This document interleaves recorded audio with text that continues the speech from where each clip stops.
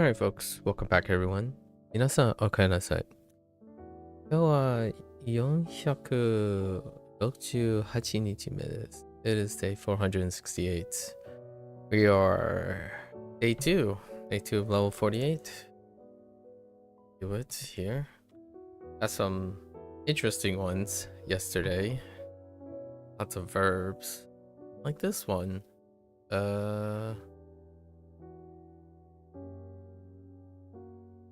Aogu.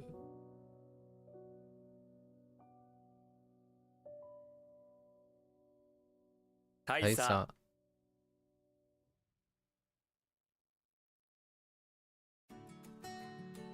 Kiri.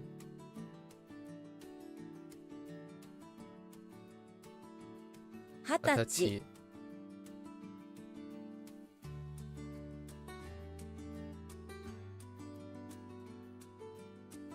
Taku.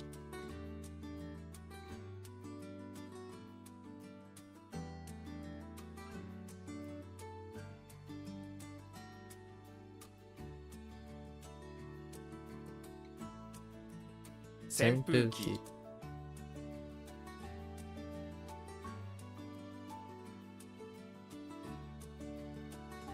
Uramu.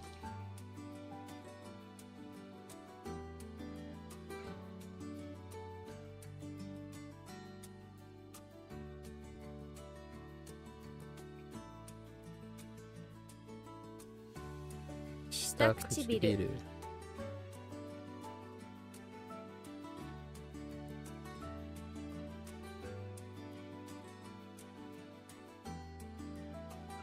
Ikou.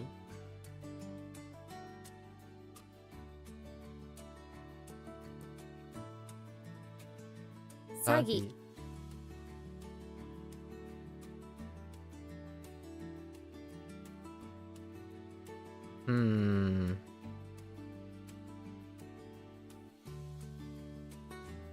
There are kind of a lot of really close words yesterday. Now you know the nuance.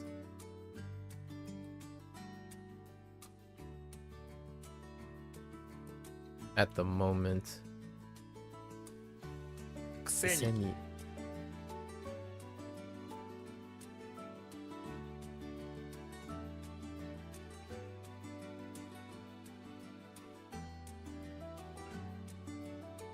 Mahouzukai.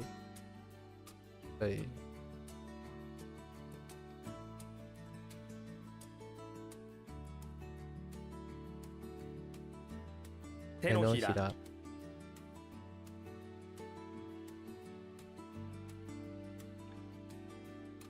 Neba.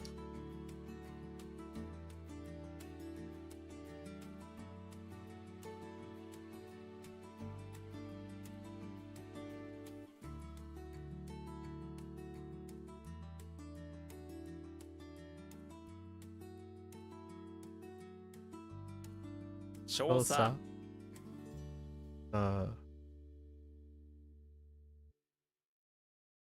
Oh, that's a major, not a mayor.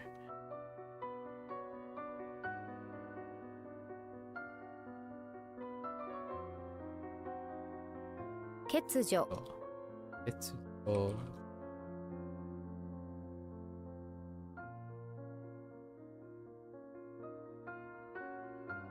Jisui.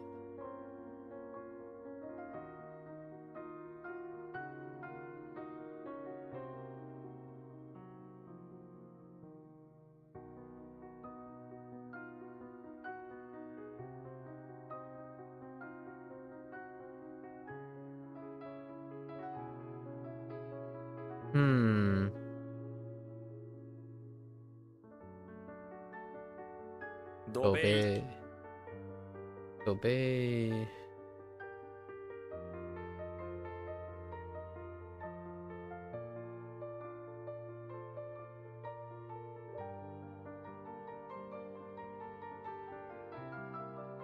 Senryu.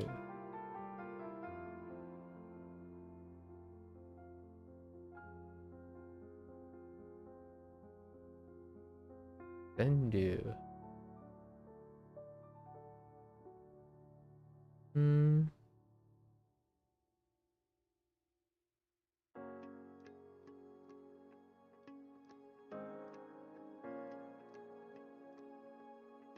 Oh, Sendu. That's gonna take a while. 巻き尺 Makijaku.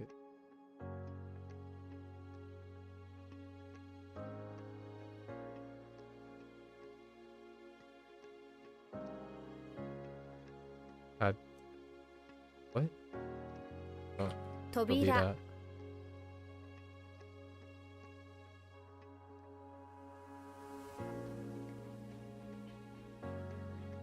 黒い霧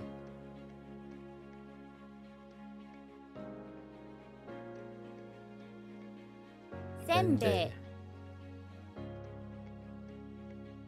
虹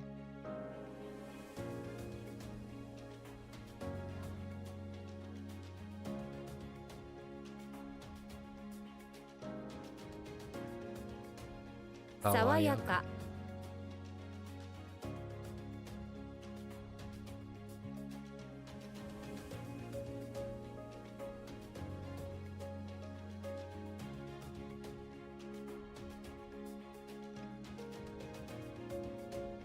滴る Stataru.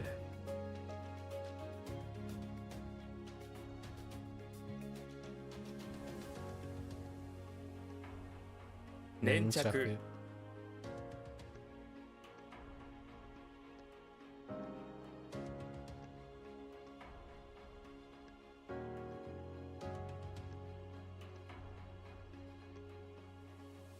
No.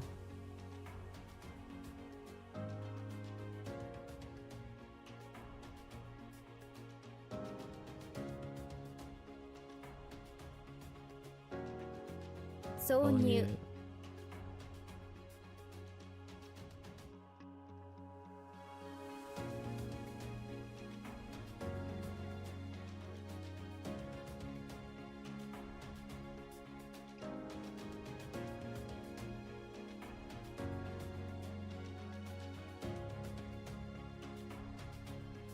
粉砕 Bunsai.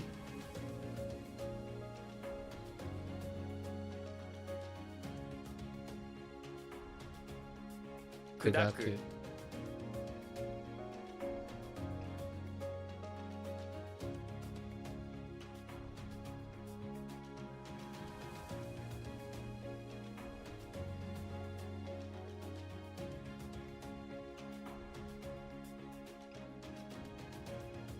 上唇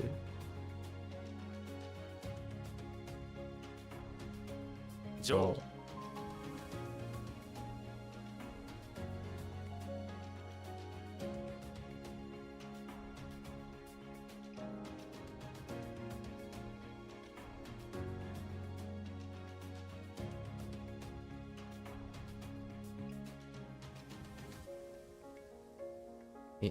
おいいなぁ。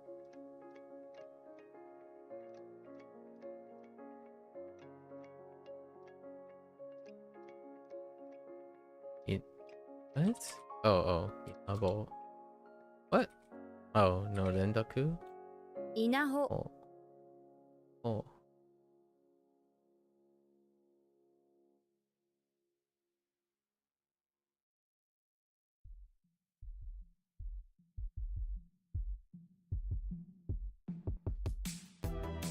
粘土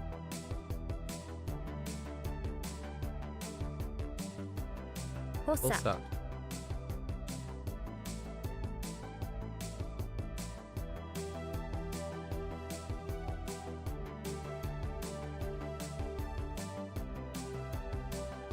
Flower pot?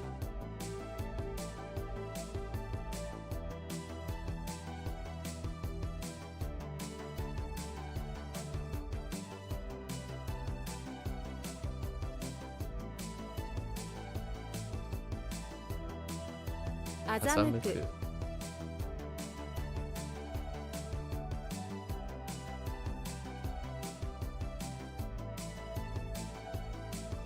アチキス。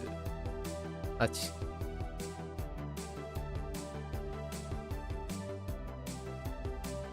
Oh. 付近 In.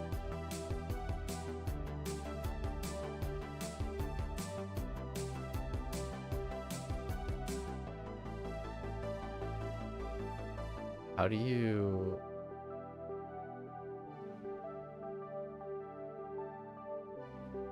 It's not towel cloth, it's something else. Dishcloth.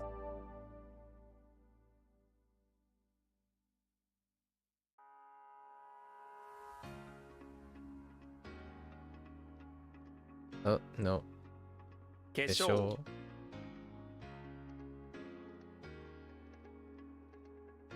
愛憎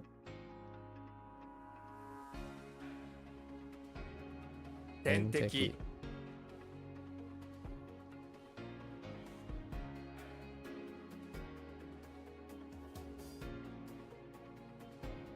So, what?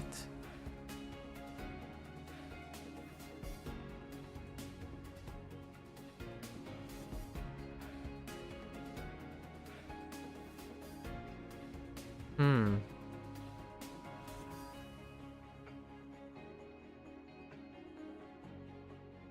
Hmm.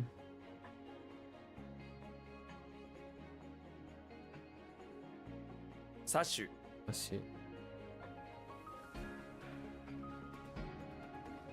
Just gonna write swindle for most of them. Not quite sure. Not quite sure.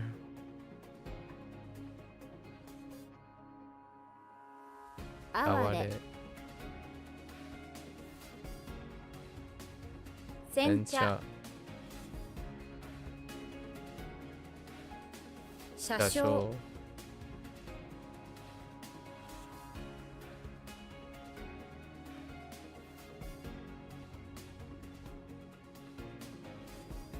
被害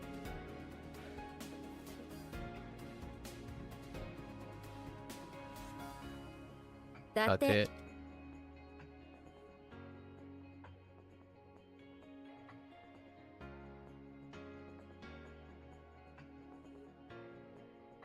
休憩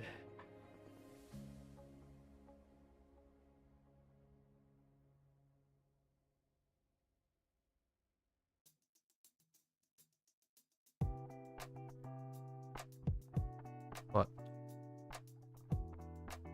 割り箸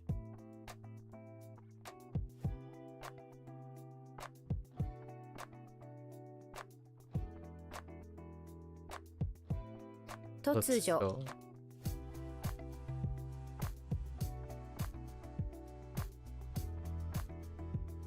Tukon.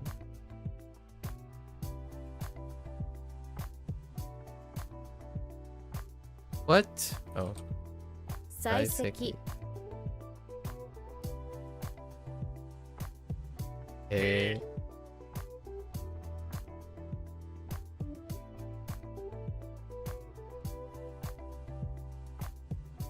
畳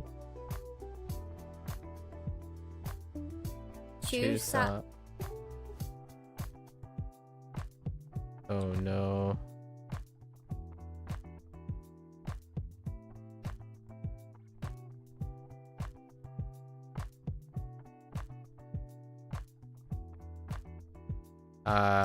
We'll work on that later. Can you me read? Oh.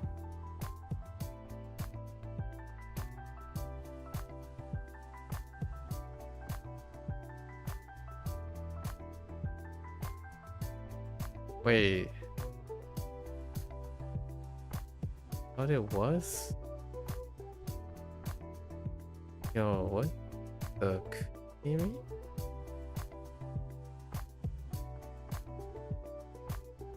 Hmm. Oh, armpit? Armpit would be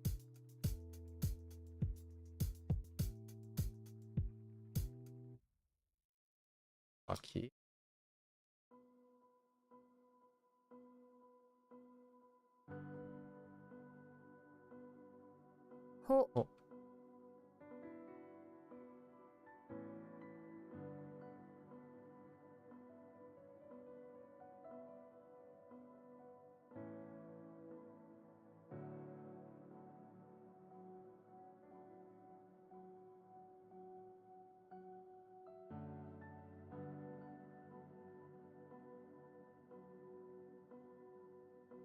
下 How do 流 you? How do you?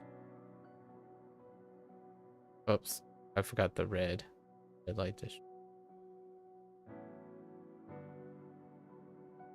Hmm. Uh.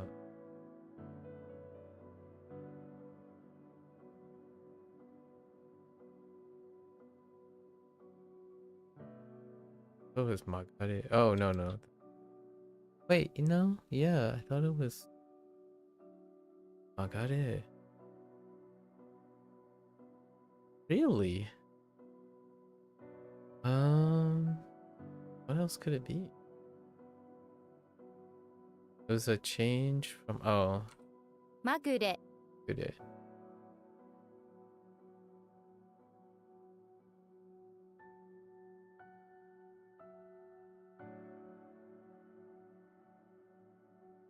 センス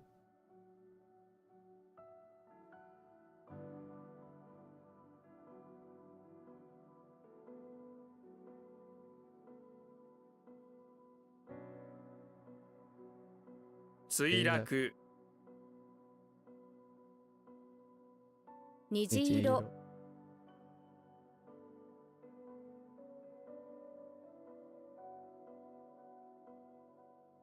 帝国主義 Oops.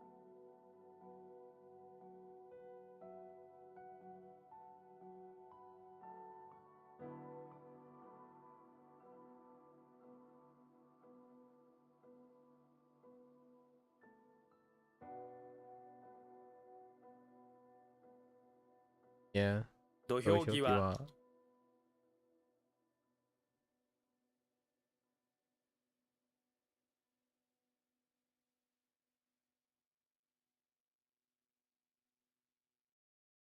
帽子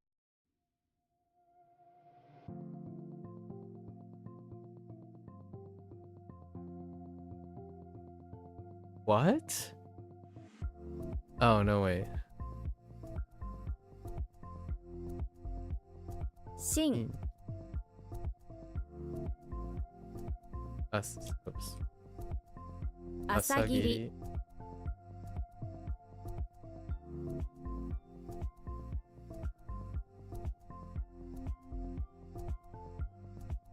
Mm. Oh, it's a weird one. This one is two.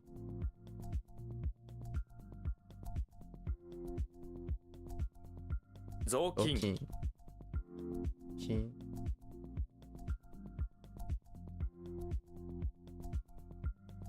What? Oh, cloth. Fine.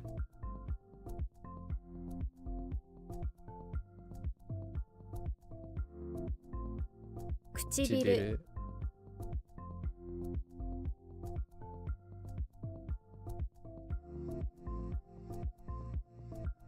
水滴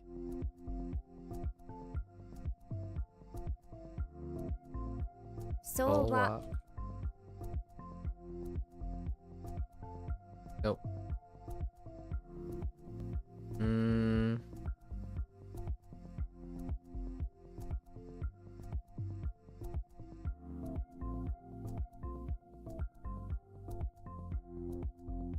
That doesn't seem, does it? Willow. 柳 崖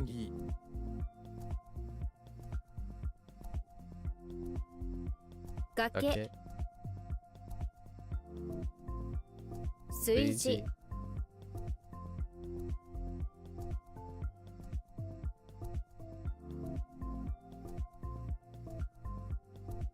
明瞭 Whoops. Oh, wait.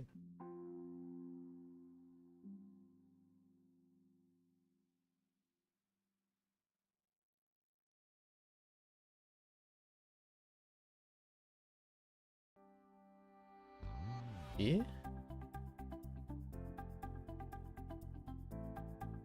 挿絵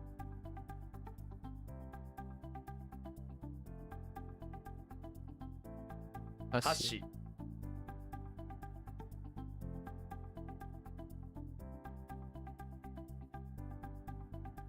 車椅子。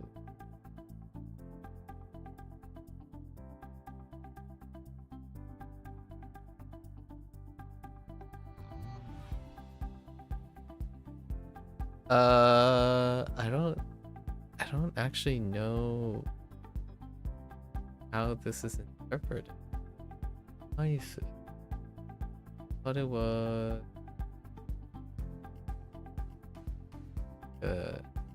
rains. Ugh.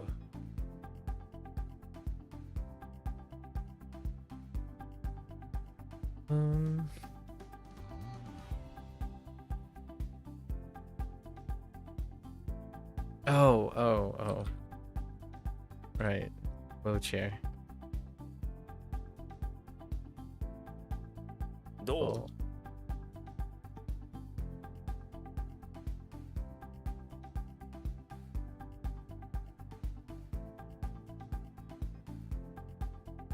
掌握。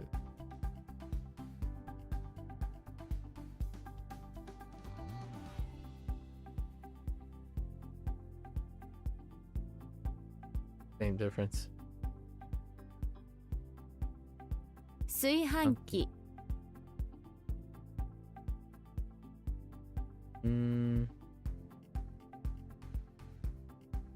Oh no.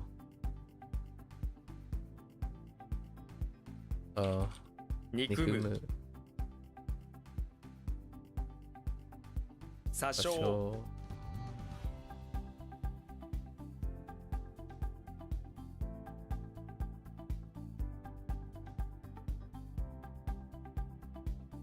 こぼれる。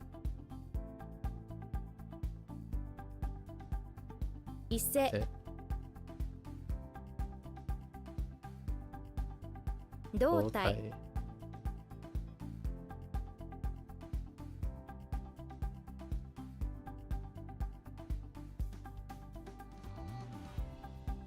門扉。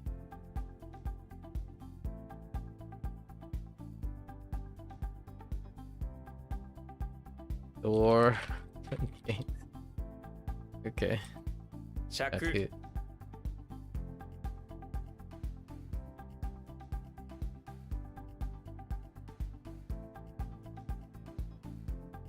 粘る。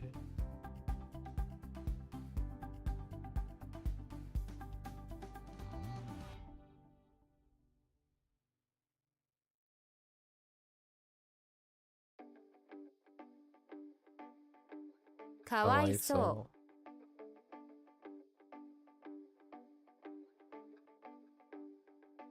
撃墜。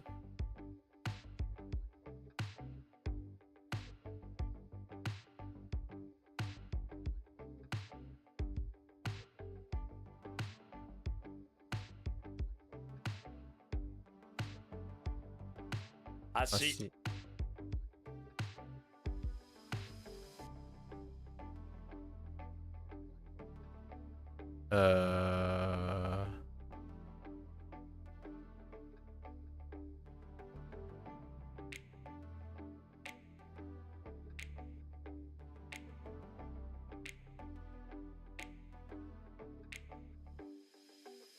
脚本。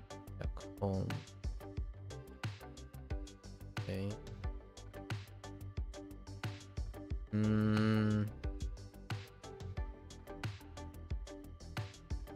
Cup. A cup.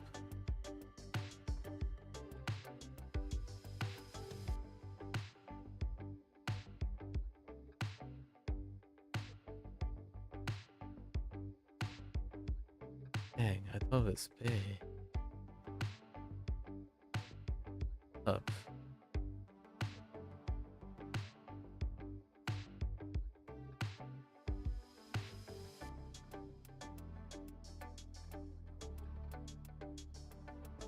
Hi.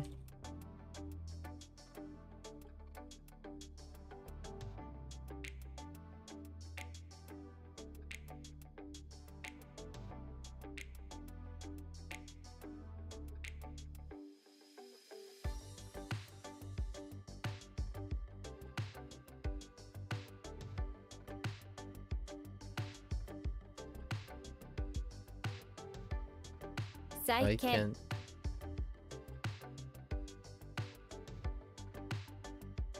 お睡眠睡眠薬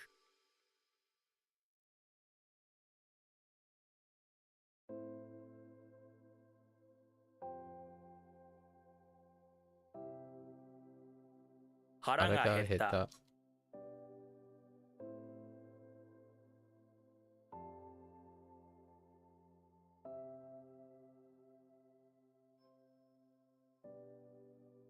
逆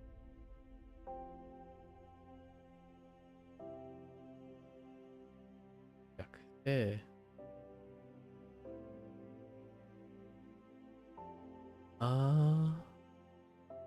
Oh no 逆説逆説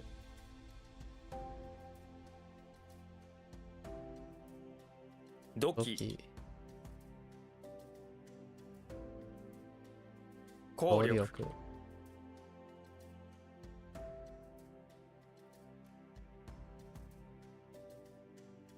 Uh-oh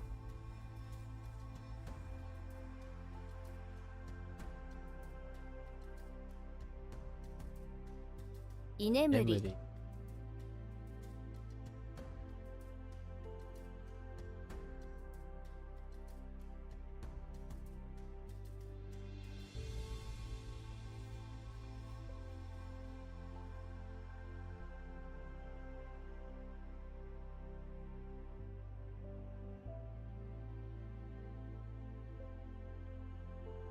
逆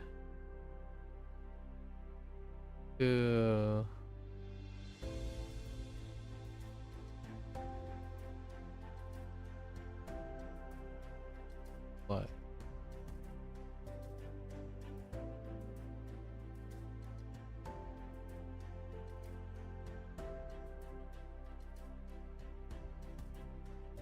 Abbreviate.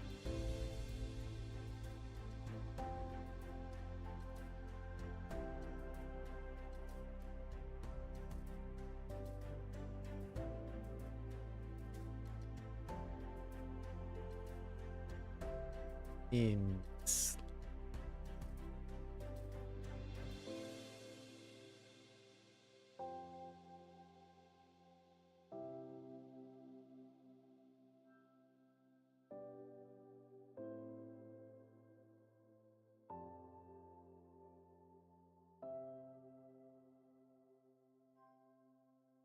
道に迷う」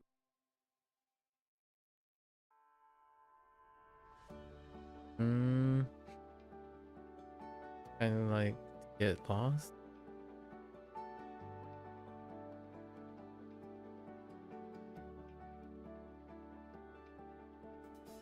Beckoning at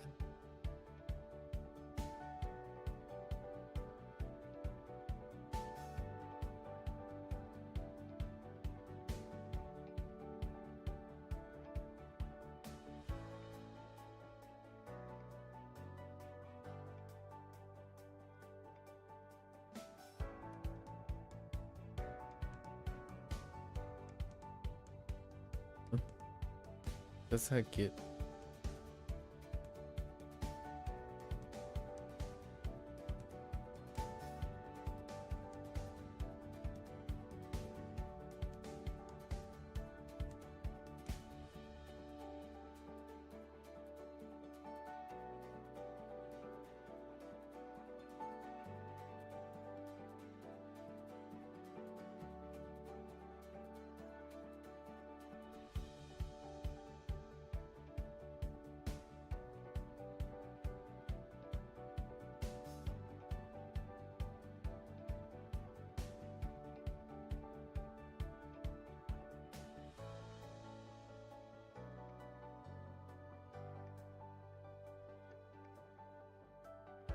you sure about this?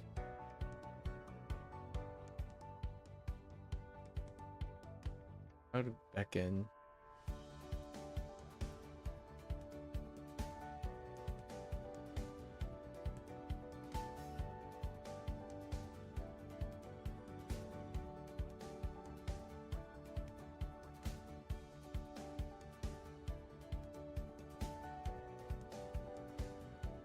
招き猫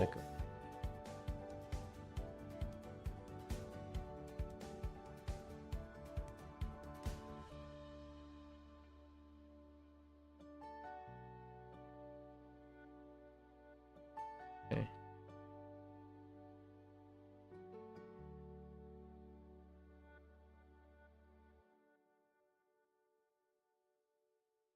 激怒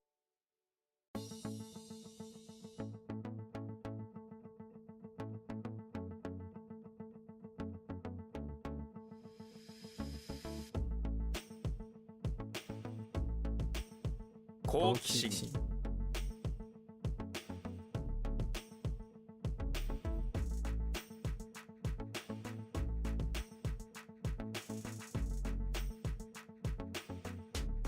Hmm.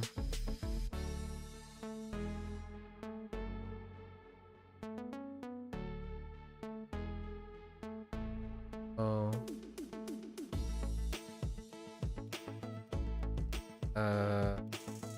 With 揃う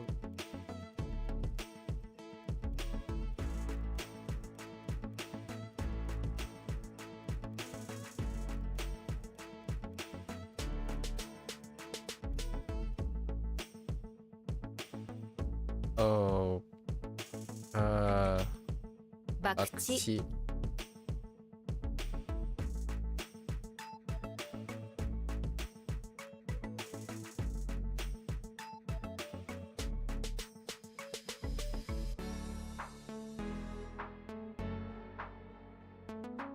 Wants to visit.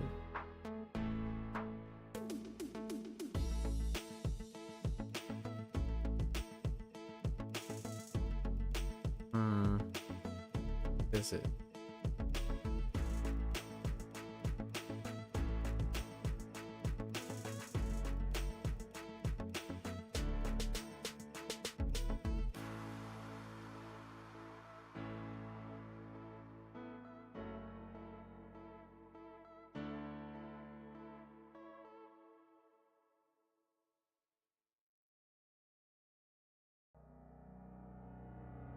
「訪れる」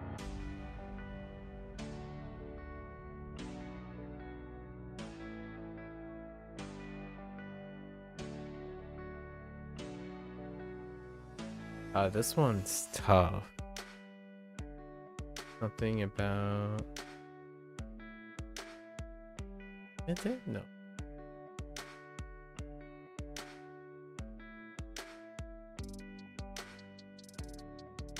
Eh.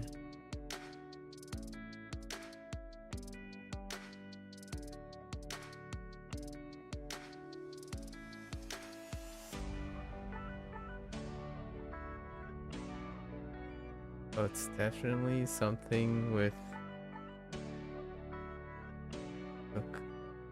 Goku and Goku. Goku.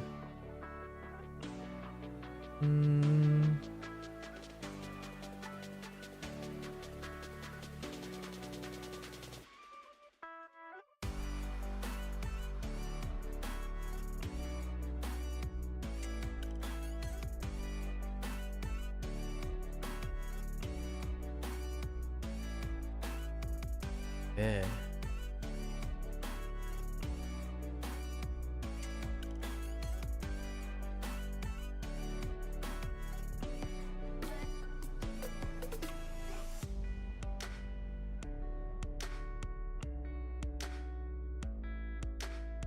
極めて」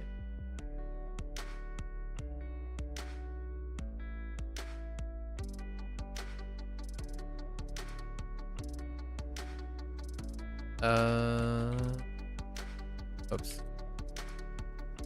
Okay.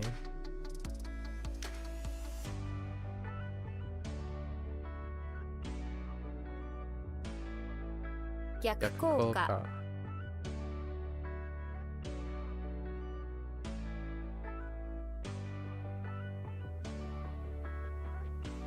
You have reverse effect.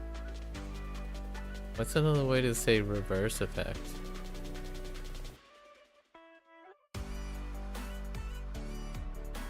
That's certainly not it.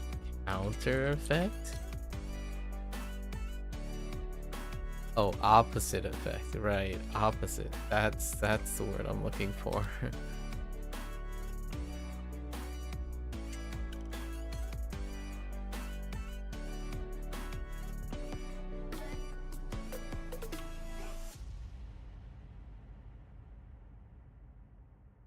Hmm.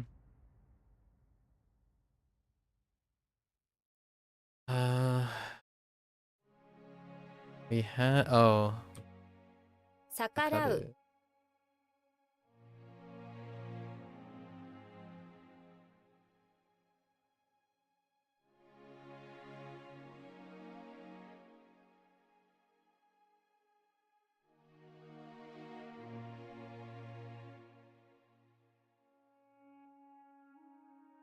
"眠り薬 Nemurigusuri.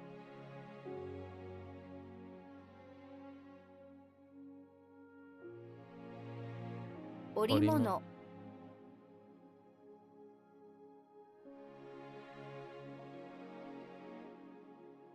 怒らせる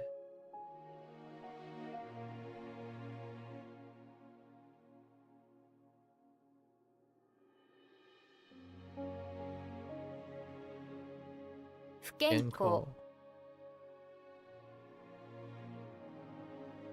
登る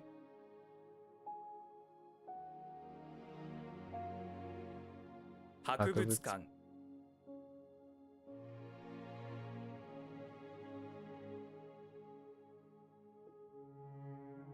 Oh, that's not it. That's not even close. Harakiri. 腹切り Harakiri.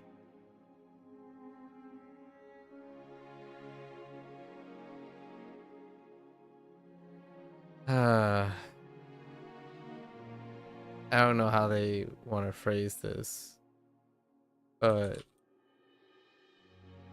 okay, sure.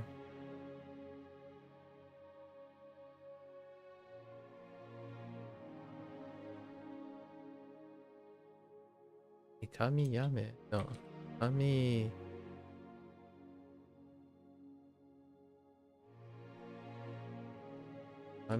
痛み止め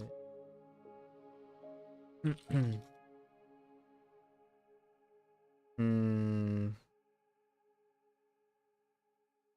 Oh, you are weird. Something like child? Or ignorant? Are you? Male.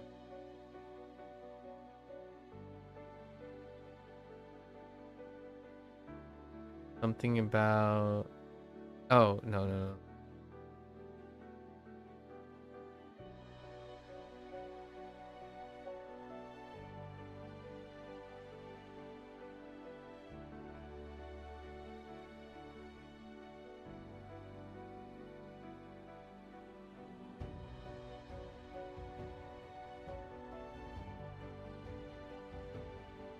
Don't know why that is foo at the moment. Okay. お腹 きれ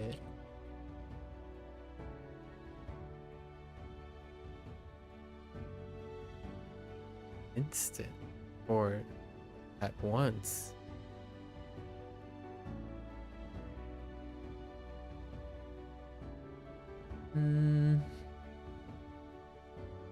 つく Look at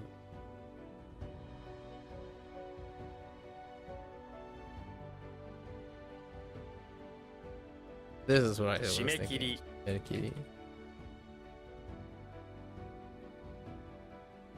巨人 Dojin.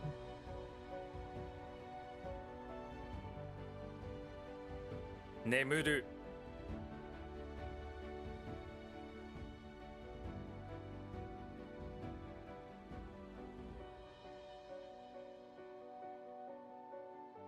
巨大 Kodai. Oops. 逆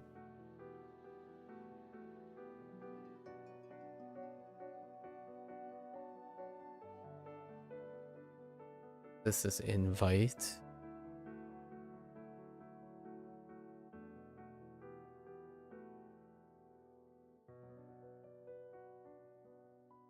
Something's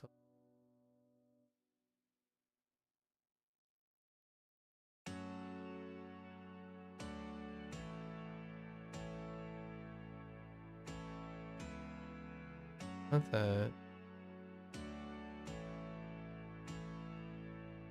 Train. At the stairs. Sure. And then I'm missing a kana.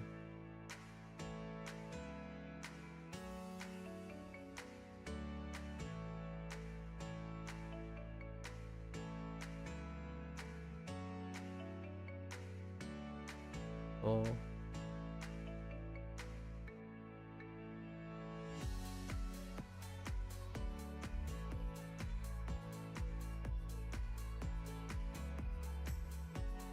Hmm.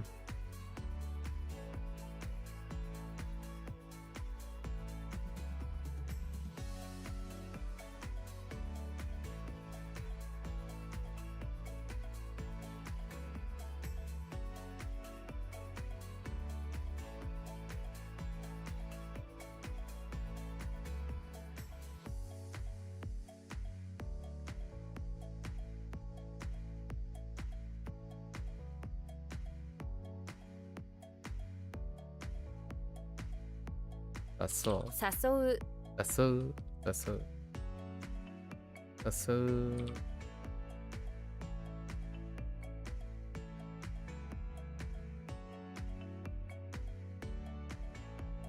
That can't be just Cody, right? Okay.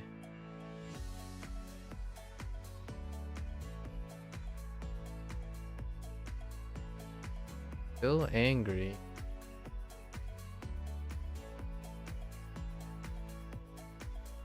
Oh, cool. So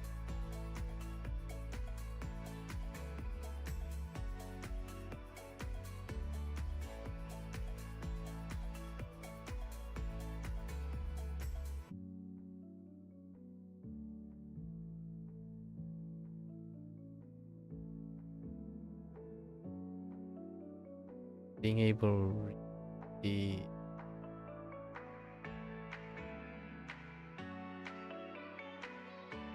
those big hearts.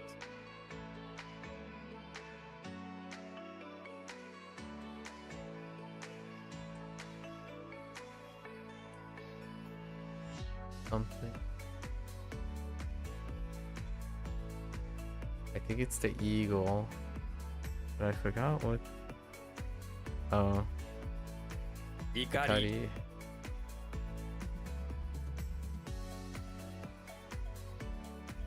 Oops.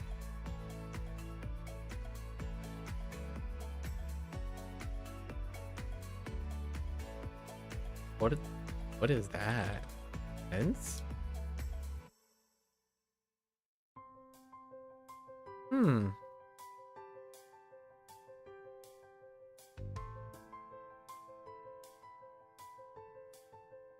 Well, luck is in the way, that's for sure.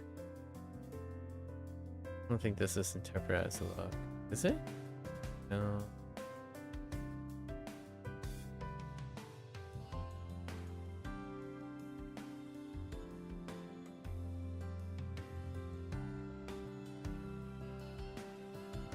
迷惑メール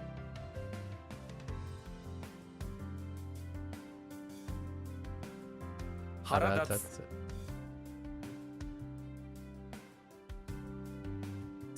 Like stand up for yourself. What's another way to say it, like arrogant or like confront? Another way to like courageous.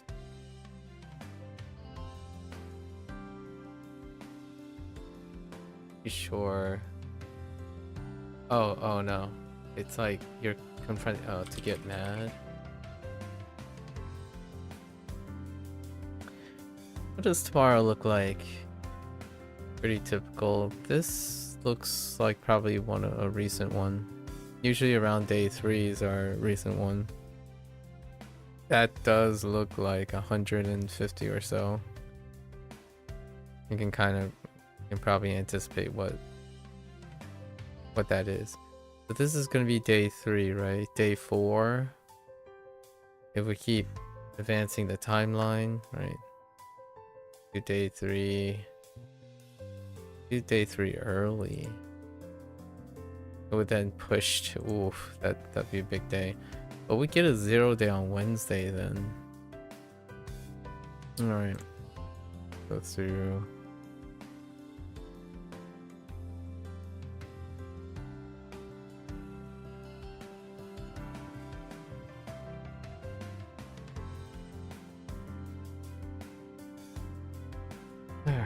Okay.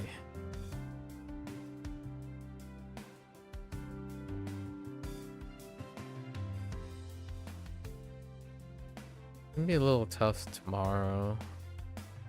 These are kind of late times. Maybe we just stack it all on Tuesday too early. Alright. I think we're okay.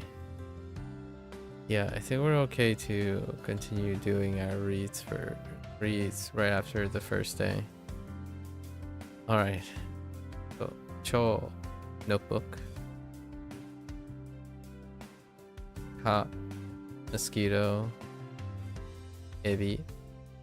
Snake. And wise. Clever or clever. Yoku. Yoku. Humiliate. Now I'm not sure Hachi is onyomi. Okay. I'm pretty sure I labeled it as onyomi yesterday. Chi. Flower pot.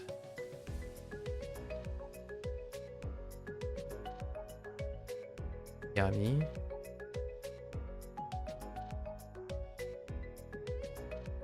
Darkness. Ski. Crevice. Emo. Frost. E. Star. Ga. Star. G. Livestock. Bean. Swift. E. Horse riding. G. Amass. Bean. Use up. Sky. Coloring. Oku. Recollection. High. Resistant. Hold dance. Oh wait, I think I screwed up again.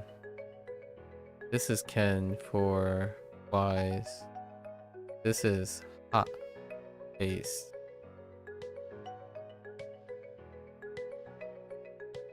Kill. Threaten. Mock. Tempt. Pull. Lamp. Hot. Bloom.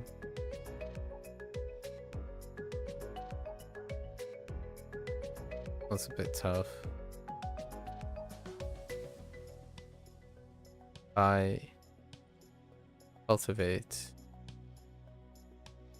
I think by is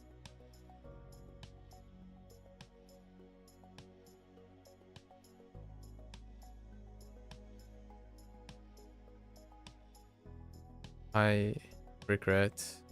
Oh no, Kai regret.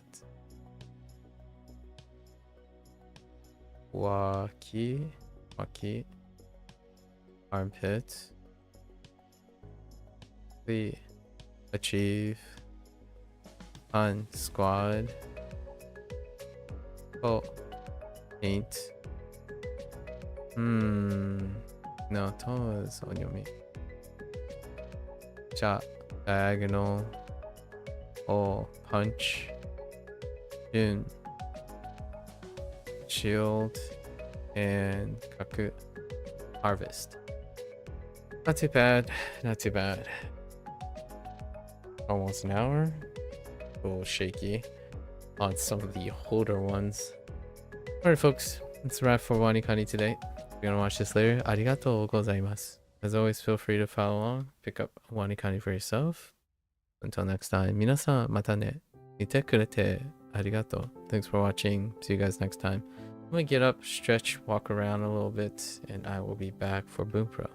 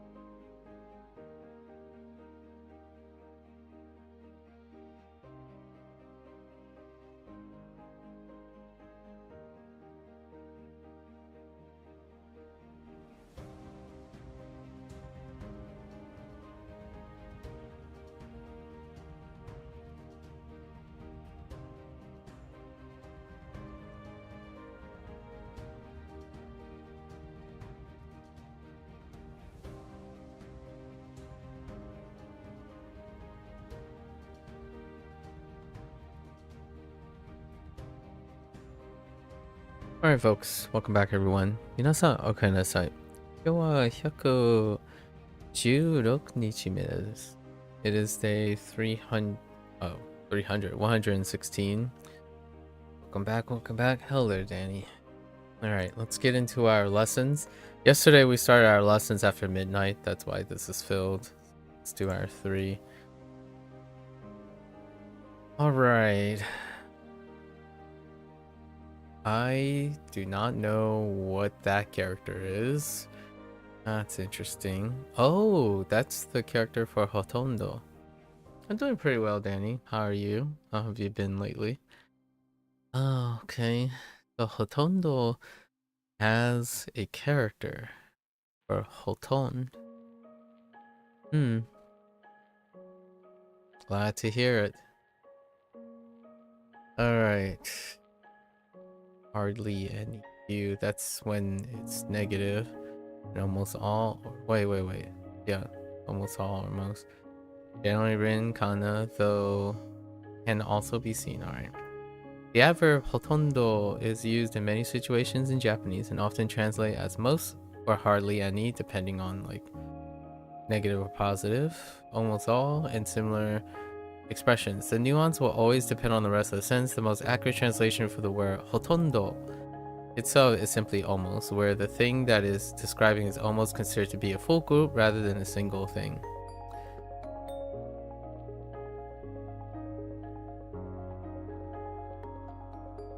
Or maybe it's just most the whole time. As with many other adverbs that highlight an amount in Japanese, hotondo can modify a whole phrase or can be used before no to further specify a single noun. Okay.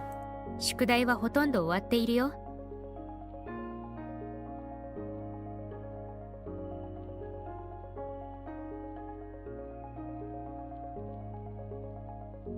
It's been a while, the grind, and it's been a while the grind has been real. Okay, what have you been grinding lately?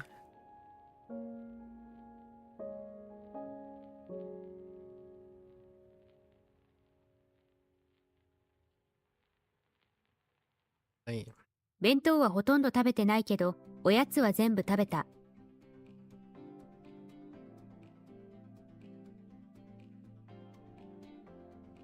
おやつ。ああ、おやつは。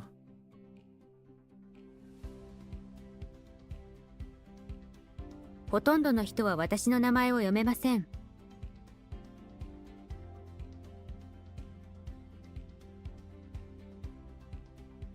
ほとんどの大学生は親と住んでいます。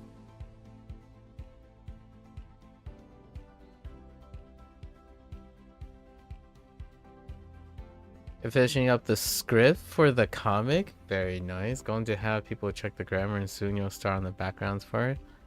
So you're doing the comic beforehand? Has it swapped from comic to...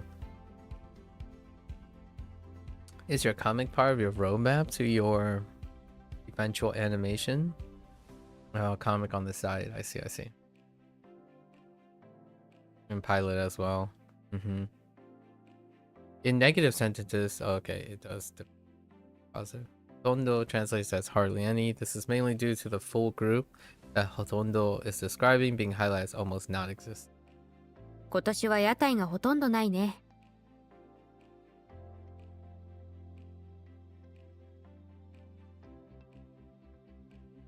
今年は屋台がほとんどないね。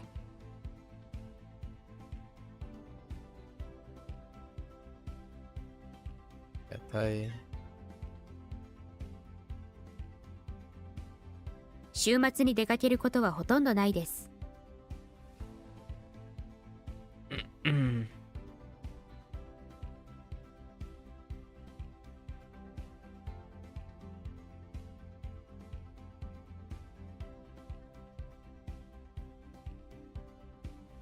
All right.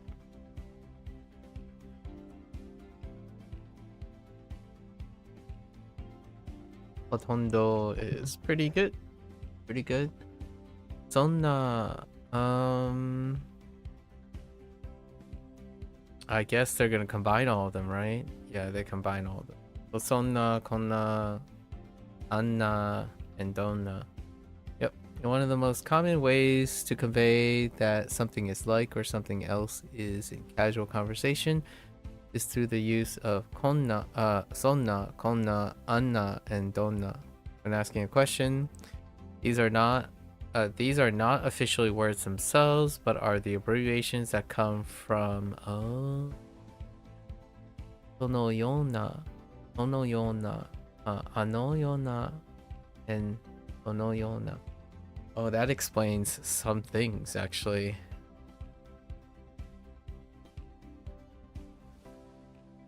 Okay. Why they are so similar to the yona phrases and possibly even soul. To use this casual expression, simply say it directly before the noun that you're describing or inquiring about. そんな言い方してはいけません。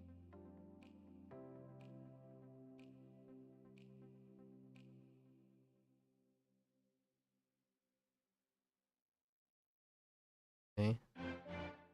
It's a good way to gain more experience for storytelling. It's also another good way to get an audience. It's certainly going to get you an audience. The experience with storytelling will certainly be there if you do storytelling. You have physical copies of it. Nice, nice.「こんな高いものはもらえないよ。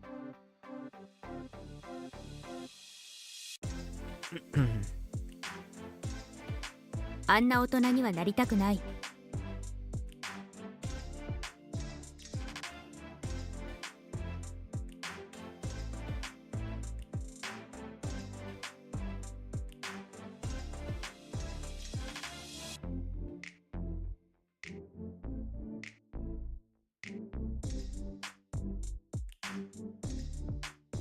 You know that I want a signed copy? Perhaps, perhaps.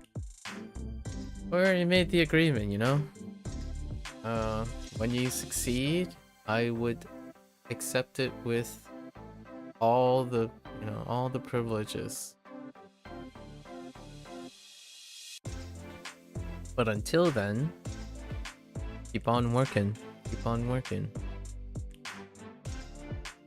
It'll be my pleasure to accept something. Only when you succeed. Until then, obviously, keep working at it. Hopefully your health is good. Since we've known each other, you've already been like out of the weather twice already. So hopefully warm weather, the summer treats you well. The incoming summer. Because these abbreviations originally come from a longer, more formal variation, that form may also be used in situations they like to sound a bit more polite. Okay. We can use all. Alright. そのような商品はないです。Product. このような場合にはどうすればいいですか？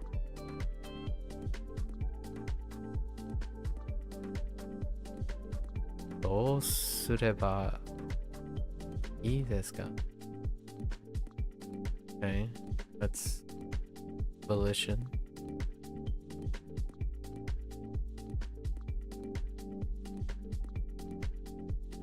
Combined with asking if it's alright. あのような運転をしないでください。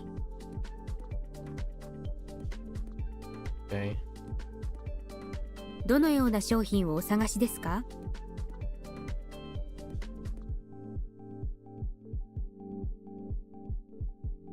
おさが。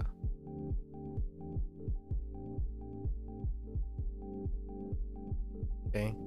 And then, yeah, so you, yeah, that's what I was thinking. It complements the soul or all the other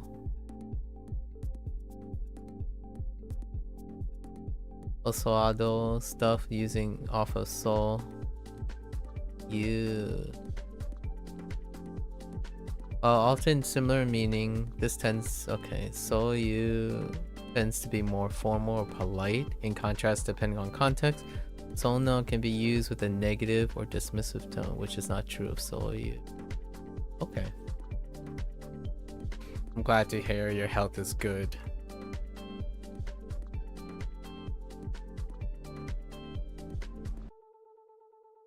There has been a new cartoon recently that was from Amazon. What was it?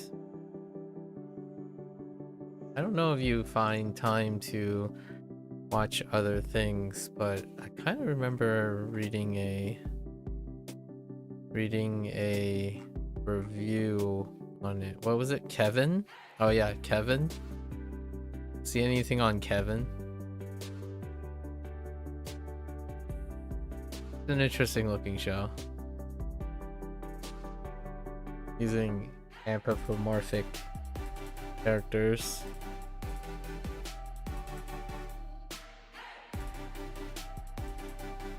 Each, okay. There's a grammar point on each, huh? One of the slightly more formal ways to say that something is happening each or every, okay, in Japanese is by using the prefix kaku, which there's no strict rules for when this prefix can be, while there are no strict rules for when this prefix can be used, is almost always seen before words of Chinese origin. Oh, kanji compounds or katakana words. Interesting. このエレベーターは各階で止まります。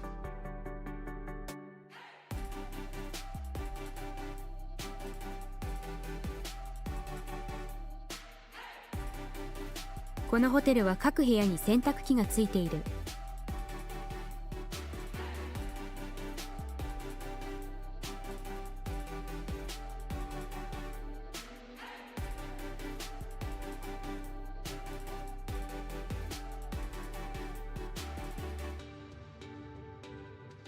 ついている。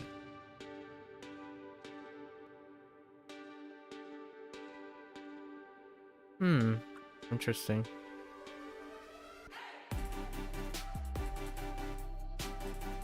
Not too clear about this part.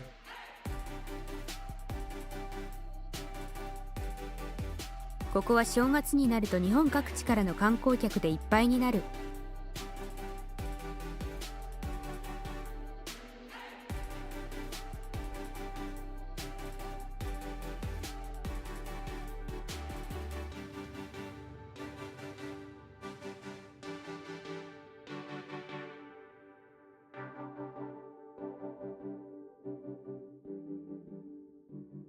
そう、書く。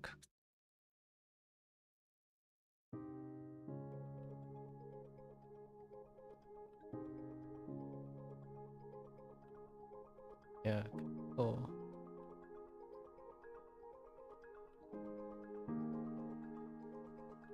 Alright. Although this kanji is used to mark each, it is very rarely used to mark units of time. Okay. The most common natural usage of kaku is for identifying things that are part of a sequence. For example, each and every step, page, floor, house. Okay. In fact, this kanji is used in another word that's supposed to be kaku, which also means each, but it's primarily used for identifying people.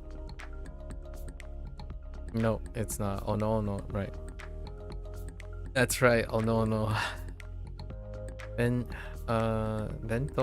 wa onono de yoi shite kite kudasai. Dekite.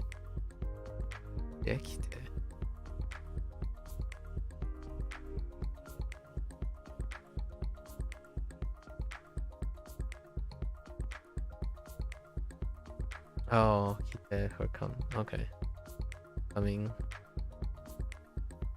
Oh, I was expecting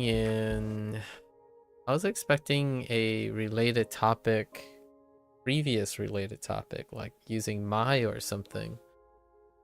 Alright, so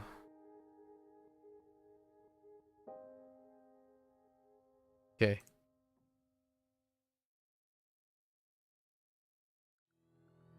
各ファイルを各自アップロードする必要がある。Pro. Koichi 앞으로 또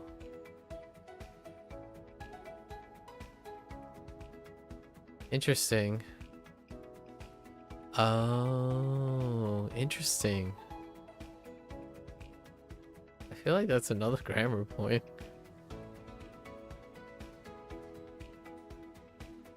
どんな車がいい？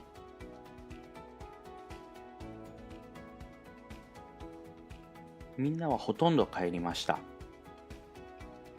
All right. Off to our vocabulary. Nami. That one's pretty strong.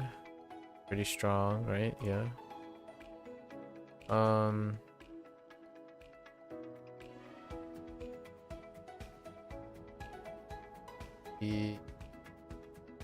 Itsu? It's a secret. Right, Himitsu. Mitsu is... It's okay, Himitsu.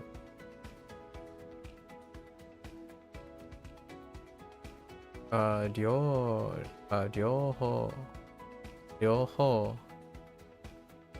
It's okay.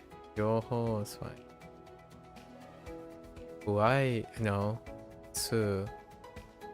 Oh, tsugo is not good. Tsugo. Not good. Oh no, it's condition and all that stuff again. Slowly descending into madness. How did I get the tsu? Go is an onyomi read for that, but the lesser one. Tsu. Where? Oh, one might reminder.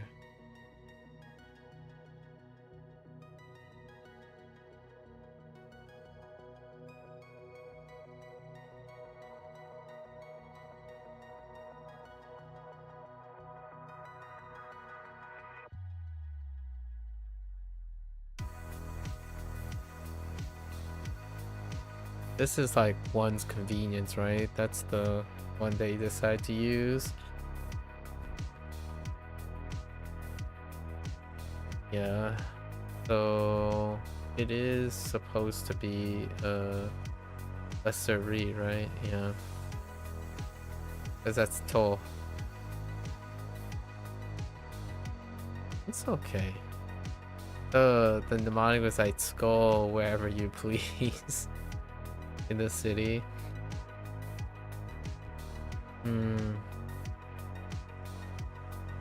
Adobais.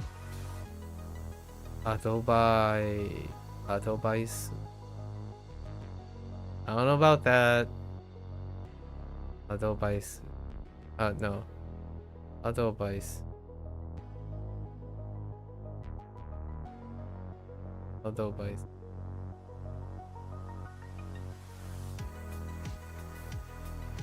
Oh, 思い出す。思い出。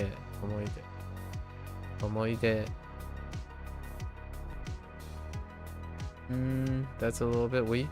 思い出。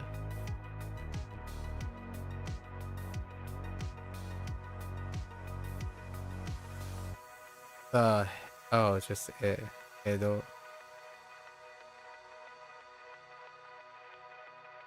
There's nothing more to that, just Edo. Oh, this one's unique too. Doka.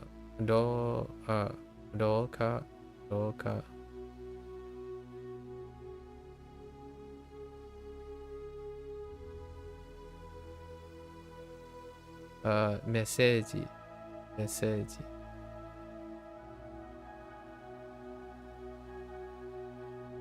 comment.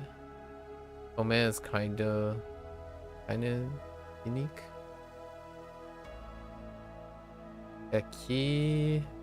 Ekito.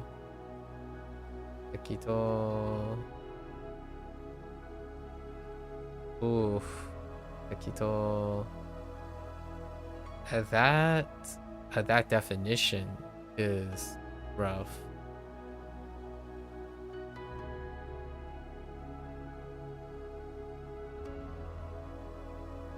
I'm guessing it's suitable and correct, so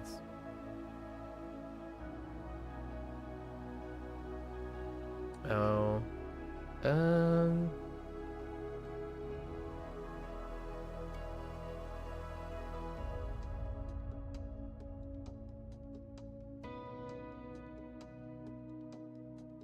sawaru, sawaru.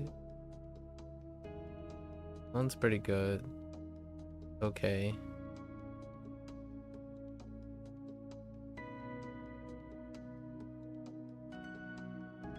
What the mono sukoi? Mono sukoi. That's different, but self-explanatory.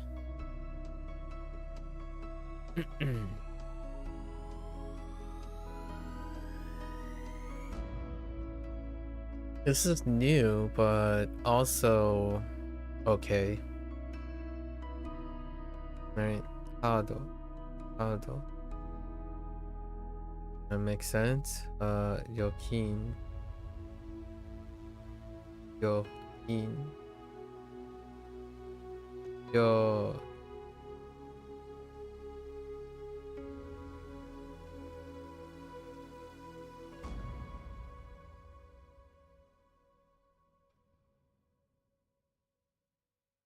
Sakan is new.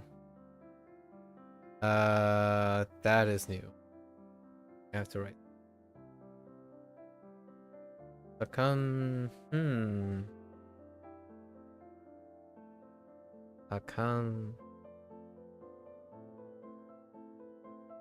Before. Okay. I think this might get mixed 50-50 with Ning.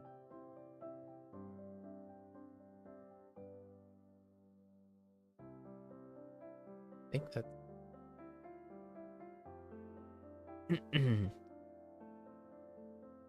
I don't think I came across Sakam period. We don't have a Sakam.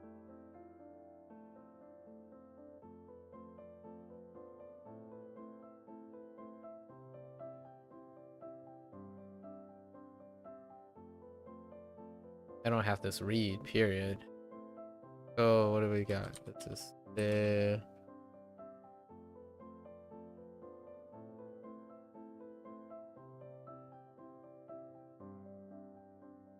Okay, let's think about this. We have the drunkard slide. Oh no, wait. I think we have become. So become plate. There. We'll use prosperous.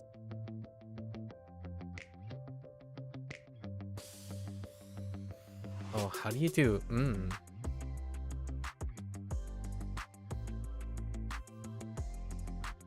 Just gonna have to be lumped together, right?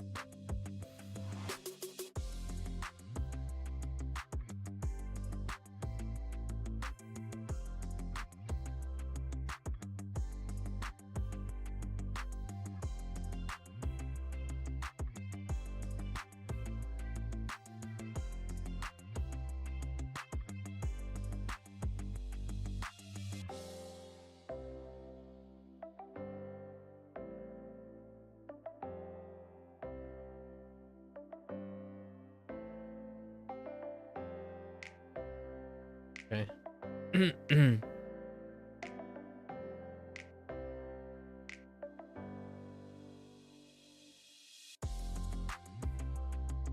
Bengoshi.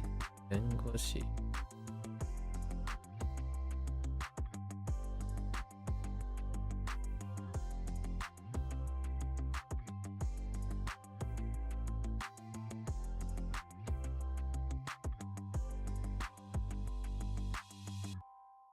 Honor. Not honor. What is it?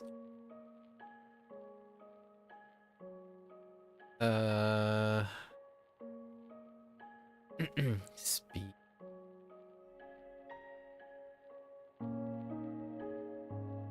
Defend. Defend. Oh, that's right. It is defend.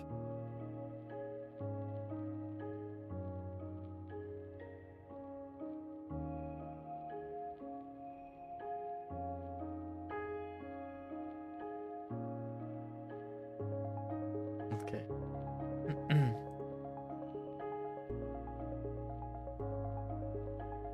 What in the world?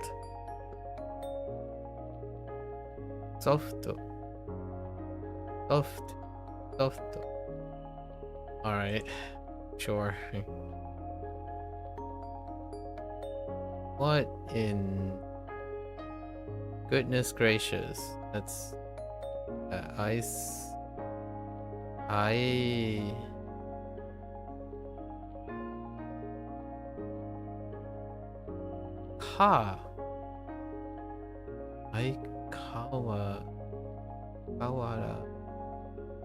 Aikawarazu.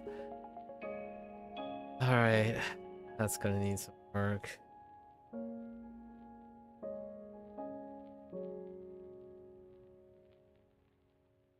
Yeah, I remember this, but man, pretty rough.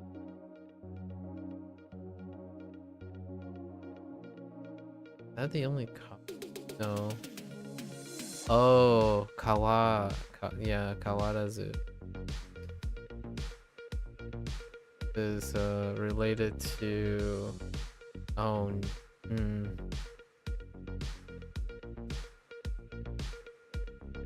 to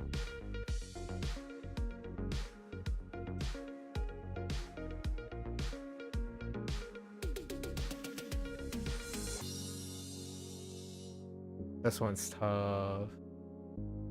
Okay. Soul, mutual.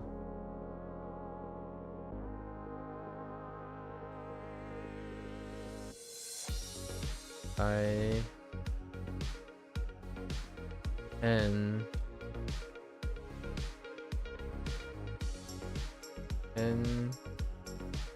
change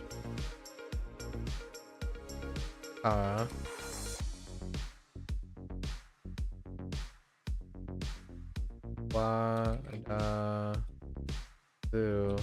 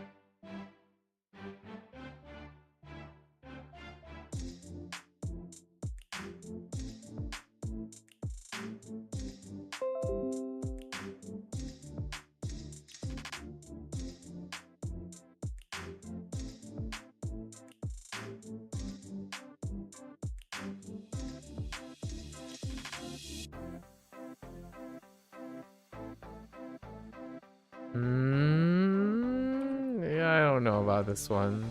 That one is pretty wild. Success hit. Success and hit. Seiko. Seiko is good. Alright. So today's group is not too bad.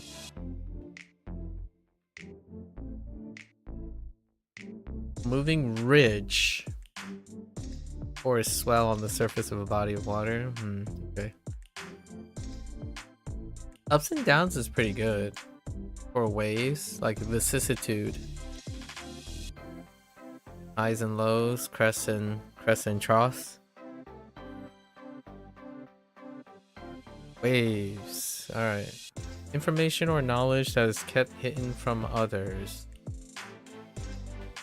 Okay. One's okay.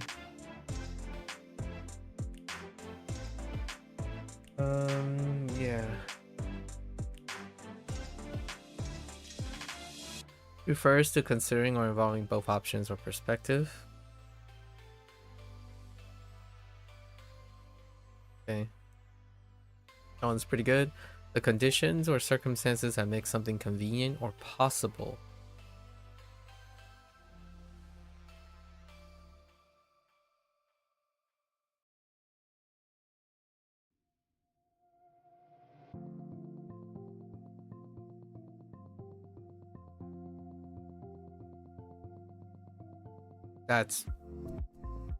That's hard to remember. Okay. Yeah. I think we have to write something for this. Okay. Think about this. Toll City 2.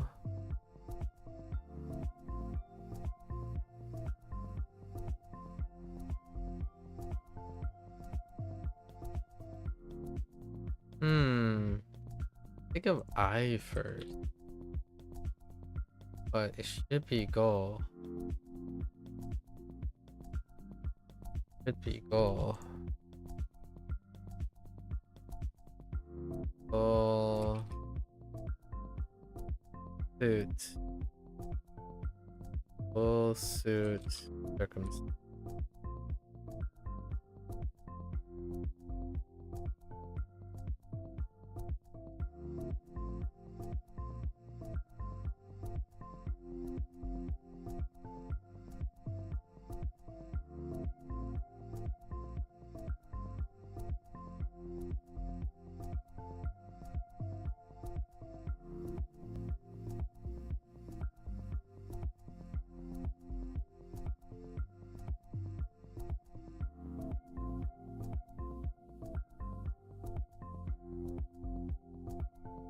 Okay.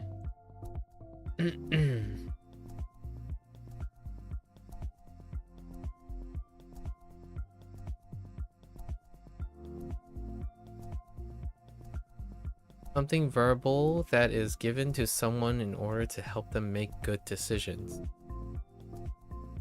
I'm gonna have a devastating time figuring out probably the buy part. Oh no, yeah. A recollection of past experiences and events.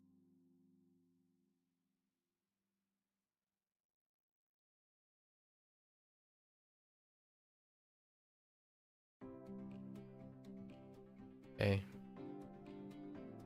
A historical period in Japan from 1603 to 1868, known for its peace and stability. Also the formal name of Tokyo. Yeah.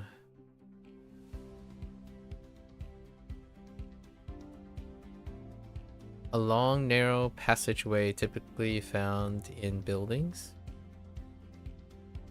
And special. A non-Japanese word for written or spoken communications conveying information.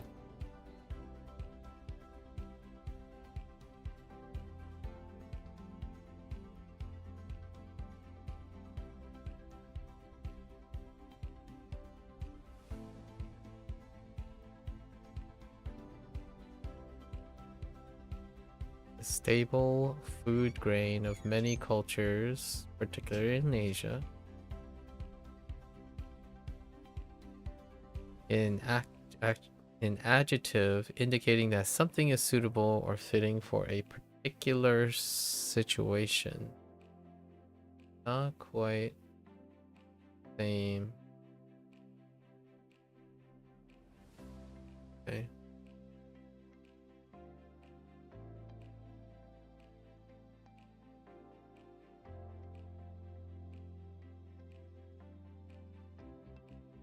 A verb indicating to come into physical contact with something using the hands or other body parts.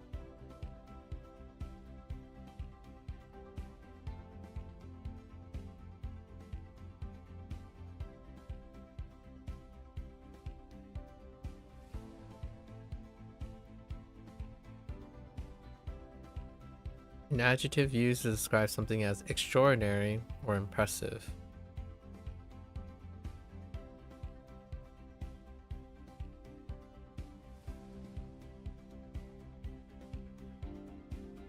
A thin rectangular paper or plastic object that often contains some form of information on it. The amount of money charged for a service, product, or usage.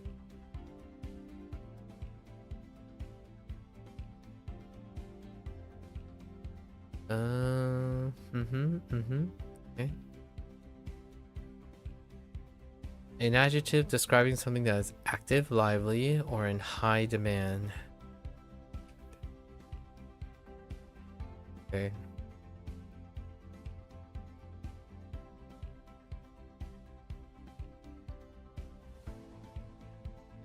Okay.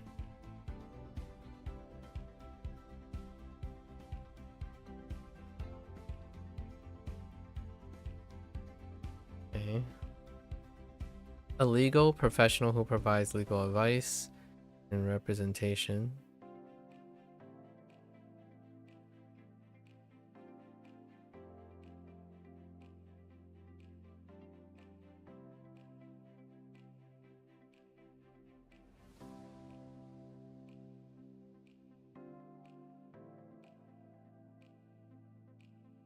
It a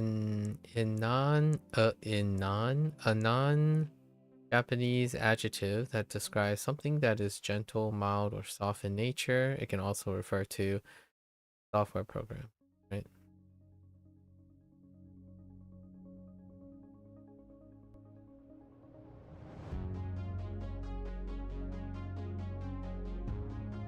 An adverb indicating that something remains the same or continues as before, often used to state that something is as expected.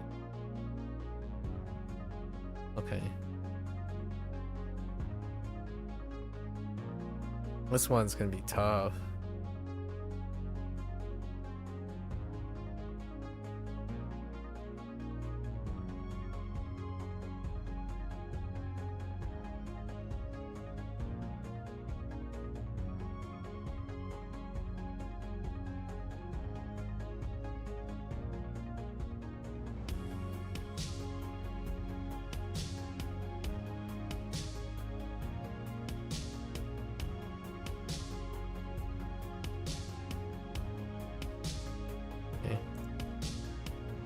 The achievement of a desired goal or outcome.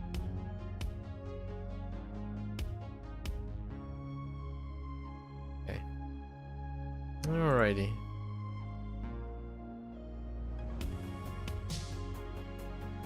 車がものすごいスピードで走っています。Okay.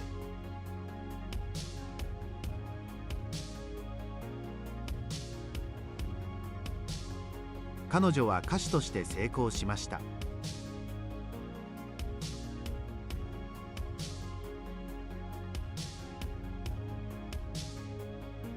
カードで支払いをする。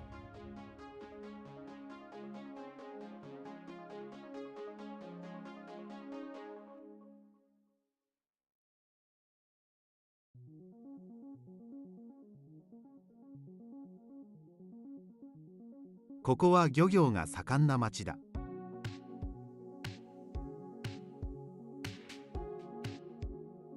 私の将来の夢は弁護士になることです。先生、廊下を走らないでください。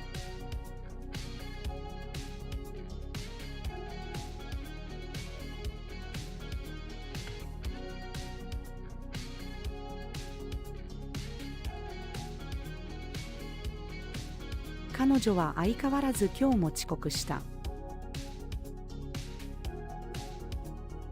Oops. この建物は江戸の時代からあるそうだ。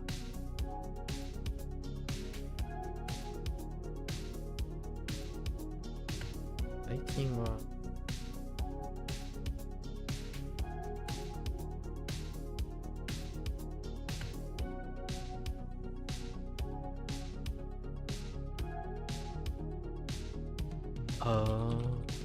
最近はガソリンの料金がとても高いです。I immediately thought Nefuda as opposed. Actually, I'm kind of curious. Or let's try another. That means value. Okay. They just completely marked Nefuda. Interesting.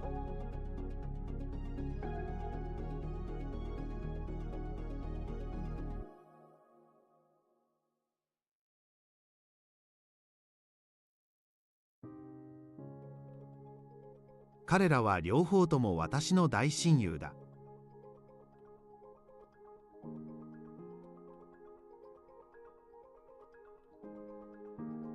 Half-hearted? Like not that.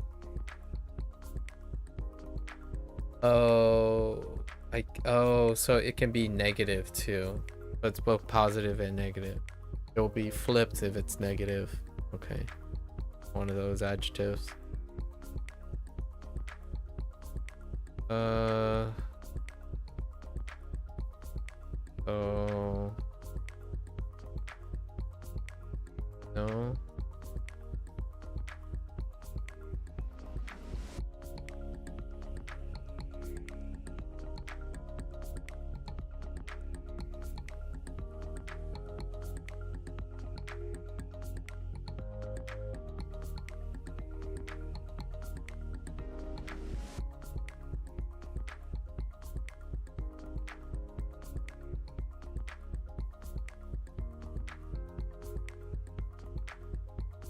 I only remember two.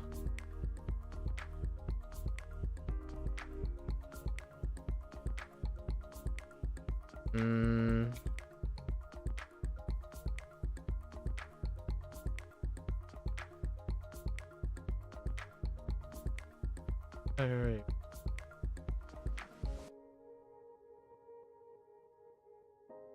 Another thing for suitable. Oh.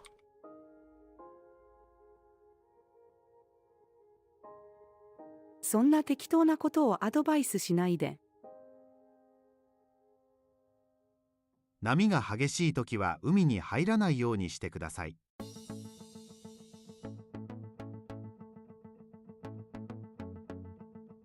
父親にスマホでメッセージを送る。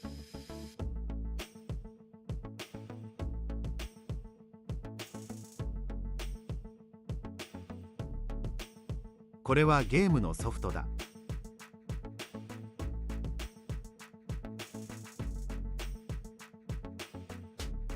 アドバイスをする。That's not bendy. Something else. 都合の良い日を教えてください。Interesting. That might create a double meaning. 彼女に秘密を話したことは間違いだった。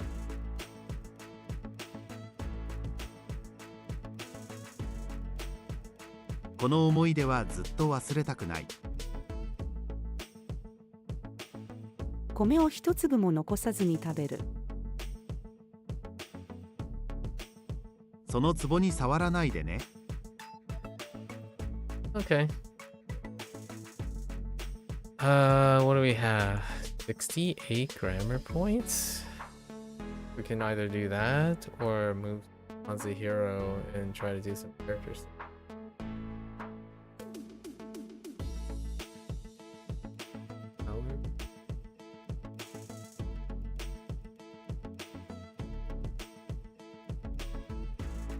guess let's do some of the here.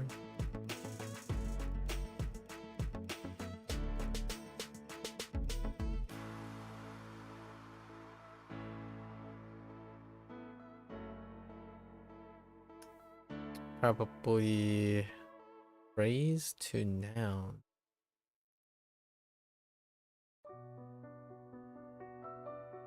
Now seem.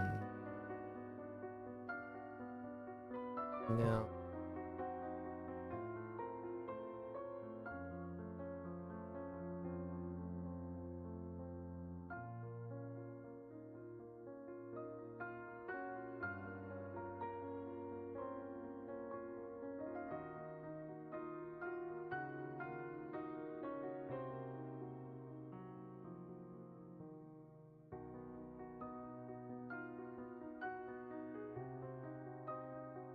I don't know what this is referring to.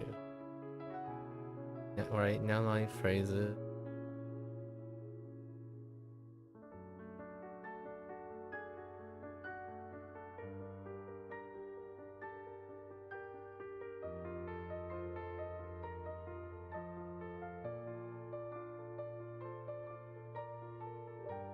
I don't know.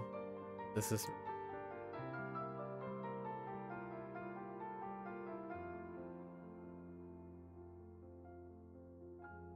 it like, oh, probably like, oh youこと。彼は日本に行っていないということですか？ Yeah, 彼は日本に行っていないということですか？ okay.「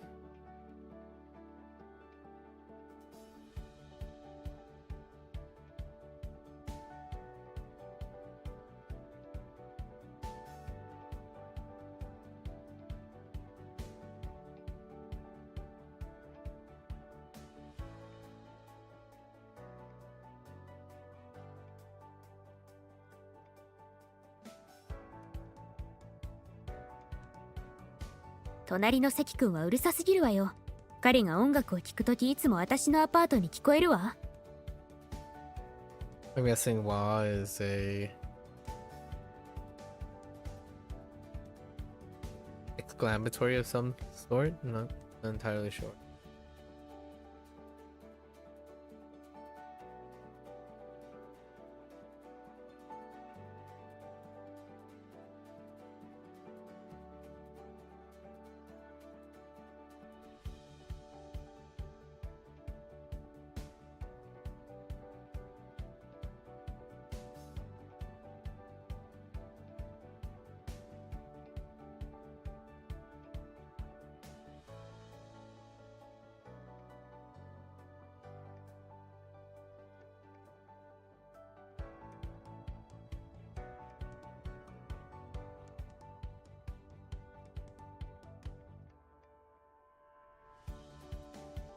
Um,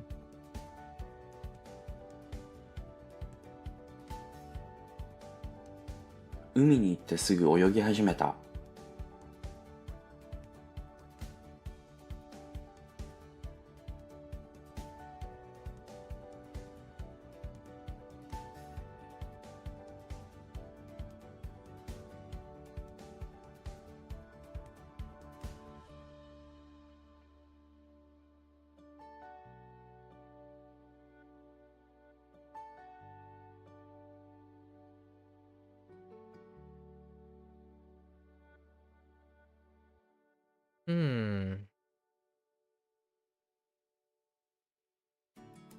Oh, probably.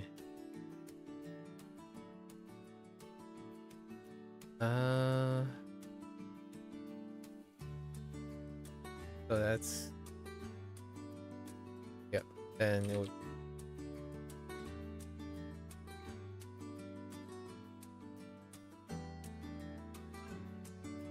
Polite.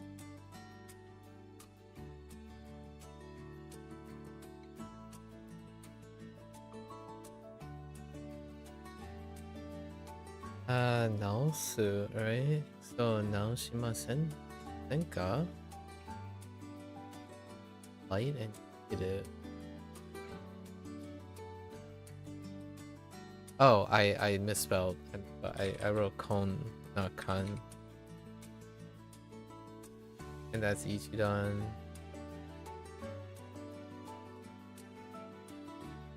もう一度考え直しませんか？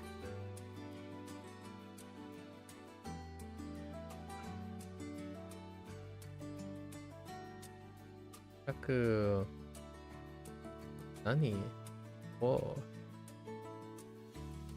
Things like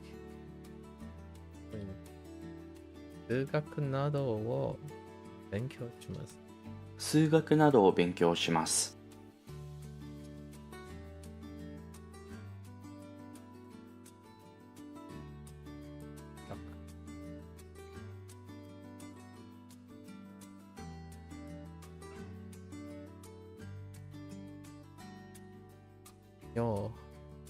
曜日を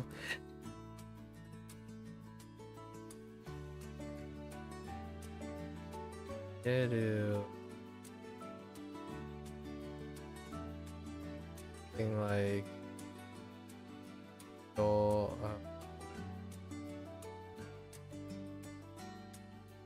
I don't know if I need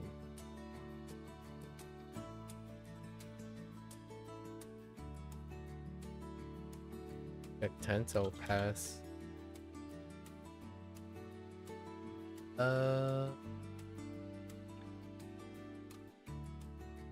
100メートルを10秒で走れるようになった。I don't know if this needs anything in front of. I don't think so. I think so. A special rule. はい。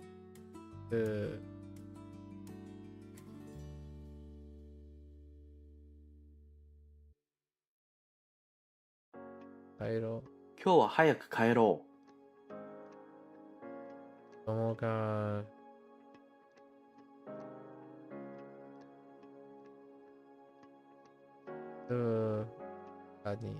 子供が静かに遊んでいる。テレビを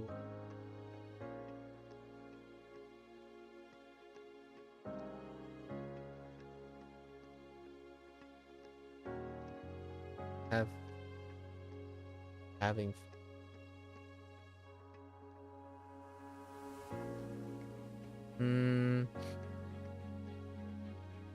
食べ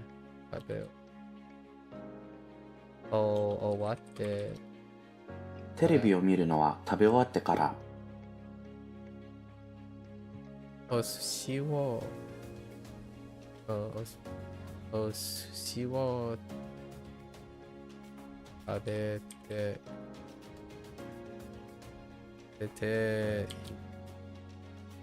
お寿司を食べている男の人は私の兄です。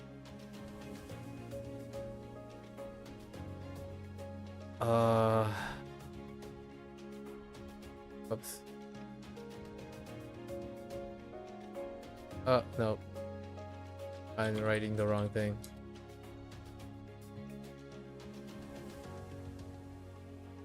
What am I? Wait. Is this not what I think it is? Oh.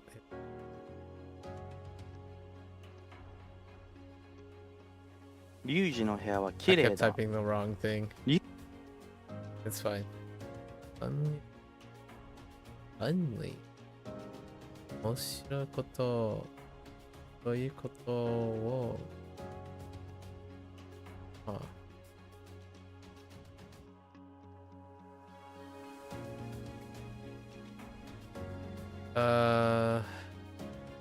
I think this was yesterday's thing.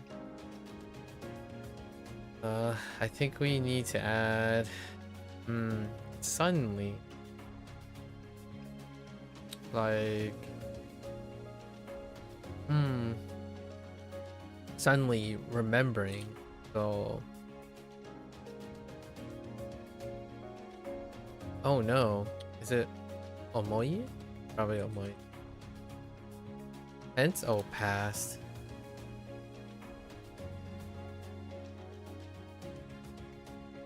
面白いことを今思い出した。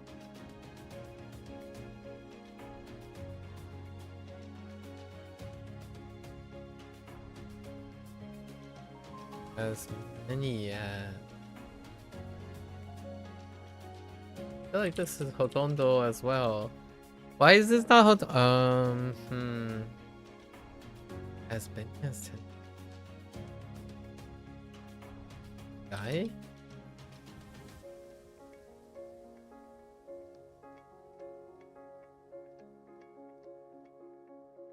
More? 10回もやったけどできなかった。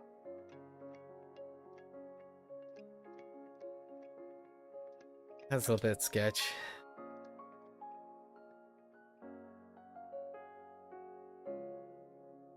証人が警察官に言う。泥棒は30代半ばだったと思います。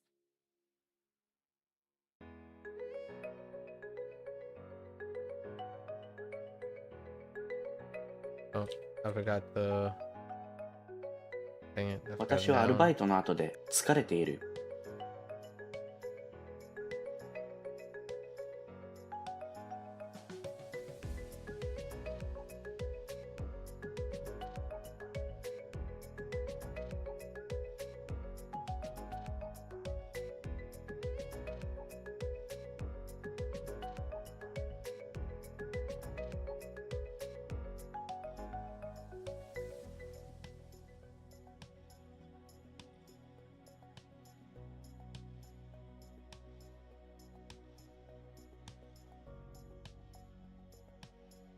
If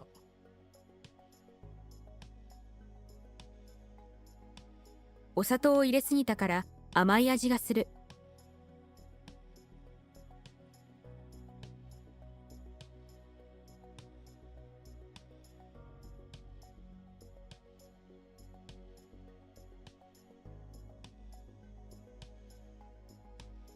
What?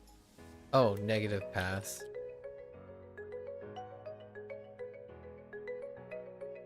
このゲームは面白くなかったです。Keep forgetting to look at past tense. Like I see past and I'm like, ah, I'm just gonna ignore it.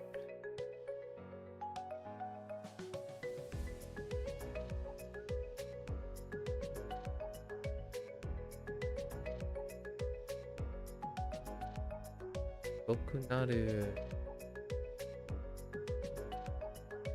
That's right now. That person is already added. これからもどんどん強くなるといいね。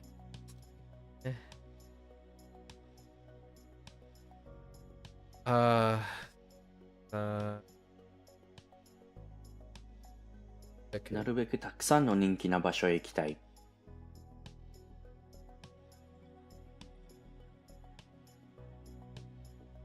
東京にが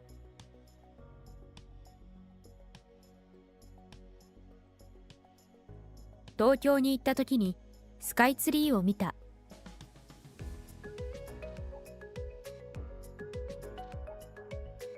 のうんこのロイは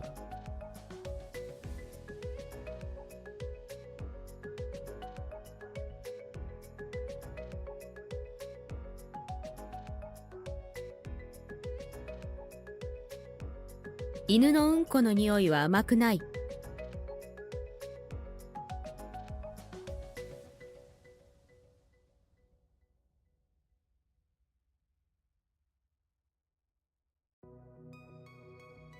I don't know what is the deal with that sentence. 私、竹田さんで、田さんの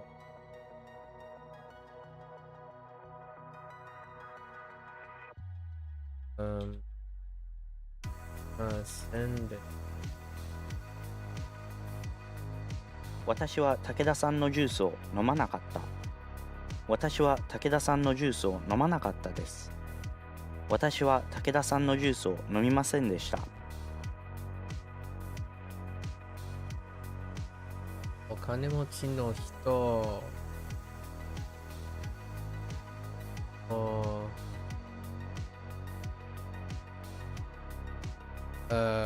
Nope. That's nice. So something like similar.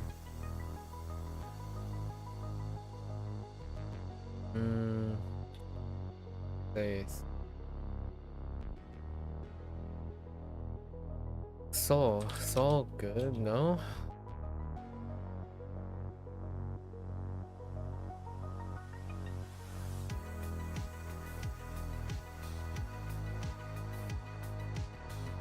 There's so many of them. What?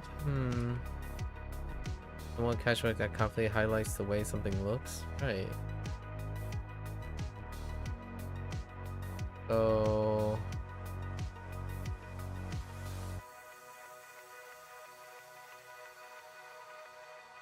video map.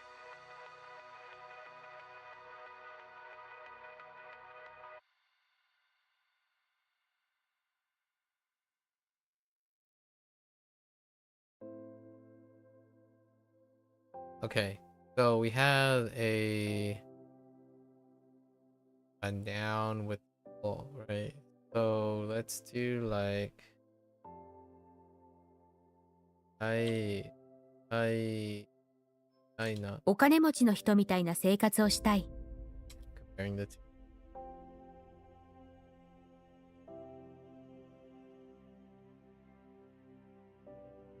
ということ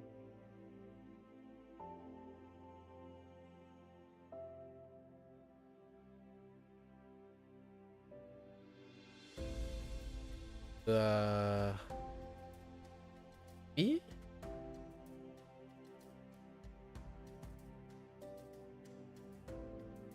Not bad. At the end?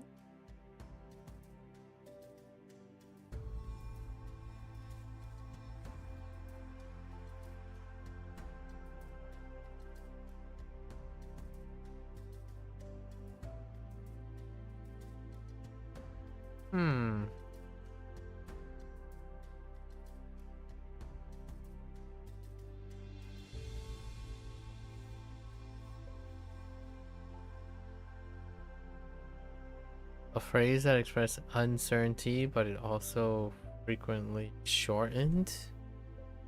Like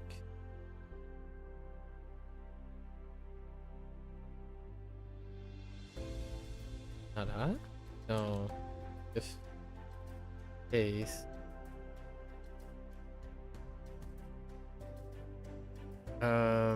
Probably the most night. そういうことを言わない方がいいかもしれない。 Oh, you guess your difficult puzzle you were telling me about was the end of the latest update? Ah, I see. Back to ruminating for a month. Yep. Back to ruminating for a month or two. They did mention they're expecting a delay on the next update. And also, hello, Beth. 日本語は面白いが難しいです。まず本を読んで映画を見に行きましょう。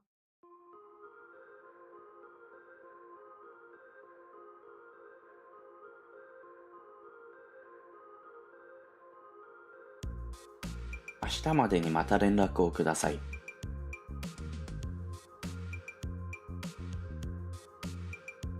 連絡をください。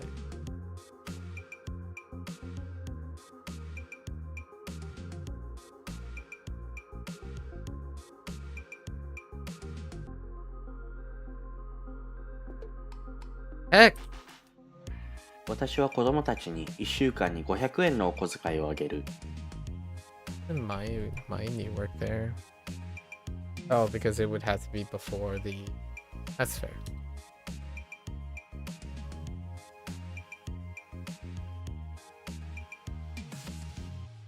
あまり牛乳がないのにスーパーに行った時買わなかったの？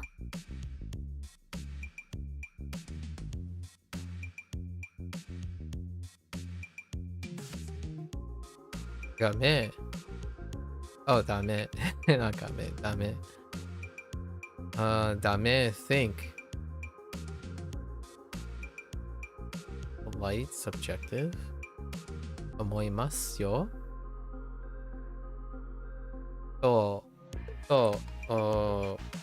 思います。思いますよ。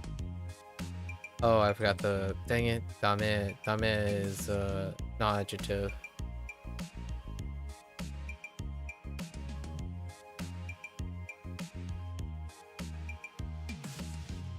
ダメだと思いますよ。Math and numbers are scary? Aren't they all? No language barrier required.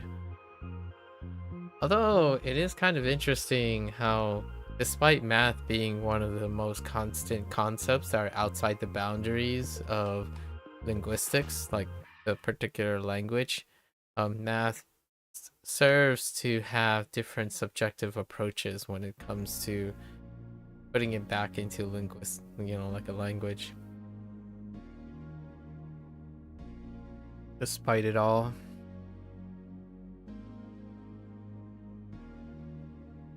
バスで行くかタクシーで行くか分かりますか？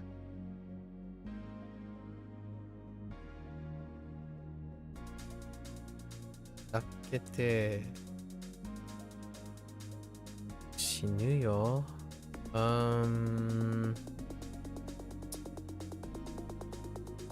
Coldness. So we're converting an adjective to a noun. What do I have for that? It's samusa. この寒さだけで死ぬよ。死ぬよ。あの店に食べ in order? 食べに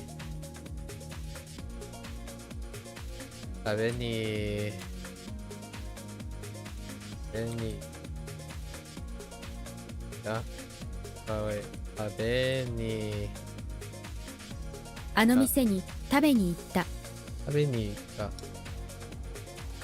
仕事をやめ。やめ。Let me pull up.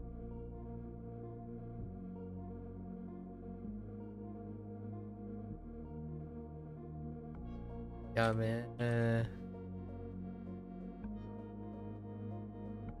なかった。仕事を辞めなかった。やめなかった。仕事を辞めなかったです。仕事を辞めませんでした。Can we just learn colors next time?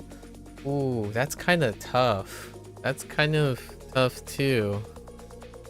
Because Bagotabi will have to make a choice in the 2 or 3 different ways to express a color. Like pink 色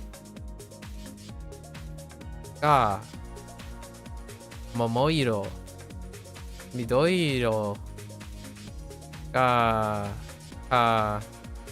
green 色。Like you're gonna have to learn both, and then also they'll probably give you a color, but there will be multiple ways to describe the colors because the colors are subjective. So like something that's red and black can be both red and black at the same time, and something that's blue can be blue and green at the same time. Like blue and green are the same color, and then orange and red are the same color. Or you can use it as the color of the most common thing that is that color, or use the katakana for the adopted loan word but then to say it in a sentence, some of the colors need particles, some of the colors don't need particles. And then when they're acted as adjectives or adverbs, or they are conjugated, they take on different particles depending on the type of color that you have chosen. You mean you learned the basic ones from your first year? You know, lessons planning is subjective, but it seems something pretty basic. Very complicated in a sentence. So wakotabi is gonna have to put color in a sentence. And those sentences require either a no or not. And then they can either be conjugated because they're not, or a na adjective or an e adjective. Mine, I have learned them just as words without grammar. Yeah.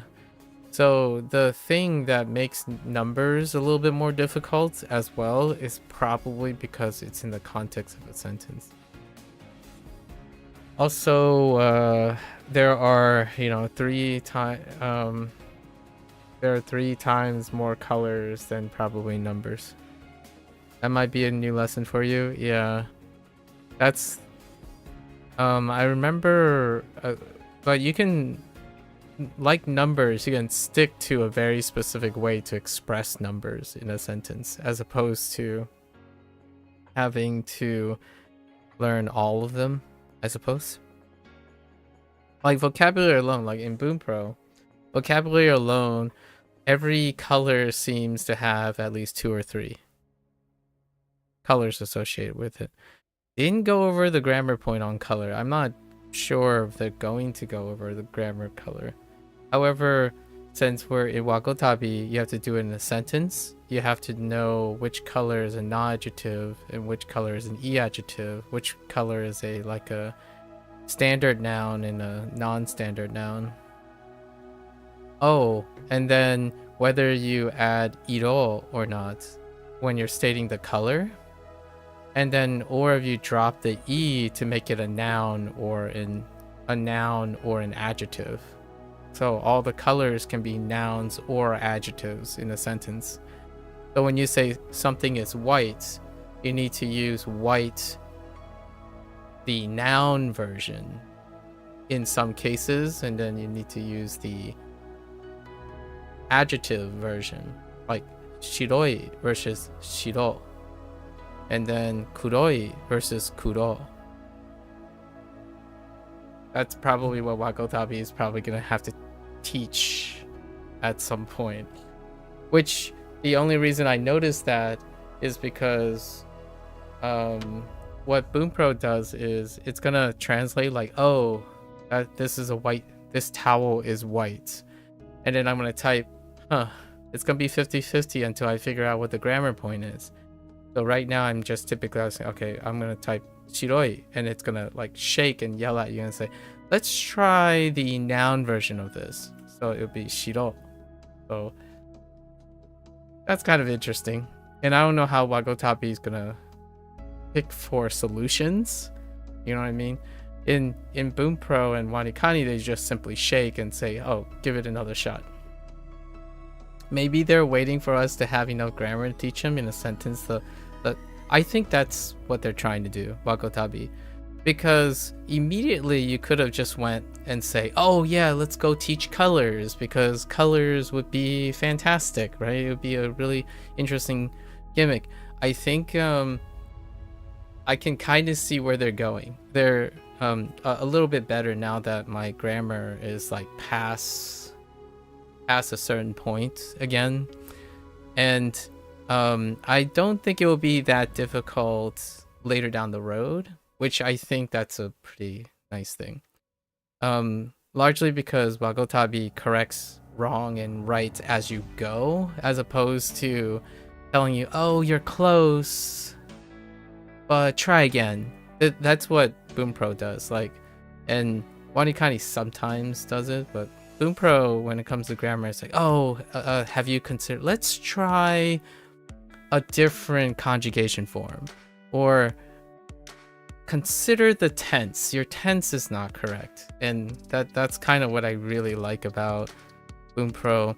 obviously when you have a teacher, if you have a teacher or you're interacting with someone, it feels a little bit more like that. It would be awesome if Wakotabi goes back and do something like that. It's like, yeah, you're on the right track, but how about consider something else?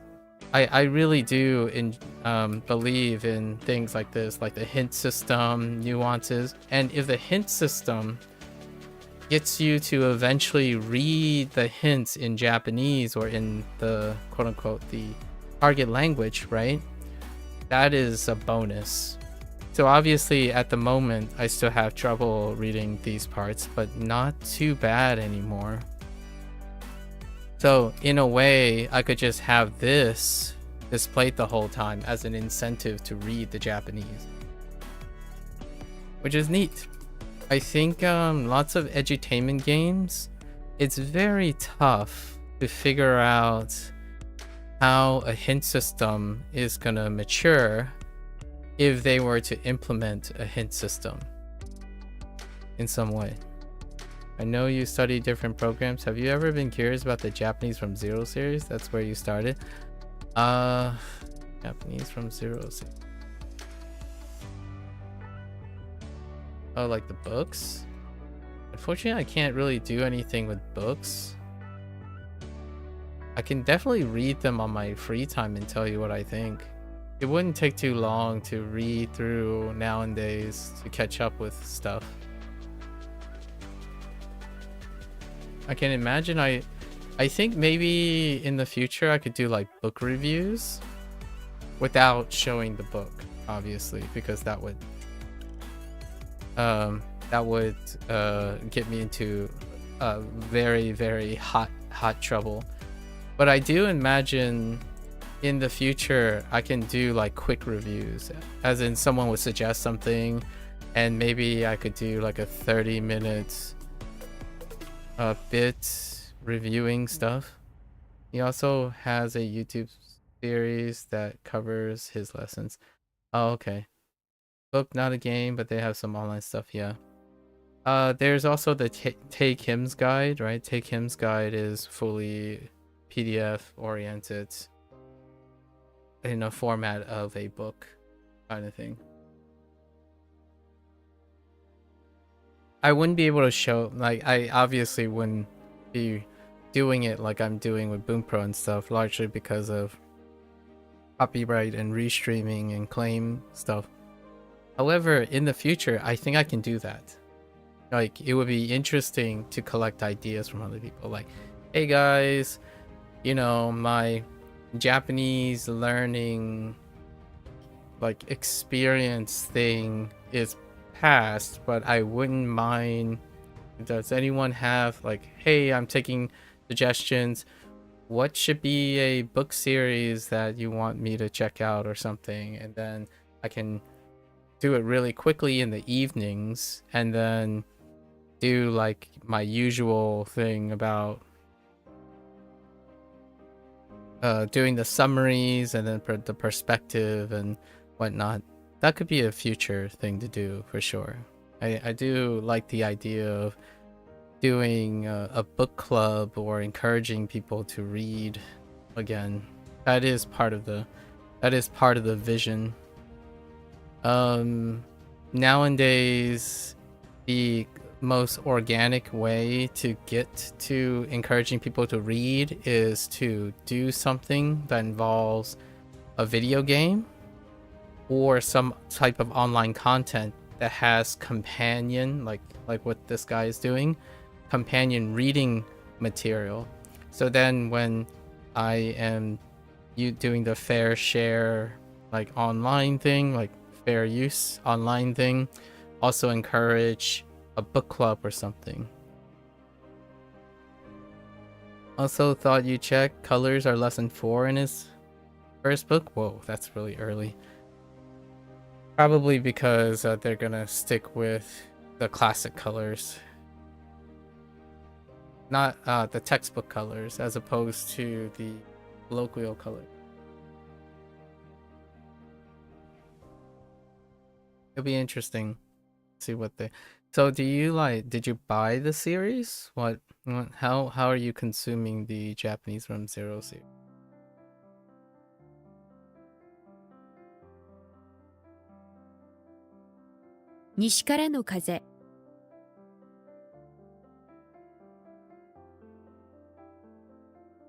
I think in a year, if another year down the road, I feel comfortable enough to talk about most things that are for sure evaluate anything from N5 to N4. At least like the first 2.5 years of someone's Japanese journey. And I mean, how high that will go, I have no goals to try to be a master or a fluent in something. My entire goal of my instructional material, so like if I'm not saying I'm going to, but there's a high chance if I'm gonna be writing instructional material in a lot of ways, and then I would have a long list of references. Most of it is to get people started. Getting started stuff. Because for me, that's the most important step. How to get started. I think that's what, without like raining on other people's parade as little as possible, I think this is the worst part about going on the internet. Like, as much as I like the internet for their information and stuff, you have to have gotten started already in order for most things on the internet to be successful. And what I mean by that is, so many of the things on the internet are really awesome. However, nearly all of them assume you have foundational skills in learning. So I can definitely see myself stopping around N3 and spend most of my time enriching myself on my free time to get better at Japanese per se, like Japanese go up.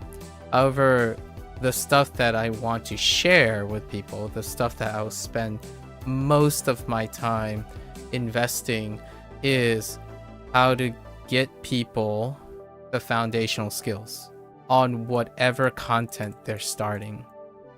So like, it's content independent skills. It's not about whether you're learning Japanese or math or physics or chemistry. Is learning after school. That's the theme of hopefully my midlife crises project. The midlife crisis is, how do you learn after school? Like outside of school, like not even for kids, but more like what happens after school? What happens after you leave formal education? How do you learn and extract all the benefits from the internet? Like there's really wonderful creators who provide so much wonderful information, but how to use that information, no one really shares that anymore because it doesn't sell well. Like, what I mean is, this type of content is not great right now for viewership, but I want to make this content. I want to make, how do you learn after you leave school? Like when school's gone and you're like 30 and you haven't learned anything in a long while, or you want to learn something, like learn how to draw one day or pick up a new hobby, how do you use the internet to do that? It's not, it sounds very simple. Oh, you just follow the internet's instructions, just read someone who knows what they're talking about. That's not really the case, in my opinion. I think there is a greater than 50% failure rate. And this failure rate comes from the false sense of security that knowing is enough to create foundational skills. That's not. I think more than 50% of people grind their way on the internet and fail to develop foundational skills for the hobby or the skill or the moving trajectory that they want, largely because they probably don't need to for a really long time. I didn't stop. I didn't stop having to learn more skills. I continue to learn more skills. That's not everyone has that luxury or privilege, so it can be tough to get back into the groove. That's pretty much what I would hope to do. And I could use my language learning experience now to kind of gather some thoughts about that. You only have 2 books, then you kind of diverge into learning from 2 different sources, kind of like I do, yeah. And it is very simple grammar, like, what color is your car? My car is purple. Yeah, okay. A banana is yellow. Fair enough. Yeah.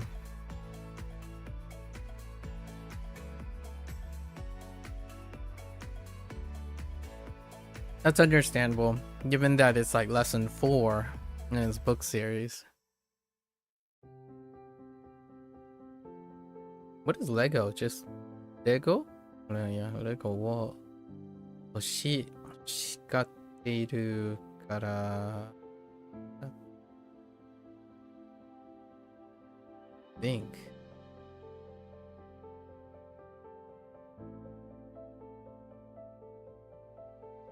think will buy, yeah. Yeah. Maybe like, oops.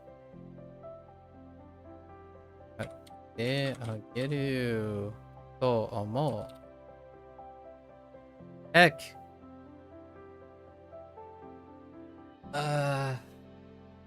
So what type of think are we thinking about? Oh, is it like garu? Are we doing garu?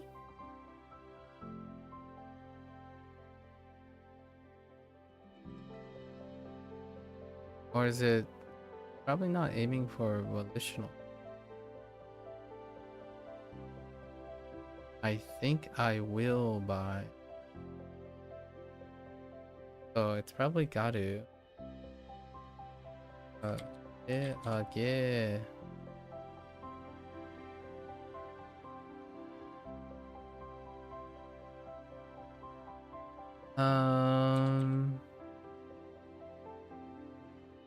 I think you just throw garu onto it.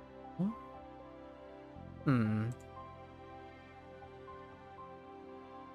No. Oh, wait. That's a verb. So like oh,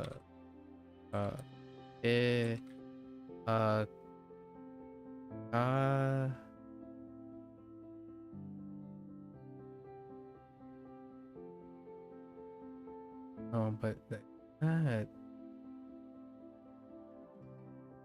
that one. Huh. That's want to. That's the third person. The simple level is all you're thinking. Yeah. I think for Wakotabi, they're aiming for transition. So you're not supposed to simplify things. You're supposed to integrate it into its existing level. So they're gonna do something more complicated with color.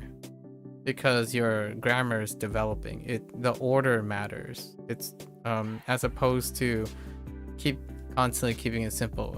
I think Wakotabi is gonna draw a lot of criticism if it doesn't go up in complexity as it's going.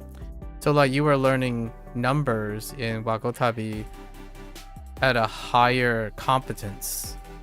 You weren't learning numbers at a lower competence because it came later in your journey. The idea is all the existing grammar points and construction is going to exist whenever new vocabulary is introduced.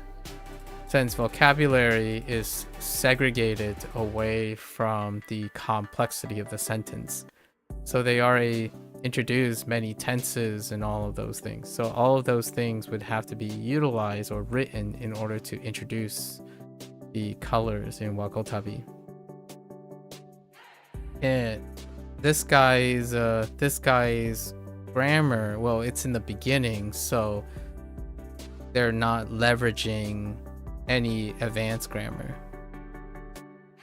I will say that it is a complaint to Tractor having of his series that he makes things seem too easy. Yeah, I can see that. So here's my thing about what I would say is, it's not that it's always been this case, but I think currently the market, like the people online, the market, oftentimes when you learn foundations, that foundation has to keep going up progressively with time. Time and progress goes in one direction. Whenever like you're trying to introduce new like compartmentalized content,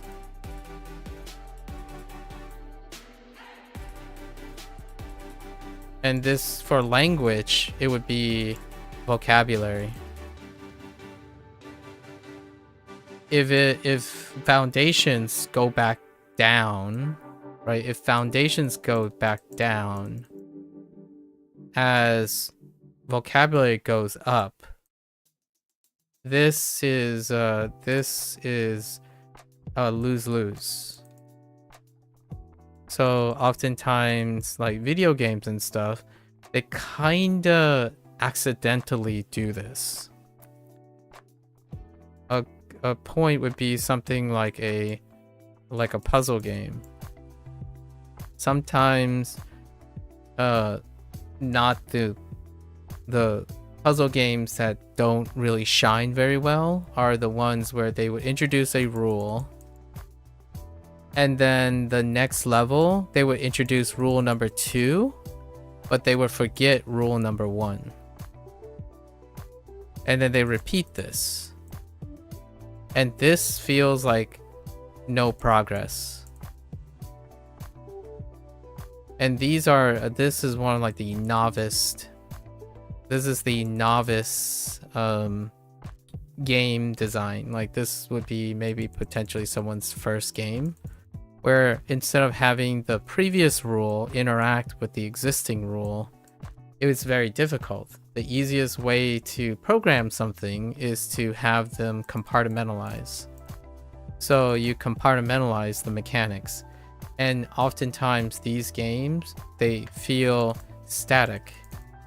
Like you're simply washing yourself of the previous thing and then moving to the next thing, then washing yourself of that, which is kind of how some high school kids learn things most of the time.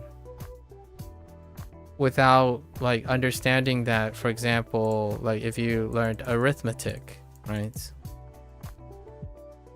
Then arithmetic leads to algebra-esque things. And algebra leads to maybe geometry.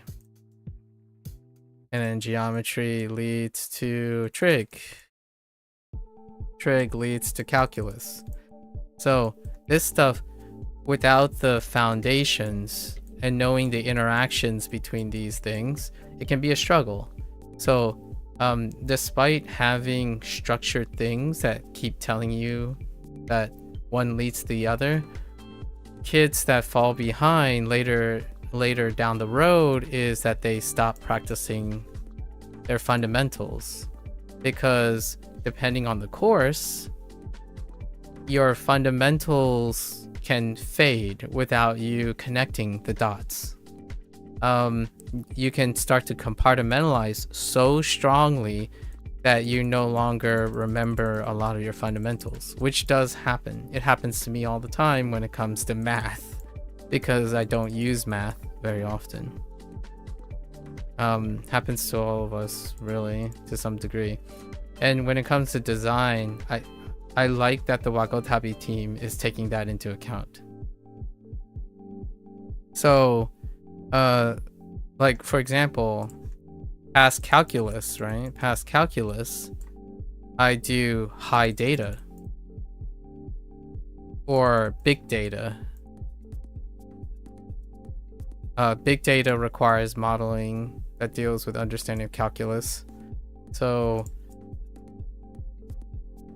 the goal, I hope, that the content that people are consuming, whether you start with one content and follow it through, or you start with content and then you get to a certain point and then you go into a different content and continue through. This type of thing, this bridge right here, requires that someone understands how to connect them. And that's kind of a problem right now, at least in my opinion, because this is a required. This is a required skill. That's what I have seen in language learning, where someone would do like, oh, I'm going to sentence mine using, I don't know, an app. And then I'm going to use WaniKani for vocabulary and character studies. And then I'm going to read some books, read some manga, right? However, these things are kept separate from each other. There is no connection between them. So when there is no connection between them, it takes 3 times. It can feel like it's 3 times over, like 3 times the volume. If you can understand over time the connection between these, which is connected by foundational skills. One of them is association. How you find like association in like meaning or construction. Then whenever you're doing this, it has a benefit to the other 3. And then when you're doing this, it has a benefit to the other 2. And so on and so forth. Then it no longer feels like it's 3x. It almost feels like it's 1x. Because all of these tasks are put together. They are synthesized together. And I think that's Wakotabi, the team, in my opinion, is largely trying to construct the game like that. You do not reset on foundations. So you have to keep up with everything else, and they'll throw in colors. So when you throw in colors, every single previously existing rule that you should know or grammar that you should know should be able to adjust to the influx of color. And that is kind of like building on foundations. You're constantly building up, which that leads to that natural feeling of progression. You know, like we don't have to do an educational game. You could be like a boss, right? A boss represents a cumulative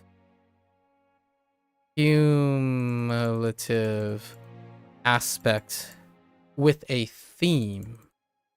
So the theme could be colors, and they could emphasize it, but all your cumulative skills are tested while the theme is around colors, which in terms of bosses, many games do that, where a boss would have like the mechanics 1 through 10 representing a area.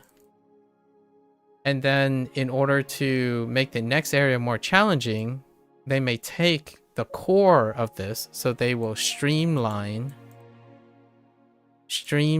the core of all the skills in the first area, area 1, and they would have a streamlined version of 1 through 10, and then add more mechanics. So 11 through like 20, depending on what they have. And they will continue to build on that as they streamline, because the natural progress of humans is to streamline what they have learned, but not discard it. If you discard it, it's going to feel like you are treading in place. You're just throwing away an old set of rules for a new set of rules. And I think oftentimes puzzle games is a great example of how that can fail. Like very casual puzzle games, what they would do is they would do area 1 and they would test you with some rule sets. And since it's too complicated, like for the developer, sometimes the developer can bite the bullet and say, okay, we can't, it gets too complicated with too many rules. So then area 2 was specifically only test a new set of rules. And area 1, and this has to be sufficiently long enough. Like the nice thing about rules is that you can still have rule 1 interact with rule 2, interact with rule 3, right, around a theme. So there are successful games where once the rules get too many, they would reset to a new one. And then there's like a last area called like the master area. And what happens is they would give you a chance to attack all the different rules in random orders in clusters. That's another way to get around the thing. It's kind of like the thing you just said about algebra, right? If math, for example, math, PE, and language have their own sets of rules, right? Which they do.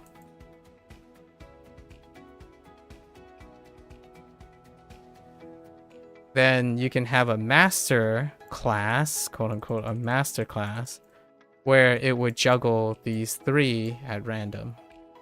And so, yes, there is a point when there are too many rules and they kind of like collide with each other and become inefficient and whatnot. So you still can compartmentalize like this. I'm curious when Wakotabi is going to decide how they're going to split the stuff up. Because at some point, if the bosses, for example, represent Wakotabi's endgame, they do have to still make these decisions where like, okay, so I think we have too much volume now. How are we going to streamline a lot of the foundations so that it doesn't bog it down? Textbooks sometimes can end up being that way, where since you're reading a text, it can go over all the nitty-gritty over and over and over again. That means your volume is gonna become unwieldy at some point. It's interesting to see how language learning is paralleling Wakotabi's game design. Your vocabulary is often better than your grammar. I can imagine that. I can imagine that for sure. You also didn't get past algebra. What was the last thing you did in math, Beth?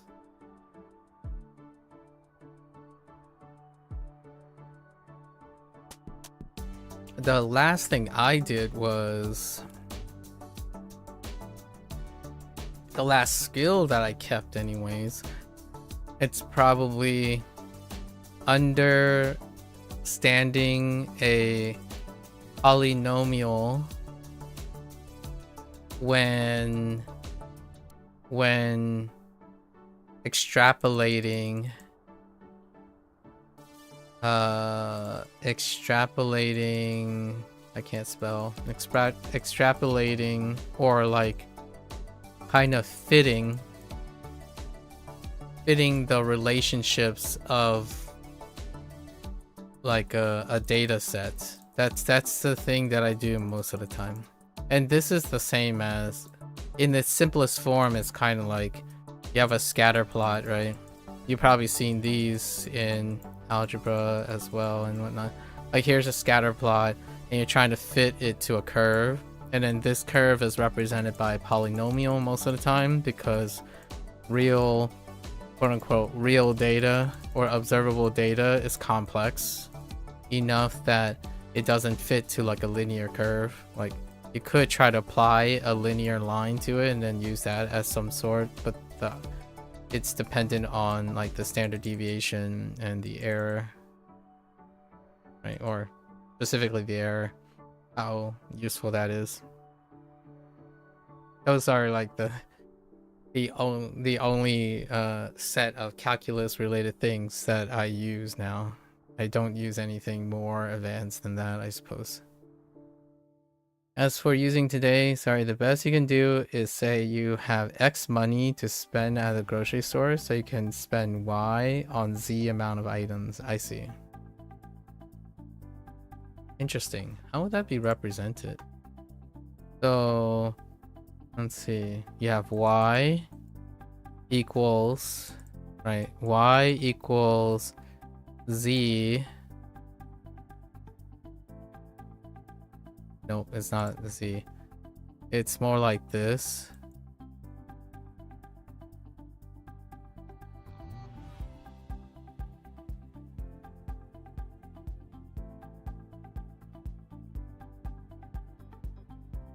No, I think it's more like, yeah, it's probably represented like,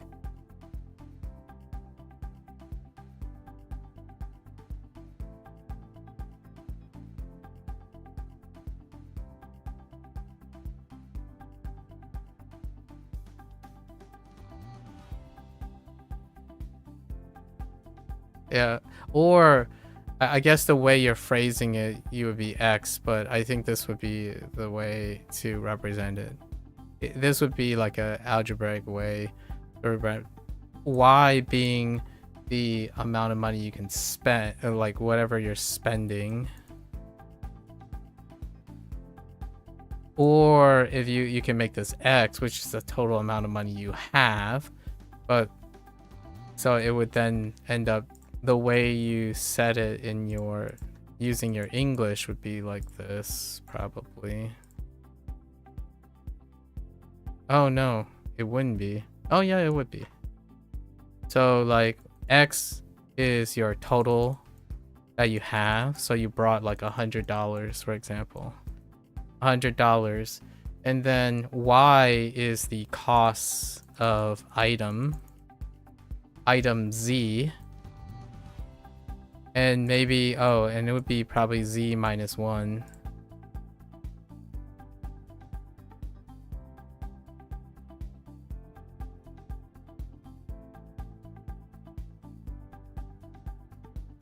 And so on, Z minus 1, Z minus 2. Because it would be the number of items, and each item is designated by Z. And anytime you add 1, it's going to be the next item, but 1 less than Z.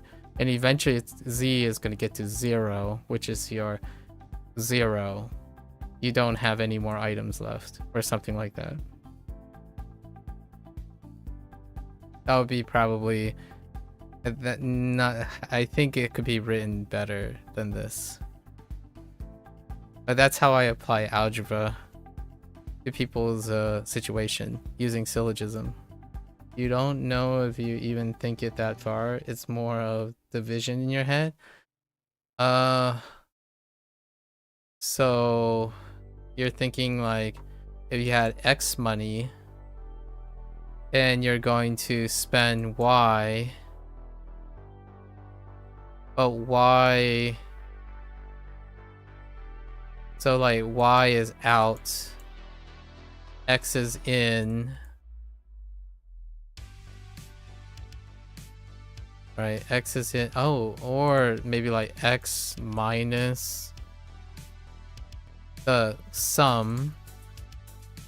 So X minus the sum, where Z, right, equals whatever the number of items you have. Z equals items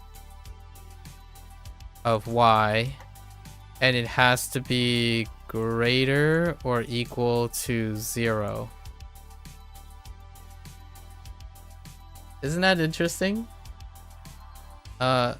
Or maybe you don't even need that. Maybe it's just N.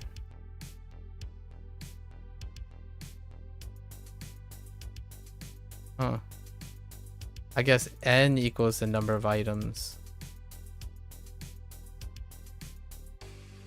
This is what I think of when I think of algebra. So algebra is a way to represent a relationship mathematically. So like, for example, what I did was X represents how much money you have. This is the sum. This is the sum of all the items, the cost of all the items. So every item, this represents the total amount when you add all the items together. So the sum of yn, which is n equals like whatever, however many items you have, which could be 10, and then you add them all up, the cost, add them all up, and you subtract, and it has to be greater than or less than 0, because otherwise you go into debt. Because you said it's just however much money you bring to the store, so you have to either spend less, like this has to be greater than 1, so you have to have at least 0, break even, or have more money left over than you went in. And this would, I'm not sure, I kind of forgot how this notation works when you have n with n number of items, but it's something like this. It might have been like down here, I equals items or something like that. That's like your I feel like that's algebra. That's algebra, maybe slightly pre-calc, representing things in mathematical relationships. So like, what's the benefit of doing that relationship is you understand easily that the sum of all the things you bought, has to be less than the amount of money you brought in. And so in order to calculate how to maximize the number of items you bought versus the cost of the per item, that's where algebra comes in, like your average costs of items across multiple items, or you're trying to maximize quantity by buying many items with the lowest amount of cost. That's where math can be useful, at least in my opinion. That's where algebra can be useful, where you can represent like, oh, well, how do I know, right? Like, how do I know that my budget is good, which is like whatever X is your budget, and then now you can define an entire expression. You can define an entire expression of all your costs, and then you can make sure it's equal. Now, the reason why this is useful, that's as complicated as it gets. Yeah, I think this is, I feel this is really good, like, because this is how you create budgets. So if you ever want like a machine, for example, if you ever want like a machine to calculate, like, hey, how do I view this? You basically, what you can do now is you can get a machine to say, okay, this is what electricity costs. This is what my phone bill costs. And then this is what my, I don't know, subscriptions, all my subscriptions, right? And you can have a separate algebraic expression so that the machine will collect an electricity bill, because there's going to be multiple electricity bills, right? It's probably on a monthly basis. So then you'll have 12 in a year's budget. And then you can calculate your phone in a separate expression, right? Depending on how you purchase it. And then you can break up the expression for your subs. And then what happens is then you don't actually have to write it all out over and over again. You can simply understand the relationship between them. And then once you learn this relationship, this is the benefit of mathematics. Once you learn the relationship between them, you would, instead of spending the same amount of time performing that task, you can adjust the relationship as you go, so then you would spend a fraction of that time doing the task, despite it getting more and more complicated. This obviously is the precursor to how to manage lots of money. So when you have lots of money,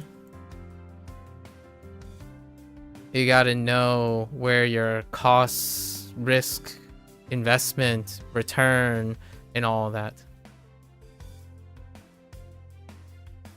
You just write it out. You kind of like to write it out with like little doodles around it just as mental practice. That's fair. As long as it's scalable to your task, obviously. That's what knowledge is for, right? Knowledge and wisdom is for scalability to the task. Otherwise, without a task or an application, it's very difficult. It's humanly difficult to retain specific functionality. Like for myself, my budget is understanding the relationship between my cost, where cost is increasing or decreasing. Like, how would you calculate inflation and how much of a pay raise you would need in order to counter inflation at every subset of the budget? Like, how much is your utilities going up with respect to your cost of living? And in this way, it can help inform, like, are you progressively losing more money because your position is paying not enough to offset the increase in your technology costs, increase in your subscription costs, and then that's one of those things that can get you over time. That's assuming that those things don't impact your life already. Like if you ask someone for like financial advice, that's, in my opinion, what they are doing. They are trying to tell you where the extrapolation, like the trajectory of your budget going into the future of any particular variable is declining, like increasing faster than your input. So you're constantly comparing input and output, but you're trying to ask an expert, where are you losing progressively the most money? So they tackle the areas that in relation, which is usually an algebraic expression.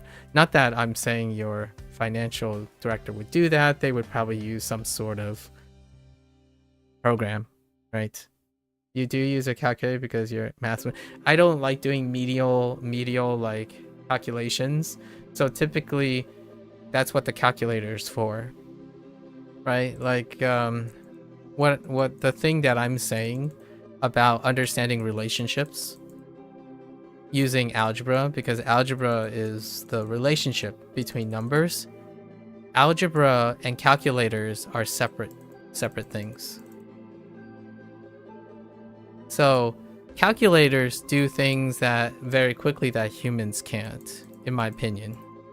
Or you don't typically use calculators for things that you can do, which is like the literal math.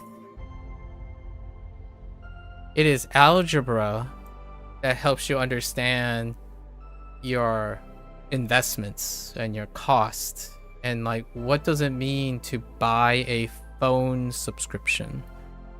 How is picking up a $20 monthly data plan going to financially impact your incoming expenses?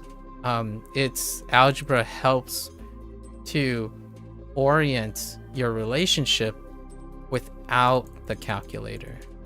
So like, what I mean by that is without needing to know all the numbers that your calculator should be used to calculate, in a way. So your skills with a calculator is independent of what algebra is trying to teach you. Algebra is teaching you how you think about how numbers affect each other, like repeatedly, multiplicatively, exponentially. So here's a real world application. why I get this a lot, and people counter argue. We have like lots of debates about this. The cost of a sub versus the cost of ownership. That's a very common, it's super topical now. Like, what is the difference, the cost of buying a yearly subscription on a discount versus a one-time payment, right? And that's the simple type of math that people will do. They would use something like, okay, so I basically just, there's a pseudo here, like there's 1 month times 12 resubs, right? This would be a really classic math problem that most people do, which is like, for example, Bunpro, 1 month subscription times 12, right? Time 12 months. And then they would calculate then the 1 year at that cost. So they would compare the if this is equated or not equated to the 1 year sub. And then they would do this math manually and compare it to the lifetime subscription. And lifetime subscription is based on the projection of total time that they would use Bunpro. And you can hear a lot of times when someone says, is the lifetime worth it? Is the 1 month worth it?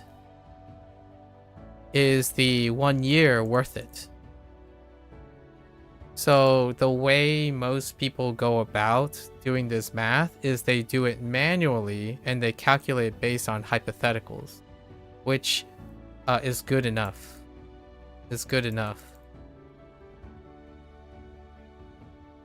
The alternative is to understand the relationship of pricing between a month, a year, and a lifetime.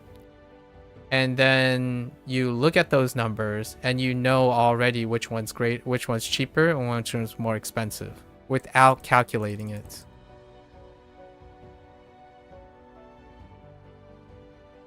And that's where algebra comes in. The combination of the variables that they're using, because of their relationship, one can't be greater or less than the other. So then you don't have to break out and say, okay, so I'm going to take the month subscription times 12 and then see, okay, the year, take the total subscription cost divided by 12 from the year subscription, and then lifetime, let's assume that I'm doing 2 years, so then they're going to go back and multiply 1 times 24 months and then take the 2 years, add them together, then divide them by the number of months to compare the rates, right? Because you're comparing rates per month. And then equate it to the lifetime projected on the amount of total time. These are the standard operations that I would say on a daily basis. Now in today's world, when you're online, you have to do this calculation. And sometimes it's not even lifetime. It's just a 1 month sub, a 6 month sub, and a yearly sub. And then they would do the manual math and compare them together. And for myself, I don't really do that. I look at the 3 numbers and I determine which one is less and which one's more. Because of algebra. Now, it might not seem like algebra when you apply it to real things because you're simply looking at the relationship between things. Like how much does, you know, a dozen eggs, right? A dozen eggs cost if the total is $3 for a dozen eggs versus like 6 for like $2. Like which one's cheaper, right? And what you can do is you can simply take the $3 and divide by 12 to get you know, dollars per egg, you can also do that with 2 and 6, right? And then you get dollars per egg. So you can do that. However, when you're walking around and doing something, luckily we have smartphones. So smartphones, you can break out a calculator. In algebra, you can know immediately which one's going to be less, because these are ratios. And ratios, because of these ratios and like fractions, you can immediately understand the relationship between what if this number, how these numbers change, and how it would affect the ratio. So then you would immediately know which one's cheaper and which one's more expensive per unit. Obviously this one's cheaper, right? And instead of using a calculator, the decision was, I have to buy eggs. The question is, do I need 12 eggs? Do I want 12 eggs or 6 eggs? And if I already need 12 eggs, then I have to buy the 12 eggs anyways.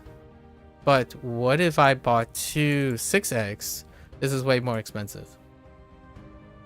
And you can sit there and do it, you know, step by step on your calculator, or you can understand and for the record, in my opinion, most people do understand algebraic relationships without knowing what algebra is. What they're doing is they're creating ratios, and they're comparing the ratios in order to extrapolate whether they buy 2 6-packs or 1 dozen egg. I'm not sure if you find this stuff. I'm not sure if you find this stuff exciting, but hopefully some of this stuff is interesting. I try to make examples. I try to pick examples that make it like, if you're ever interested ever again, you know, like say for whatever reason you somehow need algebra again. This is what I mean by teaching or encouraging or writing construction of material for people who don't want to learn anymore. Like what happens outside of school? What happens after school? No, you get it, math's just scary. That's fair. That's kind of my goal. I want to make most things less scary. Like it sounds like a lot of effort. I can't refute that. The idea is, if you see it as there's an incentive and there's like some sort of time or fun or intrigue, that's the goal of trying to make learning more appropriate after school. So again, not leaving after school or like as a kid, it's more like what happens in life after you stop learning. Most things will look scary, and all the things that were scary become scarier than they ever have. Like, where do you start? These are the stuff that I think about. Like that grocery store example is the other most common thing that I would say whenever people like say, oh, how do I save money on groceries? Or how do I prevent myself from making snap decisions where I'm constantly nickel and diming my budget? Sometimes algebra can come in to save the day, because it's very difficult to compare units. And hear me out, this is how businesses make money. So if there's anything you want to be proud of, I suppose, is being able to understand your mathematical relationships so that you can, you know, stick it, at least save some money. Business practices do this, by the way, in reverse. How do they get you to spend more thinking you are saving more, or spending less but they're still making more money? And yeah, I'm not gonna beat around the bush. no, they don't need a high level of math to do that. The businesses simply have to do math better than you. So if the average populace is uneducated, right? Like what I mean is uneducated in the sense that they don't want to be educated, not uneducated as in they're stupid and they don't know what they want. It's more like they know what they want, they don't care for that. And that's how money is made from those people. So like, why target kids with microtransactions, for example? I know this sounds very brutal. It is business. Business is not necessarily subjective until someone slaps them on the hand or slaps them in the face hard enough. But why target kids with microtransactions? Because microtransactions make the math harder to see, right? If you have a transaction of $1 spread across 100 transactions versus, and it's also a bit of psychology, so it's psych and math put together. But like the dawn of the modern age, when you have microtransactions versus getting someone to spend $100 on a Founders Edition, I don't know, Founders Edition game pack, right? This is obscure because this requires one extra math step.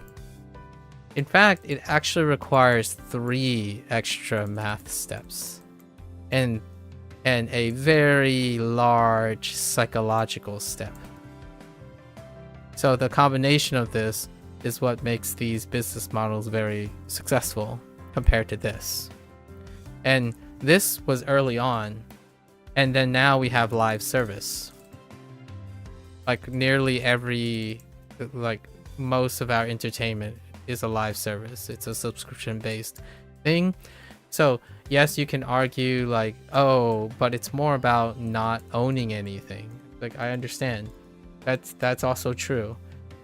The math side of things is that it also gets people to spend more than they think they're spending because they don't keep track of their math. And if you're wondering, here's the meta, like even meta than this, Beth. To save money from this, here's a meta. You can pay another service. Now you can pay another service to handle this service for you.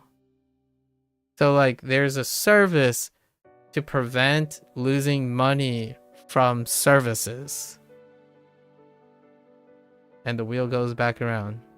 Like legitimately, there's a service to help you manage all your services. They can save money, but you're still paying for the service that is managing all your services. Kind of like doing your taxes. If you don't want to learn how to do your taxes, you pay a service to do it. It's kind of interesting, huh? Most things are services online. Like, we live in a really interesting world. Yeah, literally, I forgot what it's called. There are two viral services now.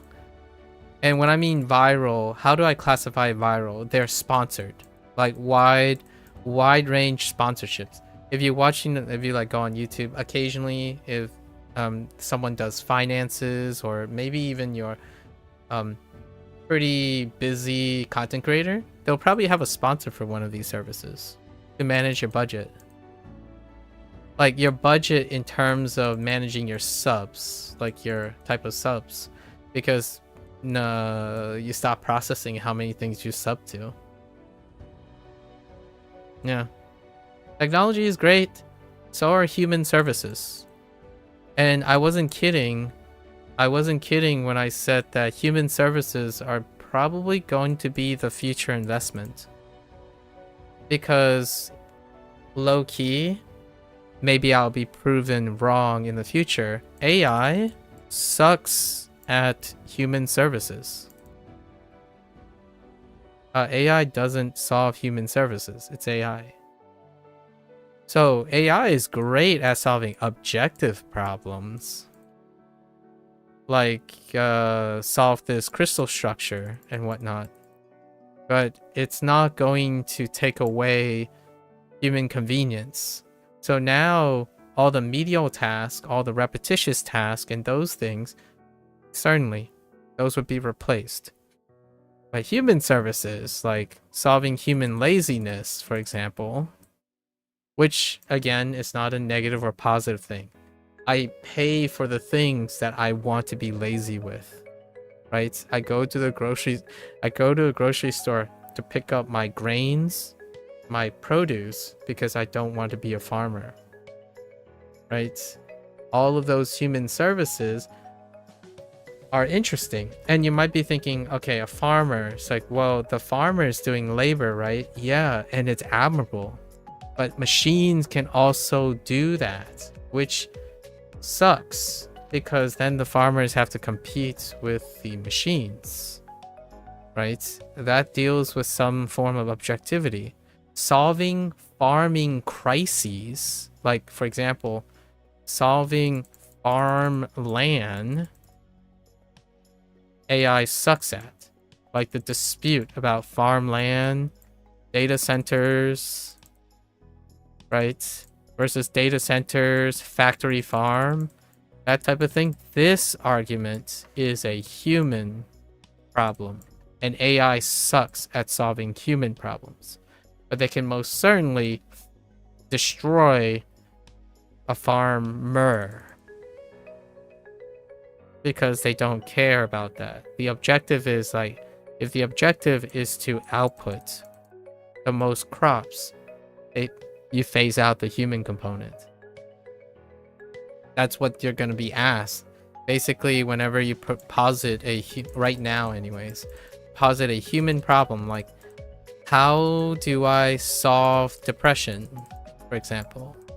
I'm depressed. How do I feel more rewarded? Stop being depressed. Look, oh, here's a bunch of things that statistics have told you would make people happy. Ready, set, go. And then you go back and say, what if none of that works? It's like, well, then there's something wrong with you. Objective. That's kind of my, like, it's not that extreme, but it's a talking topic among like people who spend time solving their own problems and juggling these things. Math, like, calculator can't help you solve what you think is a good purchase. Like the act of a calculator, the calculator functions as using the numbers that you provided. It won't tell you or be able to tell you the relationship between your existing budget. Not yet anyways. Like, you know, scourge your entire data set and say, hey, you know, I'm your calculator and I want to tell you, you can probably cut down your spending by 25% and sacrifice zero of the quantity and quality of your products by taking reorganizing the way you purchase here, here, and here.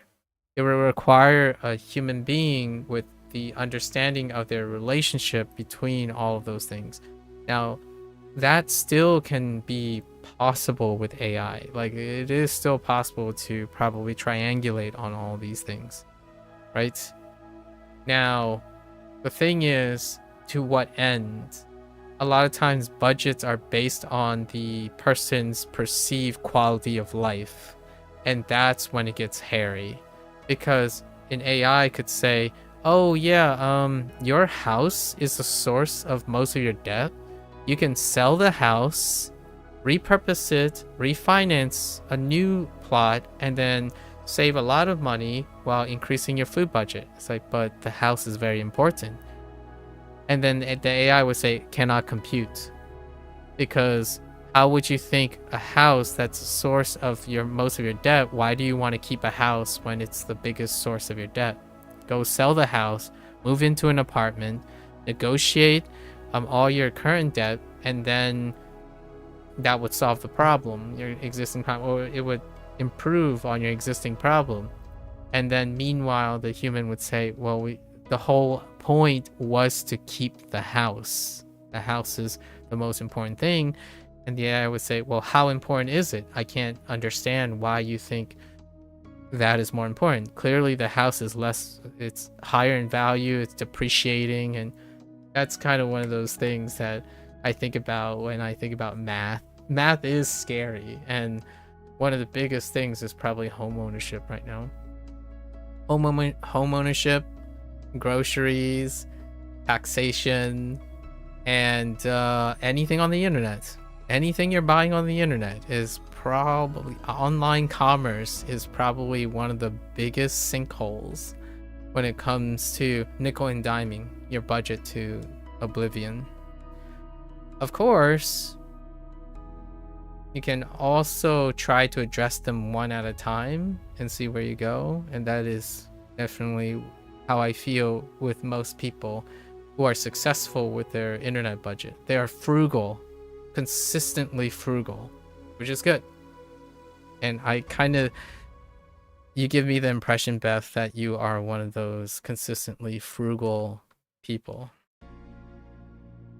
Meanwhile, I had encountered anecdotally my fair share of individuals who have concerning spending habits, and the way they rationalize it does not have a significant understanding of the relationship between numbers, like the numbers situation. It's kind of like trying to tell someone that when you buy something at a 50% discount, you're spending 50% of the price, right? This sounds very simple on paper, but is very difficult to humanly appreciate when they're doing the thing. When you buy something at a 50% discount, you are spending 50% of the market price. That's the relationship, right? And for those who are very frugal and understand this concept, it's like, well, yeah, duh, that's really easy to understand. However, people do not use this relationship. Like, they don't understand percentage relationships. Most of the time, it's like, oh yeah, so this is 30% cheaper than the discounted price of 50% on this item. So do you think that the 30% of 50% is what? If you're taking 30% of the item that's already down by 50%, is that a steal or not? The first question I would ask is, wait, when they say take 30% off of this item that's already 50%, do they mean 80%?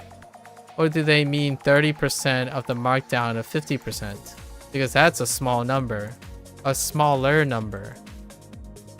And you don't need a calculator to understand that. You simply need to, or one of the things you would need to know is that 30% of 50, you know, like if this item is set to 100% and it's reduced to 50% and you take 30% of 50%, that's less than 80%.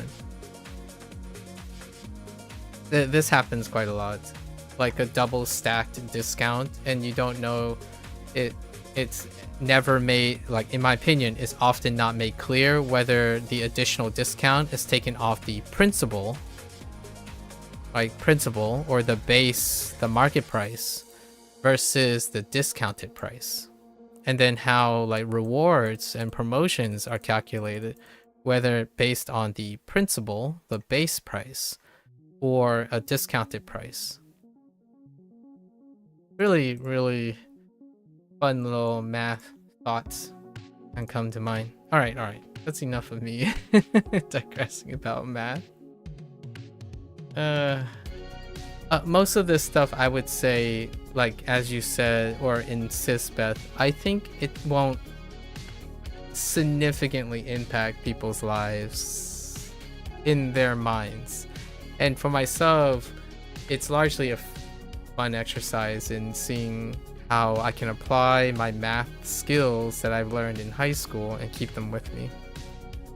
I think that's generally how I go about remembering things. You find wherever it is, fun is greater than math. Fair enough, fair enough. Like finding out if you spent more or less. Yeah. Obviously, Beth, you know what the go-to response is? Just go find a friend that would do it for free. You know, just have a friend who's... That's what I said before when I was... Like, to this day, like, the go-to response would be to be very charismatic, learn how to communicate, and network, and just recruit a bunch of people. It's like, you see, you know how I do my math? I'm just gonna call a guy who knows a guy who knows a guy, and then we're just gonna get this sorted out. For the record, I do not have a math guy, so that's something.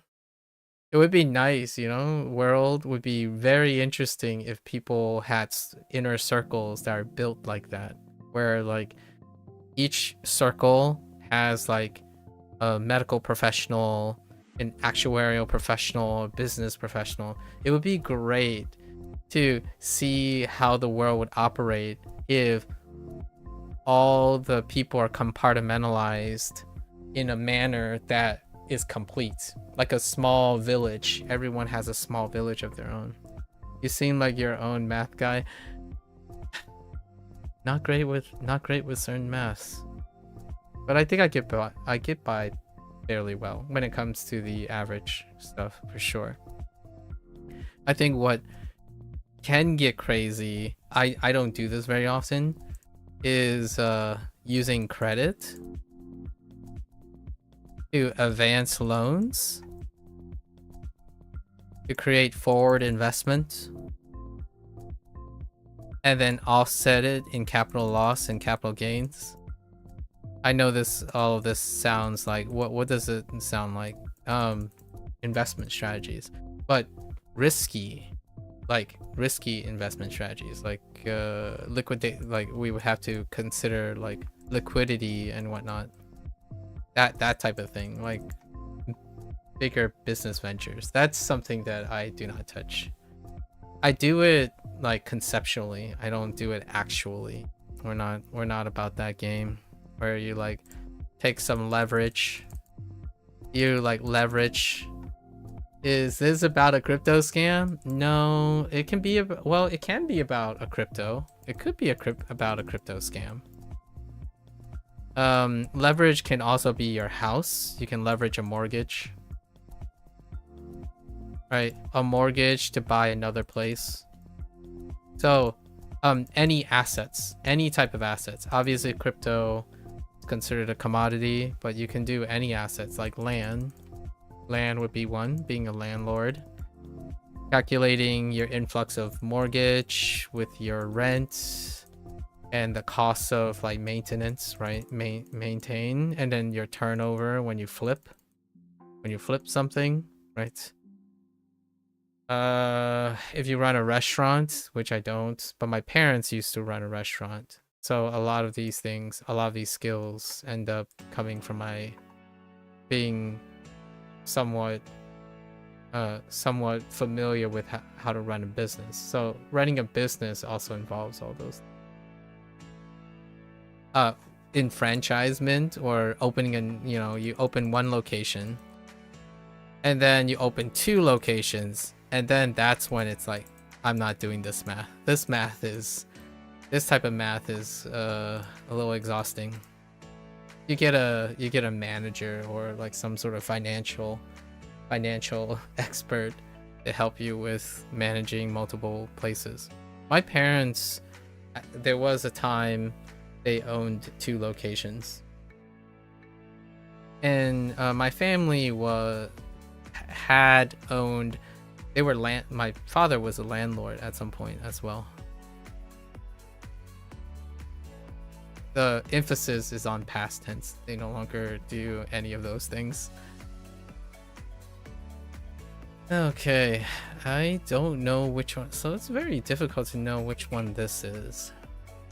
A phrase when someone thinks that they are resolved to. Yeah. So isn't that.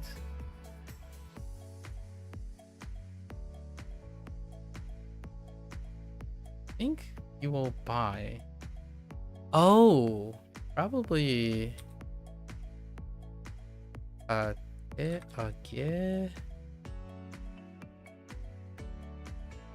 I don't know if it takes the stem though. Maybe like yo to omo. 息子はレゴを欲しがっているから買ってあげようと思う。 Omo. Nothing like a little bit of digression to loosen up the brain cells, right? All right. Normalization.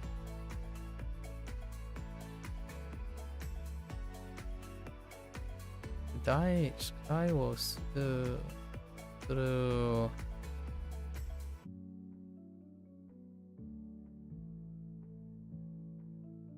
It's kind of like on the verge of about to do.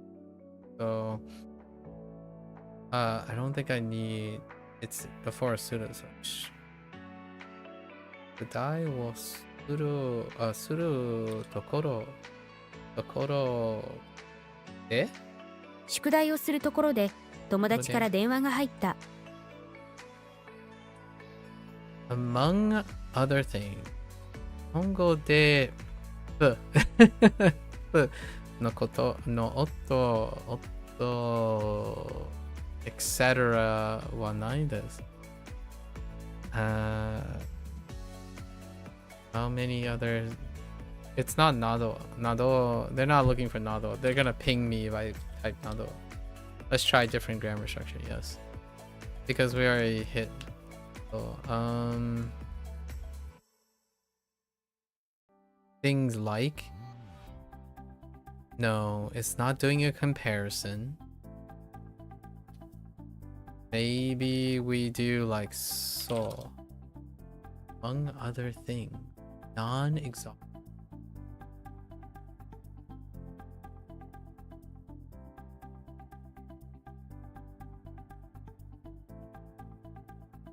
Unexhausted.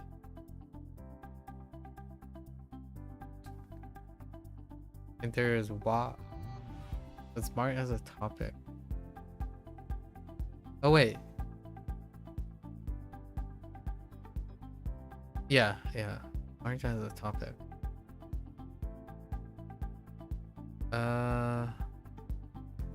It's gotta be one of the soul related or yo related. Oh, no. Let's do like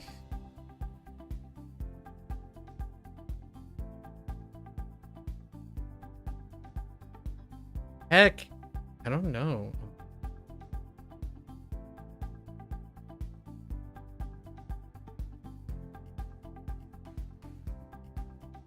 Their thing.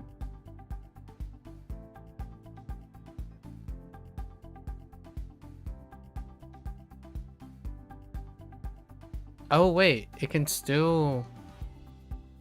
That doesn't make it.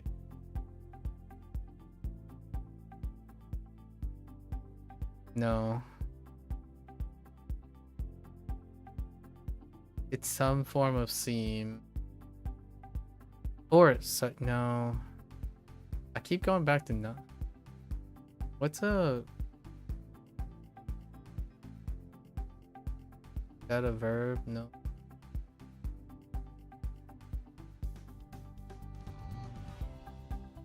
Not an adjective. Oh, can it just be toka? Okay. 日本語で th の音とかはないです。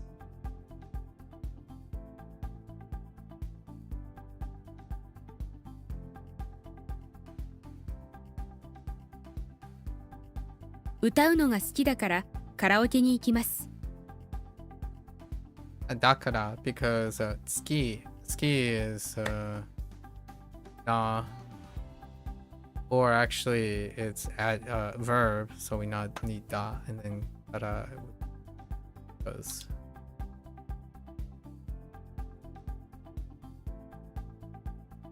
Low confidence. Uga chi so this or she saw this. この教科書はとても難しそうです。富士山はとても大きいから近くからでもさ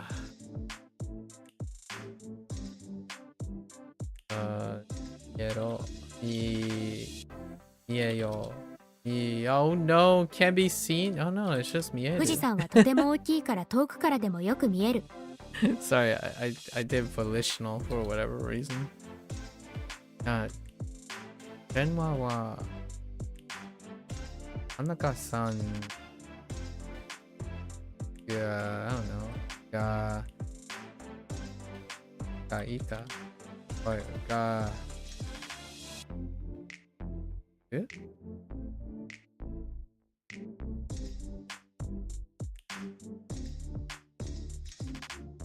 That just I thought it just got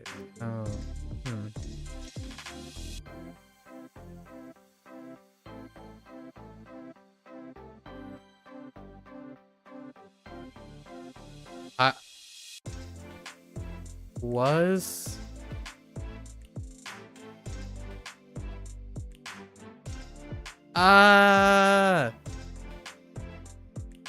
wait. Can you try a grammar point that's more casual? Oh.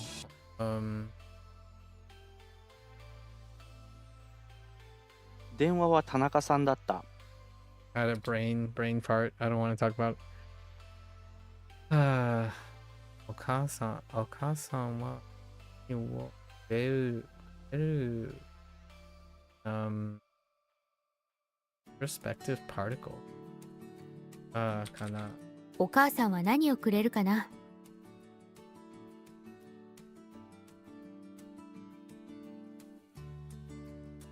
暑い conditional 暑いば No, wouldn't that just be 暑ば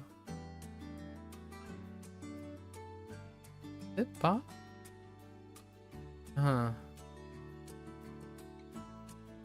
Darn.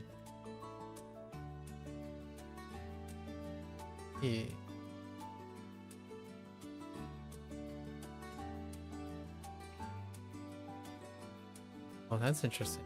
Way to say fan. Oh, that's because that's the electric fan. Senpo key. That's kind of funny. That's actually one of my newest ones on WaniKani. Oh, Senpo key wo. Senpo key wo. Gete kudasai. If it's the case, so we need a hypothetical that isn't. I thought it was ba. Do I need a? I don't think e adjectives. Not this way. We could use nara. Nara, that's an e adjective. I don't need anything. 暑いなら扇風機をつけてください。So I'm a little. Alright, I have a little mix up between how ba works and nara. Is okay. Okay, no. Alright, how does this relate to ba? No, one of them. Okay. and nara are both conditional forms, but with slightly different nuances. Focuses on condition itself.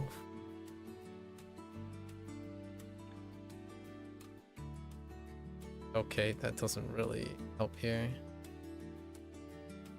In contrast, nara has a nuance that the speaker has some reason to believe the condition is likely.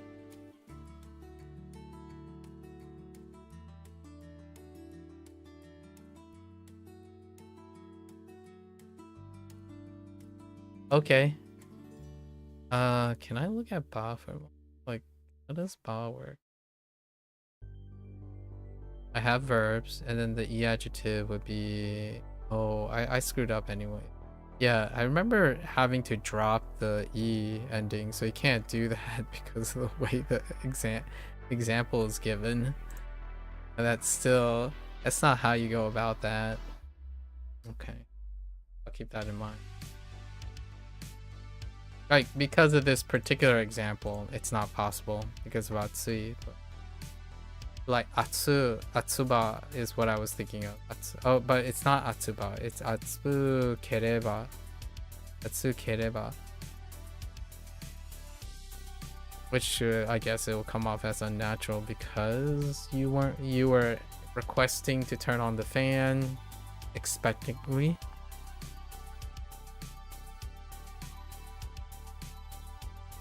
The heck? Even to the extent.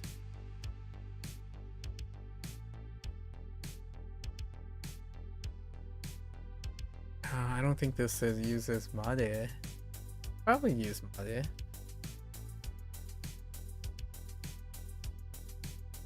Where's my... Okay. 私まで疑われるから。I'm not sure if I have 疑われるから話しかけないで。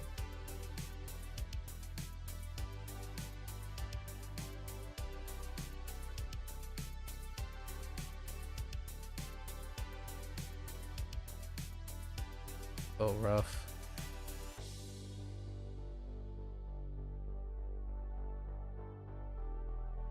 I'm gonna go with Hoang. Near the speaker, right? Oh, you. What? This kind of job. What? What is this nonsense?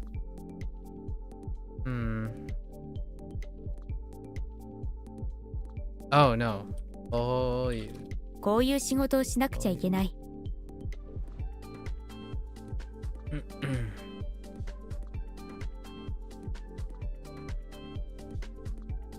今機嫌が悪くて全然嬉しくならない。全然。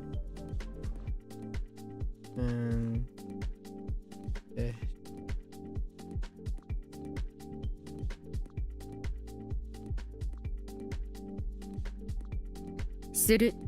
して。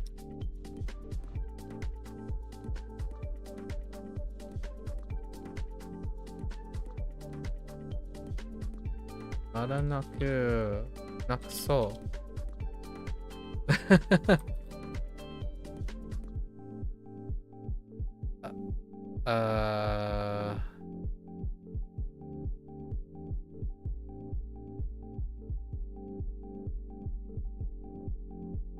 Oh, I forgot the following. It's a noun, not a noun. Oh. つまらなそうな話は聞きたくない。Ooh, this could be anything. Let's go with demo. Oh no, not demo. Demo. Oh, and that's an item.「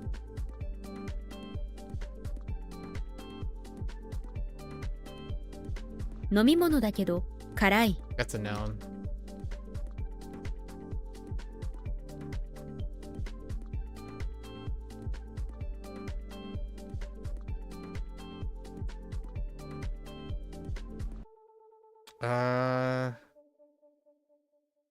Hold.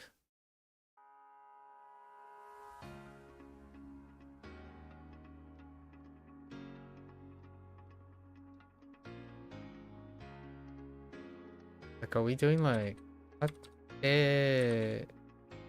gatte, gatte?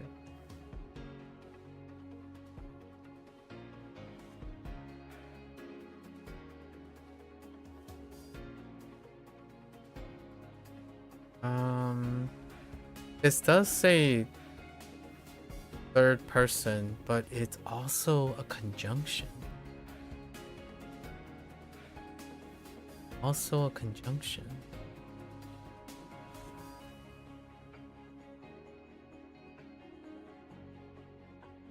I wanted to do the garu. Garu.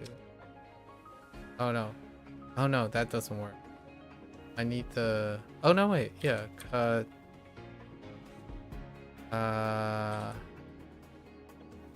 How do you do tagaru?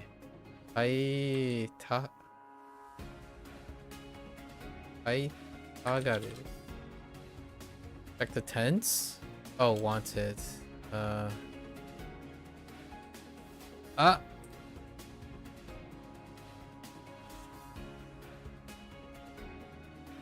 Check the tense. Wait.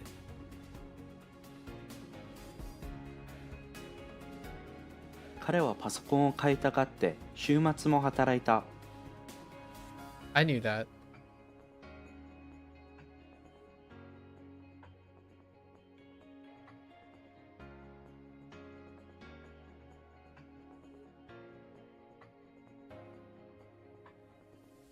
Another herd, but I passed him. Not the same herd. There's so many herds. This is probably... トムは旅館に行ったことがないと聞いた。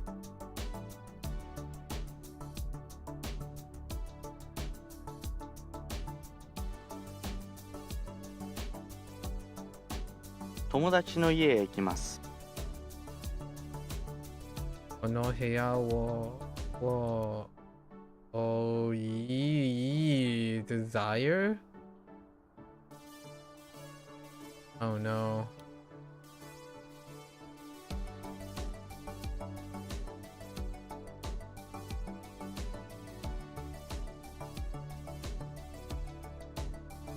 Let's try different grammar structure? What? Hold up. A different grammar structure than this. I remember having the same problem the last couple times. Too big, right? Do big. A different grammar structure. Or desire. Is it probably because it's like shiku hoshi or something?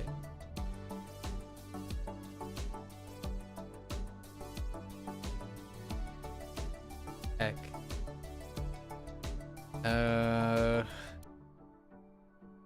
I did have a misspelling, but I don't know if it's hoshi that they're talking about.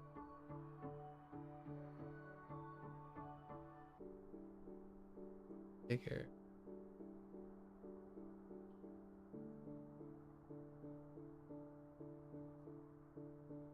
Maybe I use got it? Yeah, like okigaru or oki.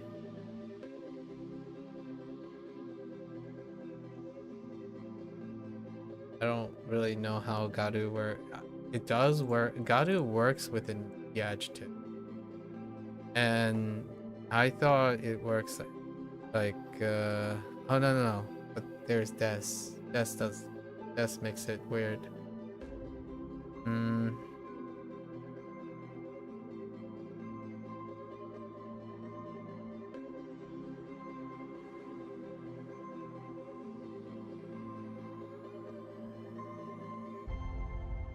It's so weird that I constantly get, okay, a different grammar structure is implying that I'm thinking about it inappropriately. Following it popular. Or possibly not, just maybe it's just making it polite.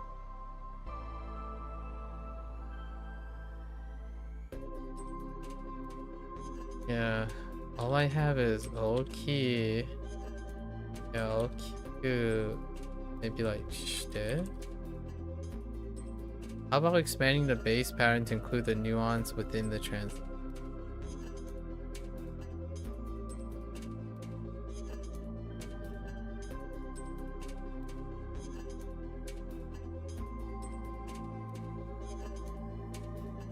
Oh. That's right. Because it's I want to. この部屋を大きくしたいです。Yeah, したい. I kind of faked myself out there.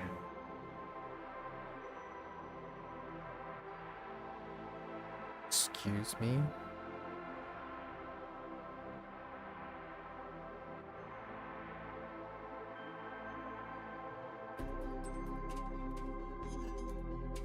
Is it Koto? Probably Koto.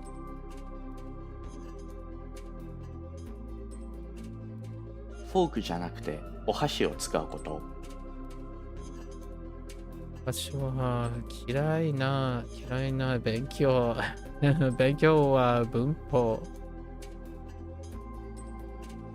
Sorry, the when I was reading the Japanese, it's like, yeah, that's, yep. 文法。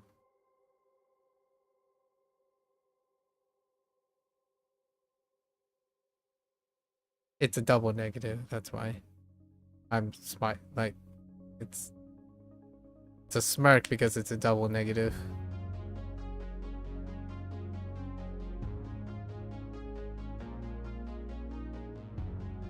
It'd be like, anai.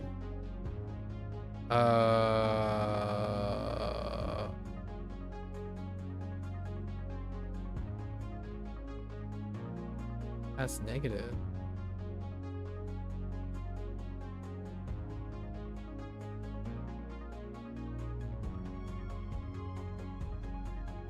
Oh, yeah.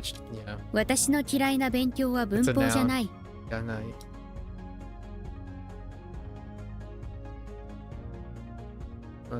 意味があります。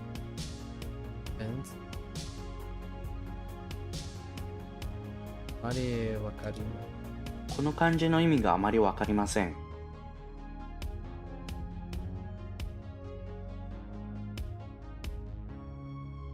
Emphasis on.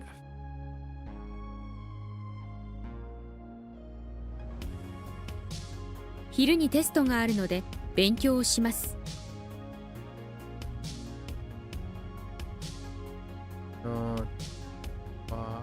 会社。会社じゃなくて、病院。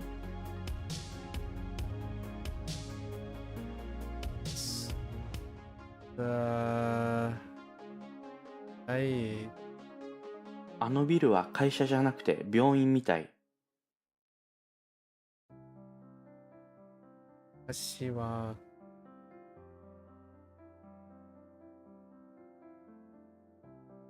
Oh no. 病に。お箸はこのように使います。Burp. 先週末私はがない。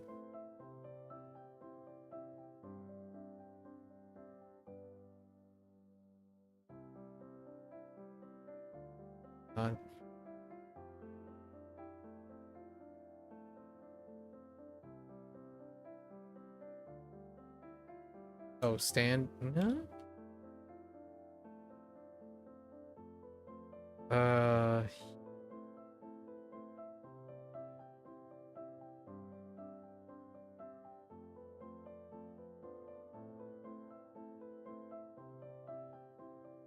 either now or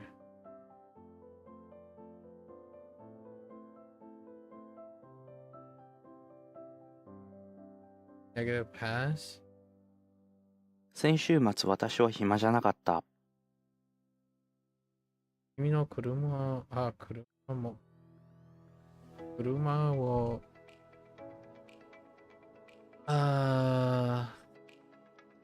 人はいないと思う。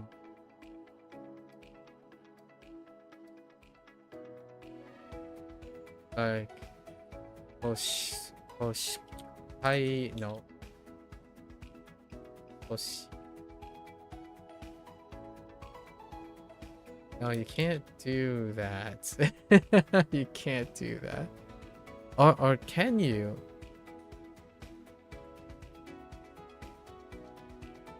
No, you can't do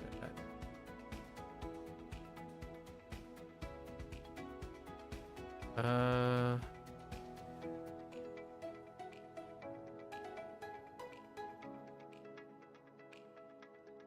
I only can think of like Garu. Oh no, wait. Oh, Shigaru. 君の車を欲しがる人はいないと思う。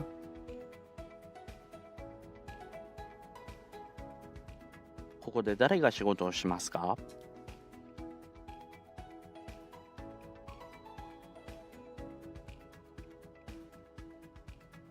日本語は難しい。日本語は難しいです。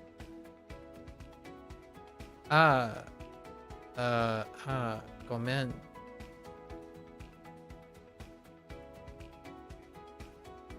The back. What the back?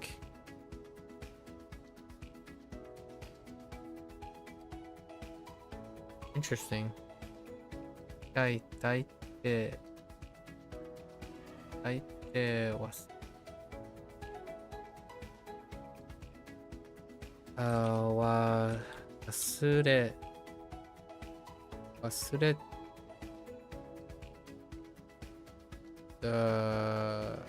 忘れ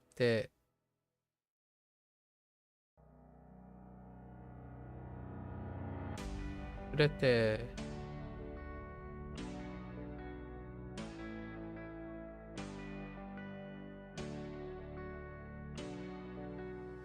いたor いか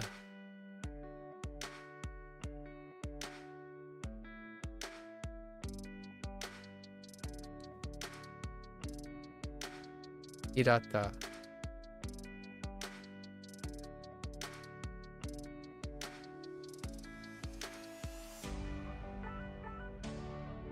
No.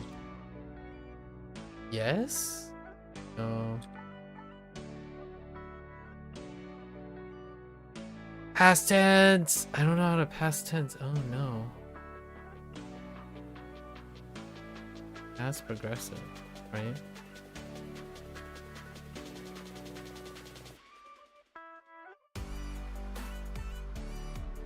I'm not. Oh, wait. Am I? Yeah. 忘れていた。あ、ごめん。 I 腰 have が a 痛いって misspelling 忘れ somewhere. ていた。忘れてた。I misspelled somewhere. No idea.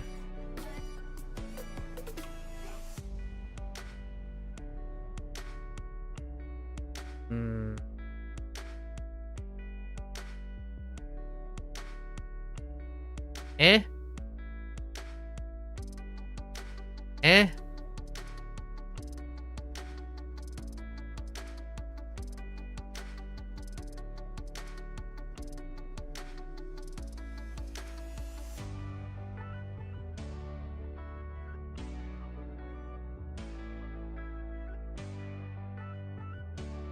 Gaku just means each. Let's try something repeatedly. Yeah, go is... Oh, it's spelled differently. I'm pretty sure it's like it's read differently. The read is different. I think. What was the read on it? Goto. 3時間ごとに水1杯を飲んでください。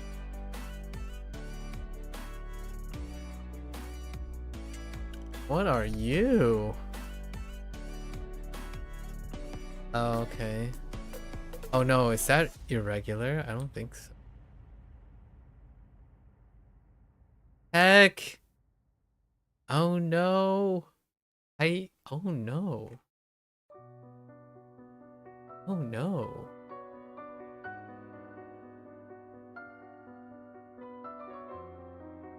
Yeah, it's conditional. I thought it was ike. It's definitely ike. Unless it's irregular. No, I don't think it is. So ike. Oh, I don't need re. No re. 展覧会に行けばいろいろなことを学べる。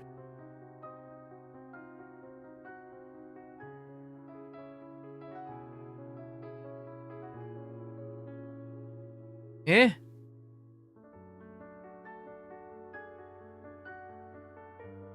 I thought this is a suru thing again, but this time, oh no, it's got high confidence. No, like nah. So this? Wait, do I need anything for nouns? I don't think so. I could use no, right? Oh, high confidence. Just kidding. このコーラは苦い。まるでコーヒーのようだ。High confidence, not low confidence. 明日のパーティーのためにジュースを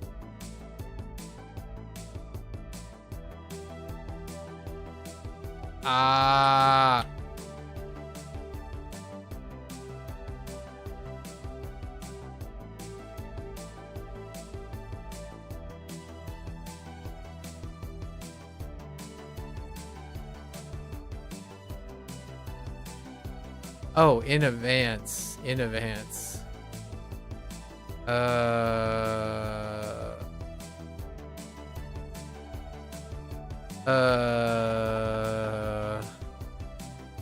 In advance. In advance requires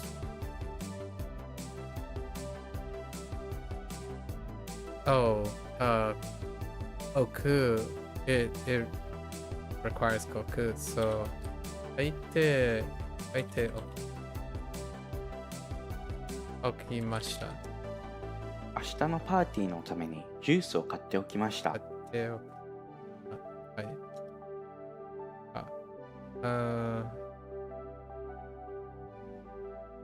です。食べに行く欲しい。欲しい。What the wait.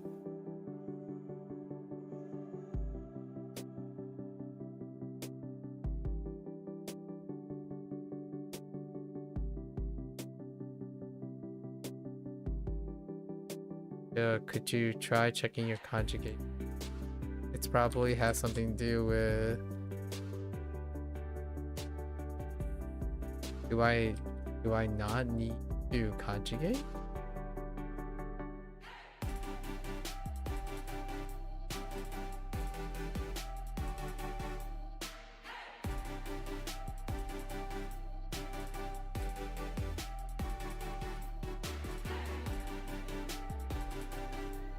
I really thought you'd take the moss form. Maybe it's...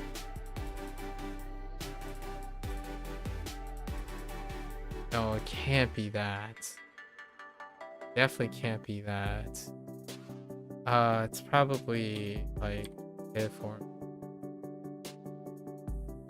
一緒に食べに行ってほしいんです。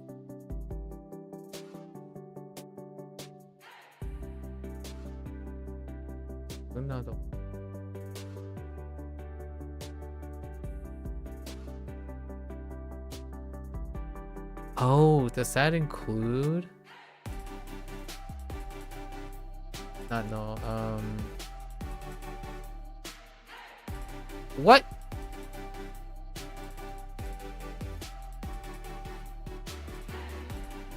Oops. Say what? What is that? Oh, wait. 私はいい服などが欲しいです。 Well, that was a bit of a roughness, but oh hey, what is this? Yay, we reached nice 10x. New badge. Woohoo, new score badge. Alright, that's a wrap for Bunpro today. If you want to watch this later, arigatou gozaimasu. As always, feel free to follow along. If, pick up Bunpro, try it out for yourself. You're always welcome to come on by and yap, exchange ideas, throw in a little bit of chit chat today. Talked about maths. I mean, hot take here. I don't particularly think math is any different from learning Japanese. But take that with a grain of salt, largely because I typically focus on the learning aspect and not necessarily the content itself. Obviously, the content of math is different from the content of Japanese. And building your strategies and whatnot on the nature of the content is part of the picture. My interest in math and language is not predicated on its content, but on the foundations of learning. So while I can recognize that learning math and language learning might be disparate, you can make a distinction based on like the content itself, right? Sometimes people just don't like math as much as they like another language. That's understandable, and it does way more for other people's perspective. For myself, the commonalities of learning that forms the foundation of learning kinda makes a lot of the content independent of it. Now, yes, I still tweak, math and Bunpro. There are some inherent preferences about the nature of math, like the abstraction related in math and the language. However, for myself, this is how I go about it. Abstraction is abstraction without application. All right, like a content is abstract when there is a lack of association with its application.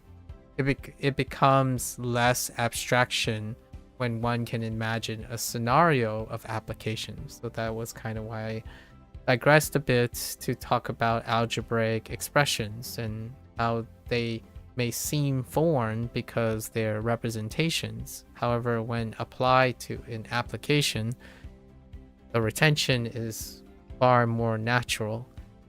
Whether that is useful or not, like the actual content is useful or not, that is where me and Beth kind of diverge, right? However, the skills necessary to create those relationships and developing an application for something that is initially abstract, that is where I do not believe there is a fundamental difference between math, science, physics, Japanese.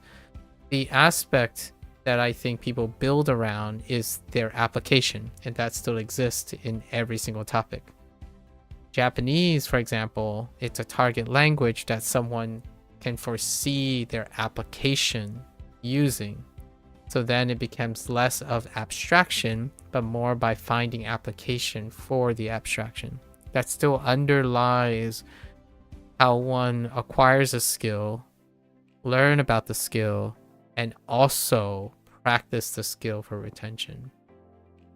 That's how I kept those math skills in line or in my pocket. Of course, most of the other math skills would require a review, and they still remain abstract because they are not connected in a long line of series of associated memories that connect back to its original application. Although applying a couple calculus concepts, I think that is pretty much above average at this moment, which is kind of where I like to sit. Other than that, it'll be interesting to integrate. We keep shooting around the idea of like evaluating other people's learning content and material. That is certainly something I can consider in the future. I do want to do something from that perspective. A perspective that is not typically about the criticisms of people's content, like the quality of the content. More so, how do you determine how do you develop naturally the foundational skills to decide if information that you're looking at is relevant and appropriate for you, or you can leverage that information. I think that is a course that will greatly allow one to utilize all the wonderful information that many present. I think utilizing the information is a skill no longer taught. It is a skill trained by trial and error. However, it is contrastively diminished and mitigated by the way internet promotes information now. There's no shortage of a knowledge check on the internet. There is a huge, in my opinion, shortage of a wisdom check. You know, I'm speaking more like in D&D terms, but perception check and like usefulness, creativity, like the intel, like that type of thing. Wisdom check is the diminished return. Intelligence, the classical old school millennial carried over intelligence check. Yeah, there's a lot of knowledge on the internet. How you're able to use it in order to retain it and profit or benefit from it. That is something we're going to talk about for the next like 10 years. Maybe all of my 40s will be contributed to that. Because I think I found exploring language learning or exploring another skill again in this modern age of technology, I suppose. Yeah, there is a vast shortage in wisdom. And I don't mean like, well, I'm 18, how could I develop wisdom? I'm talking about information and structure that creates the opportunity for those to see or be encouraged to consider the idea of the value of developing wisdom from the wide range or vast knowledge. You can pick something trivial. It doesn't always have to be life-threatening or life-changing in order to develop wisdom. Wisdom implies the J word, judgment, right? Judgment, predictions, intuition, propagated on wisdom, not knowledge. Knowledge forms the basis for the input to challenge and curate the wisdom. And that is where conversation, here's a great incentive. If you're nervous about explaining something or explaining why you don't understand something, why you grind, why something's not working, how this is not working, and all those things right on the spot, it's wisdom, not knowledge. Doesn't substitute. You can have an encyclopedic knowledge and it will still fail to connect or improvise when it doesn't follow the ideal structure of your existing information. I did a little jab at AI too. AI is very powerful at being objective with knowledge. There's an excess of knowledge. It rarely, at the moment, can answer things of wisdom. Like, why do humans still continue to collectively spend thousands of dollars repurposing expensive cardboard, for example. Food for thought, right?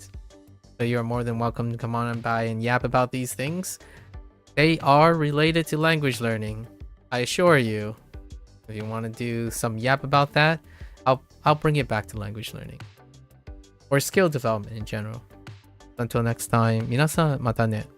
見てくれてありがとう. Thanks for watching. See you guys next time. I'm gonna get up, stretch, take a quick bathroom break, and I'll be back for HanziHero. Thank you.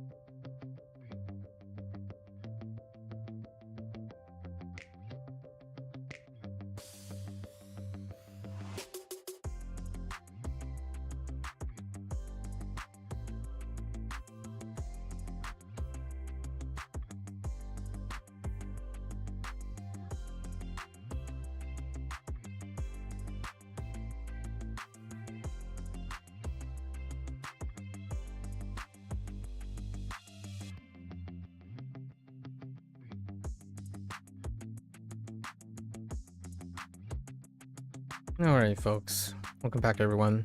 欢迎大家回来。今天是第460天。It is day 469. Let's get into our lessons. I don't know if I'm gonna tackle some character reviews today, seeing how gauging my stamina here.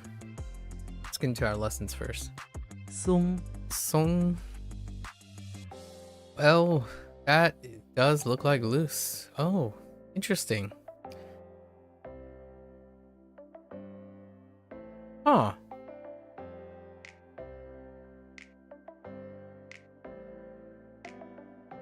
Oh, no, it doesn't. Oh, wait. It kind of does. That's interesting. Oh, I can kind of see how they simplified it. I'm looking at Yuru. Yuru in Japanese.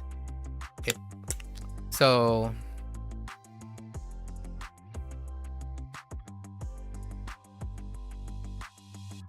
hang on. So, this is a really interesting thing. This can sometimes be this. Or actually these two can end up being like something like this. It's interesting. Yuru looks like this.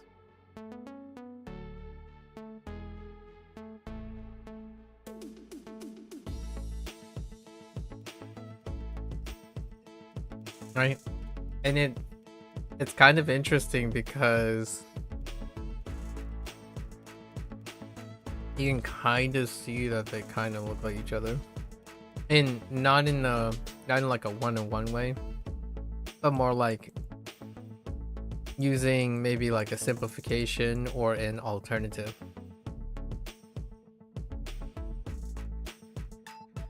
Like the combination of radicals.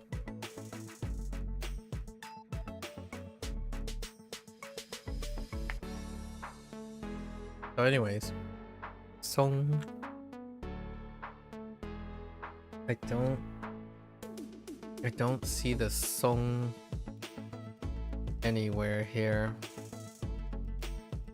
I kind of see it in the bottom. And the thing I'm thinking of is like lawsuit or litigate or something like that. Man, I thought elbow would be a little... oh, here it is. Yeah. Litigate. The closest thing I can think of. But this thing is more like gong. And hair, or that type of hair.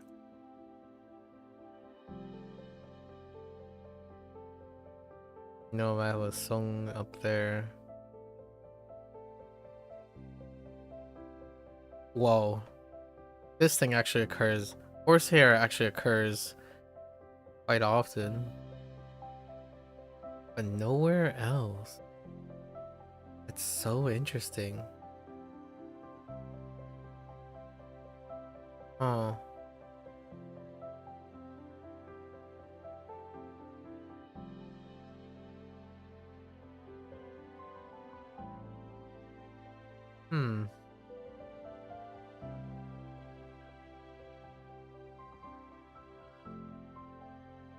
SpongeBob is... or not horsehair, sorry, long hair. SpongeBob is in front of the...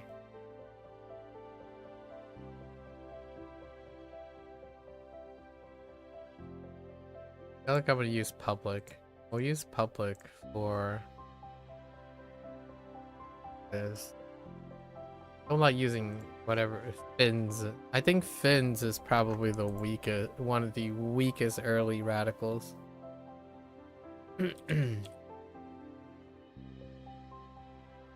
SpongeBob is in front of the temple. Where?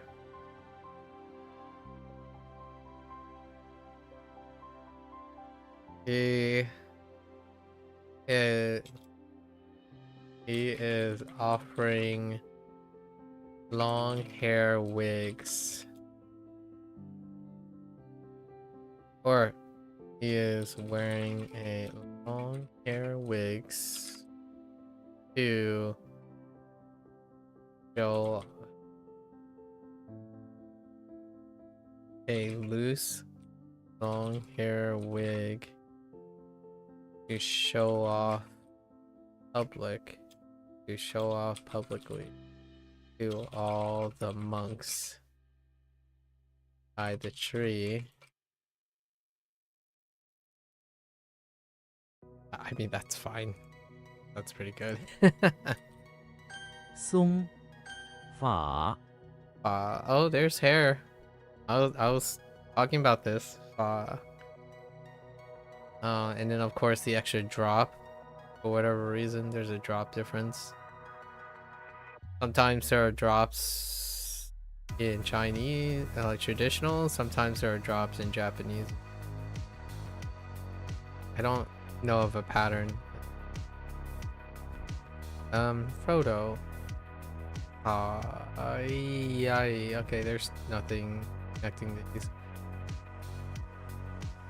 Oh, we got long hair again.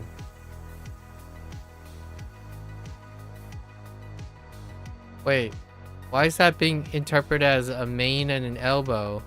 Wait. 松法 Okay, we're not doing that. Oh, wait. 松 Interesting. Instead of... Yeah, we'll use Aw. long. Long as opposed to elbow and mane.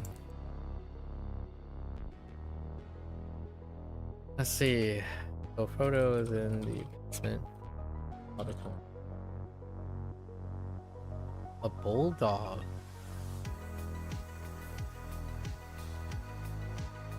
Wow. Gonna drop.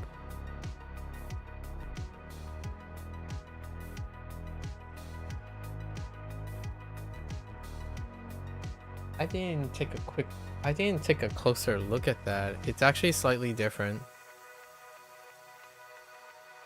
The bottom got swapped up. It's not this.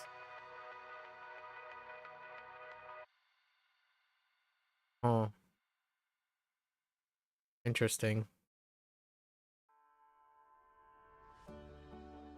What else we have? Like armpits, drop, and an X. That's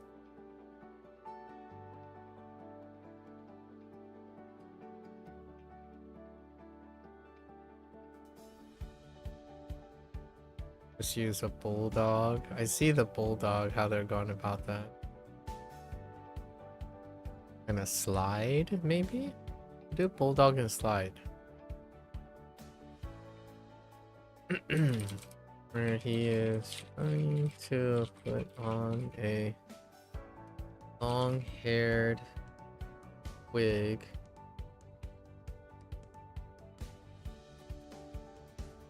While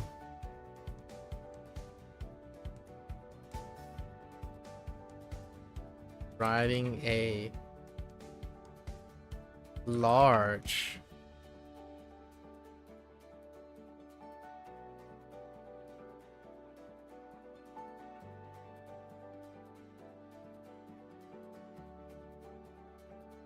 this is fine as part of play out his adventures.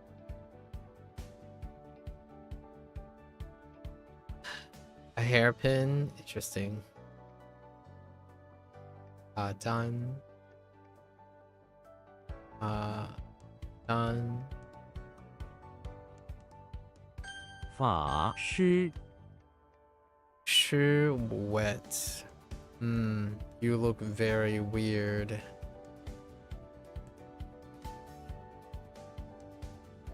Although I remember there is shi in it or wet, like moist, wet. I feel like it did have to do with burning some cocoons. Hold up. Yeah, here it is. It still checks out to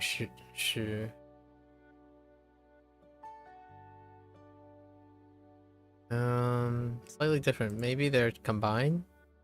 No. Oh, sure. Oh, okay, interchanged. I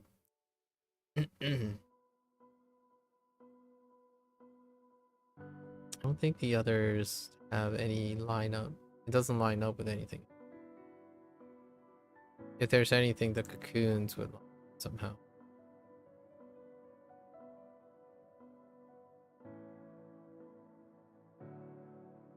Nope.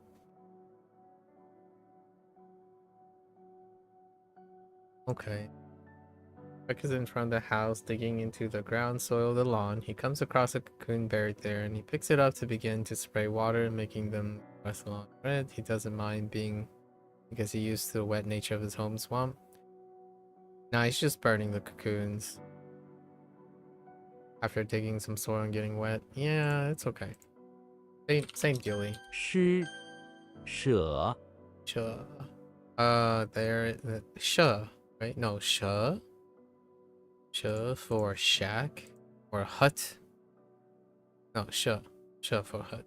We'll use hut.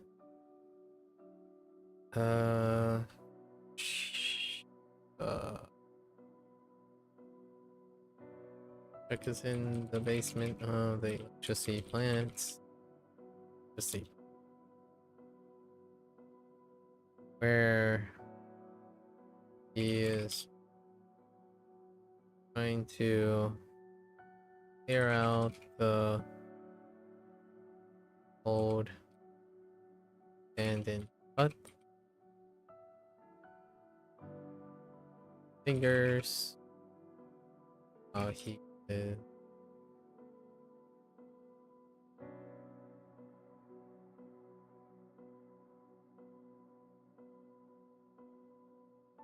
It's to observe a electric storage of fingers. He is rolling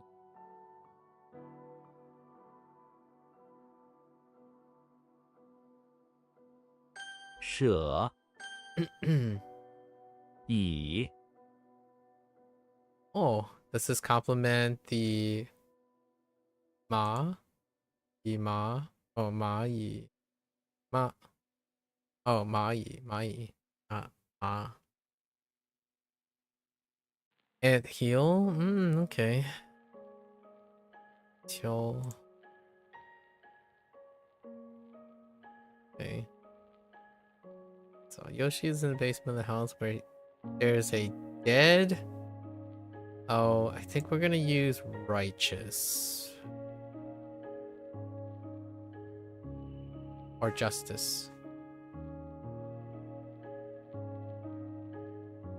She is in the basement of the house. He is seeking justice on the ants that have ruined his little pad. Little resting place. Cool resting place. His tongue consumes the ants. They tasted alright.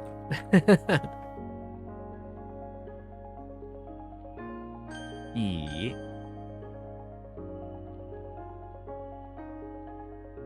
松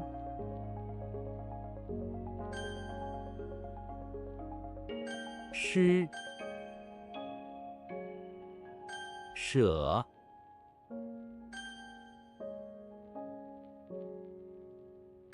法 以 Alright. Next one. 长 Chung.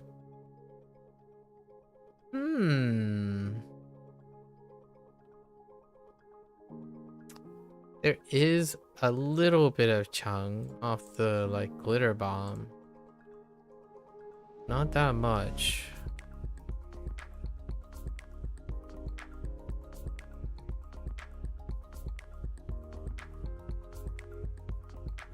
Oh, I forgot about taste though.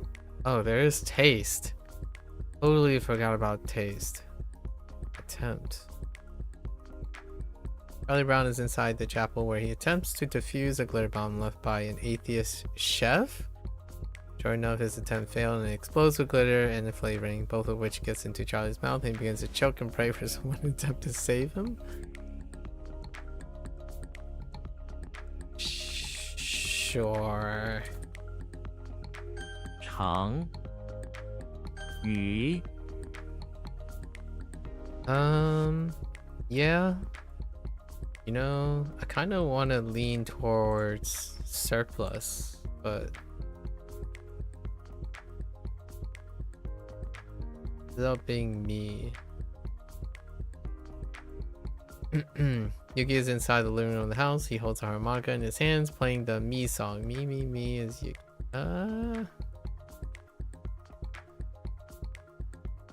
Or maybe he has a surplus of cards. That's good. 鱼鸡 We are using responsibility for this. And that kind of looks like a G for essence. Or Jing is essence. Ji is accumulate. Jing, essence, Ji. Now we got the foot. Responsibility. Jimmy is in front. House Arena, where he has recently become responsible for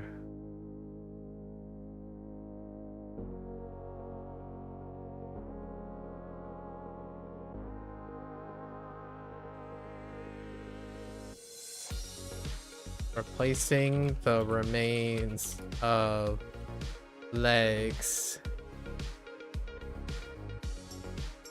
because his experiment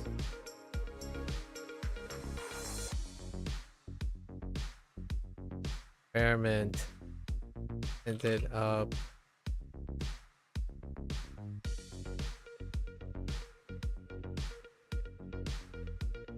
reanimating the legs of remains in the ground.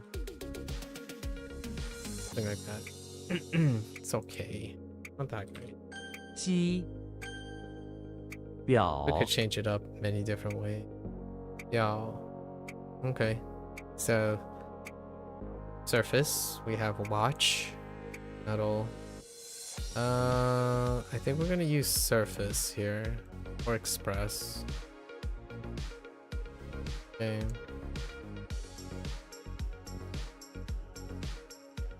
Liquid is in the basement of the barn where he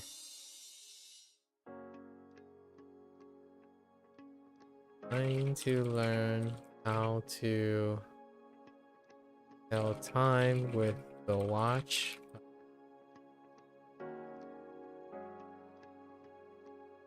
Surface the hands in order to animal fed from food. Okay.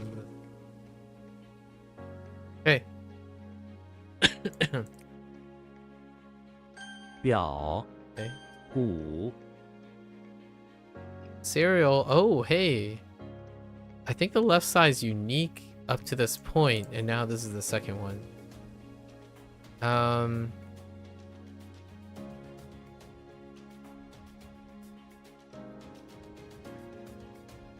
Doesn't... I don't think it looks like... I think you have ke. Oh no, it's not quite the same. Oh, I just realized this one, the drum stuff also.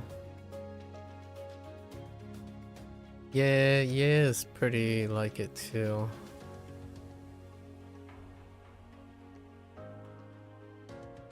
Goku swaps it out for Clock.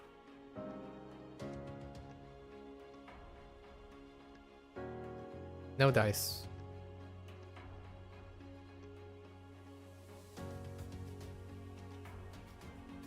It's kind of a hard sell. I don't think missile is gonna get me anywhere, right?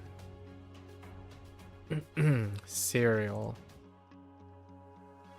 Well, Goofy's in the basement of the house, where he is growing cereal. Sure. He wears a crown that resembles Captain Crunch, of course. He is doing so because a war is going on. Oh.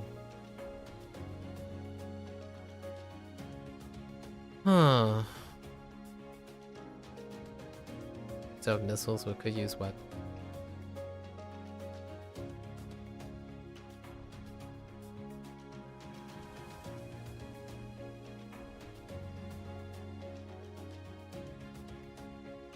Alright, Goofy is in the basement of the house, where he is could help out old soldier.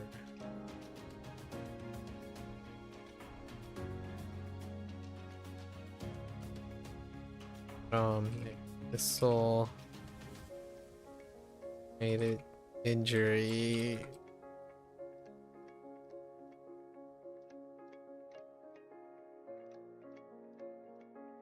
Bending the crown.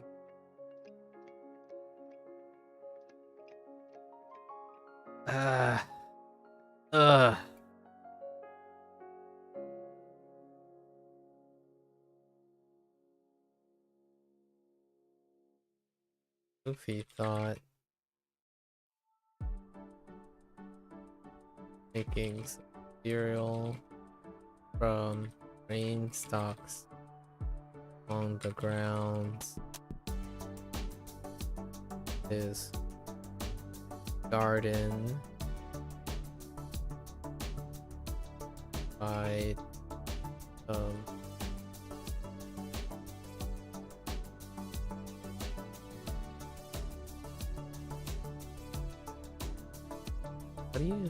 what is happening there?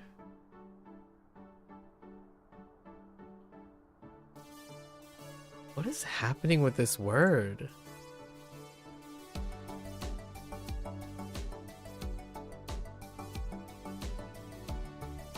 Oh. Nourishment.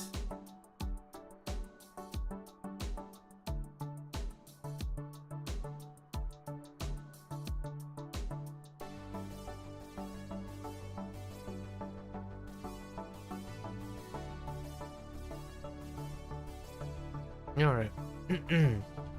Not good, not good. 鼓 Try it. 长鼓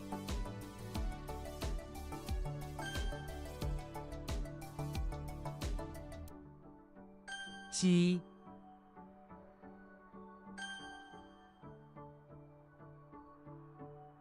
表 鱼 Some 柱 questionable ones. Annotate again. What was the other annotate?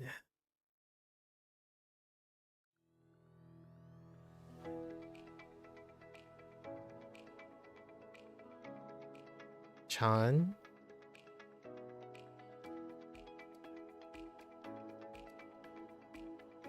Either Chan or Qian, like that. Yeah, that does look right. I'm gonna use master.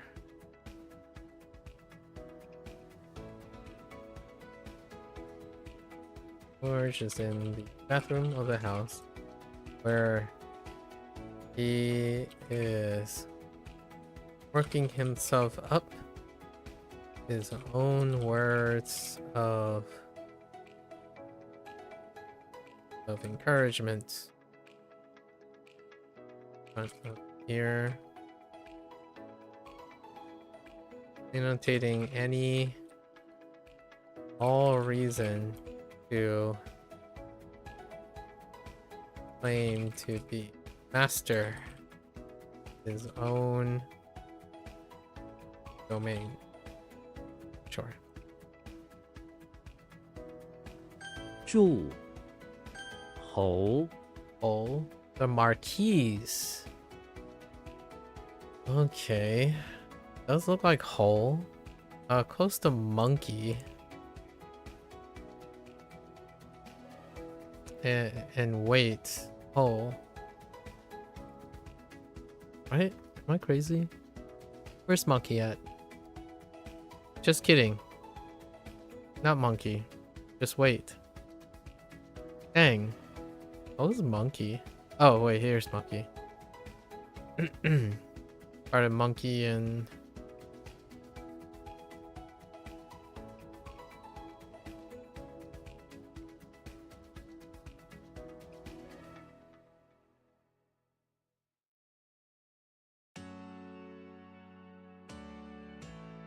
Okay. Oh, with person as opposed to doggo, right? Okay.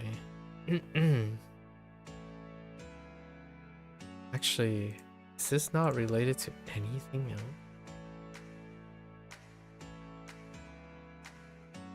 We have a dart, but that's already dark by default.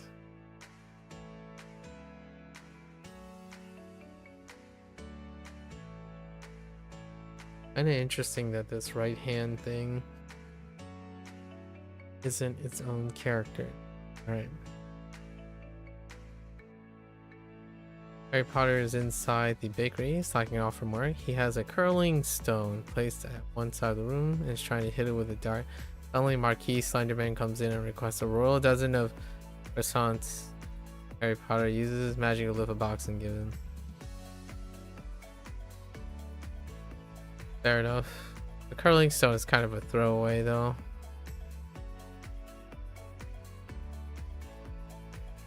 And darts is a throwaway as well. That's unfortunate. Doesn't make great. Otherwise, is to use a curling stone and some darts to create croissants. And the Marquis Sunderman is the bakery owner. 侯洛 Law. Kinda law. Camel. We're using each, right? Each is not great though. I don't think podium's any better. Alright. Luke is in the bathroom. Oh, the office building. Great. With a camel. He is keeping a low profile, I guess. Trying to figure out what to do with each of his horses, camels that he has that he uses travel to and from work.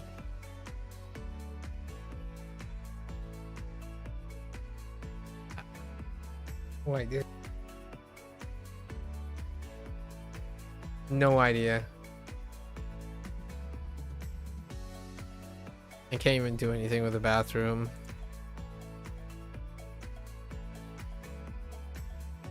Oh, having to wash up and mask the any smell. And one horse. Yeah, sure. Then help. 落沙 Great. Great. Although we do have sand and flour. And our check is in front of the auditorium. Waiting on a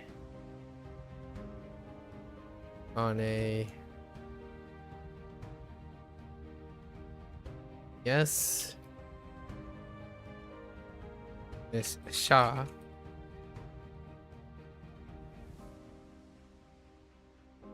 while holding a very rare sandflower. I don't know what. Just gonna go with sandflower. Treat this as one of his guard duties. Company on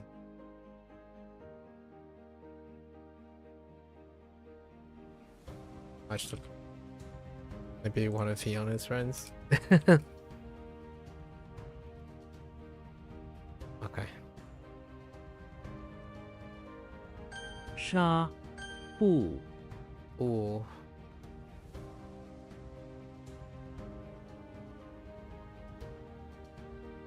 Well, okay.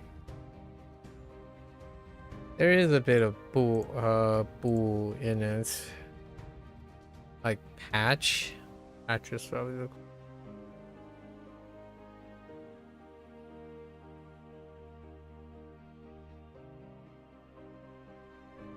I only remember or catch and patch and feed.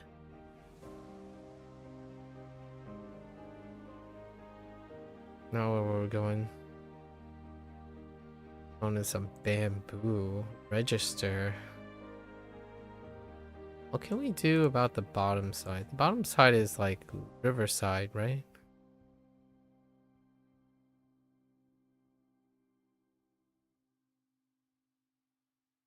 The heck with boar?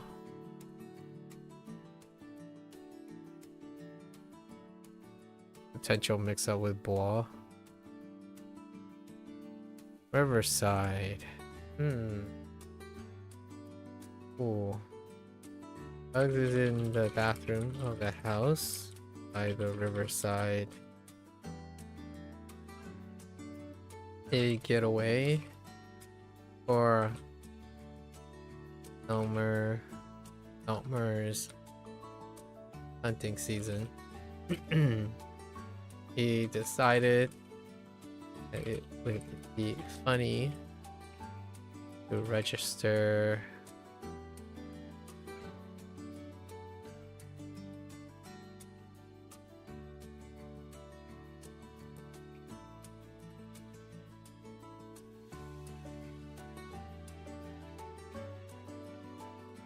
funny side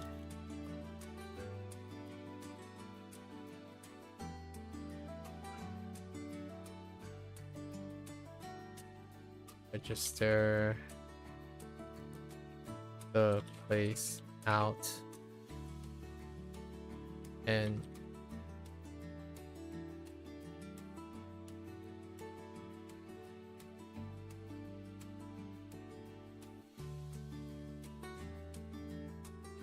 I don't know. Build the place Fill the bathroom with about for him. Then we decorate the with bamboo. Use? I don't know. That's rough. Bookkeeping. 不 Okay. 住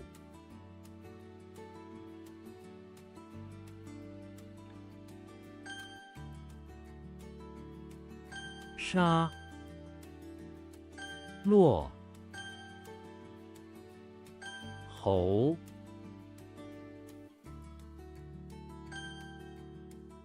不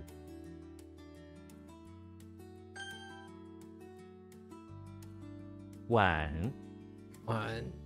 Oh no. As if. Oh wait, we practiced this though. We practiced this in advance.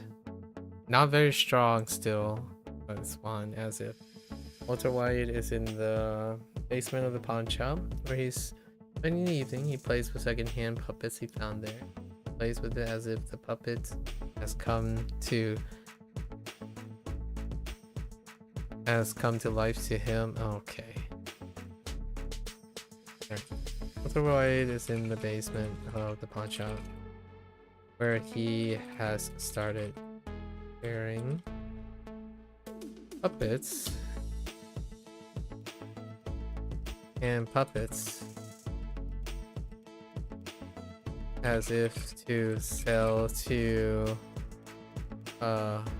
parents, but really it's to distribute product. Yeah, it's kind of okay. 碗 沾 Done. Verbose.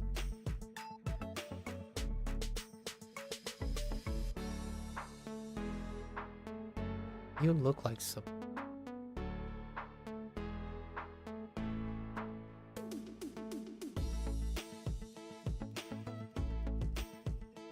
Dang. Okay, dang. Dang. Interesting.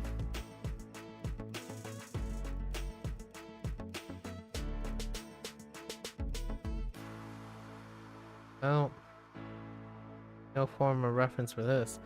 James Bond is in front of the pawn shop. His boss, who is very robust, keeps on talking at him, sending words at his face. Continue. Okay, James Bond, sick of his uncover, cuts the legs off of. Oh, all right. One is where he is trying to hail a post target.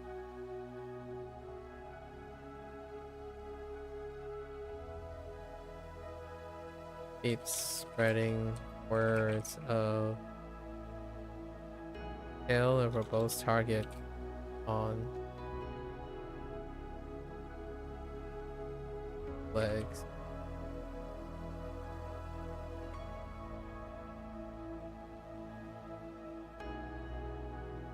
That is their way to a cliffside pawn shop with a dagger, posting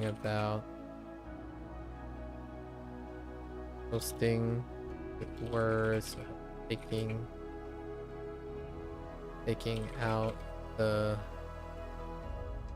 apple dagger. Yeah, okay. 沾 探 Ton. Another sigh and another ton with a lookout tower as well. Pretty sure the other ton is sigh too. Okay. We also have ton. There should be two. Only this time with the bill. Tarzan is in the bathroom pawn shop trying to take a bathroom break. Unfortunately, there's a large lookout tower that. Okay.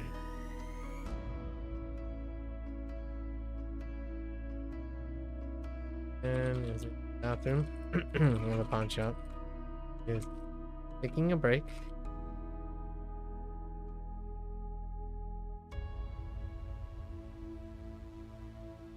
To sigh as he been spending time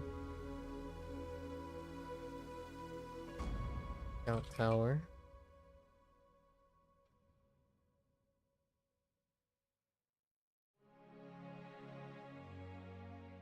Okay, some patrons try to skip out on their bills. Eyes. So think about how billing works. Is he being out pay for of housing? The housing bill.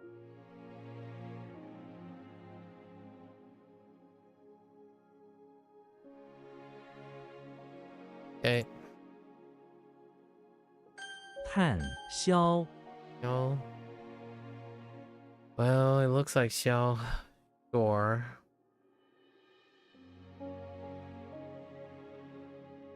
Or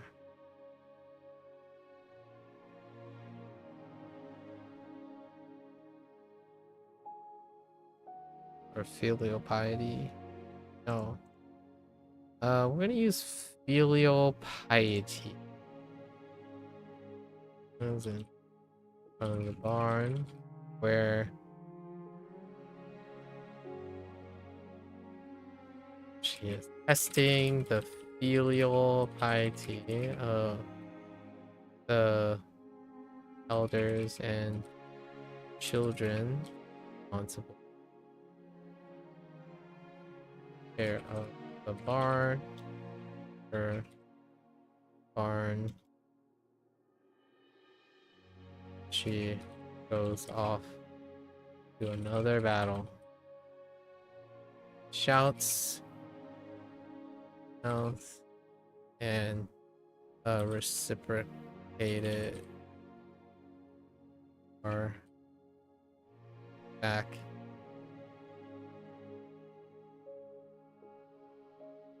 Okay. 消提 E. Man, that looks more like D.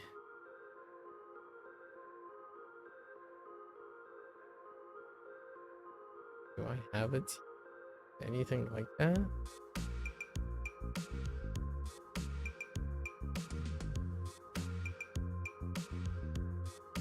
Definitely D for sure. Guess we can use Supreme Leader in here. Weep aloud. Okay. Timmy is inside the house where he has wished to be supreme leader of the world. He shouts commands from his mouth. He hears the subjects weep loud presence and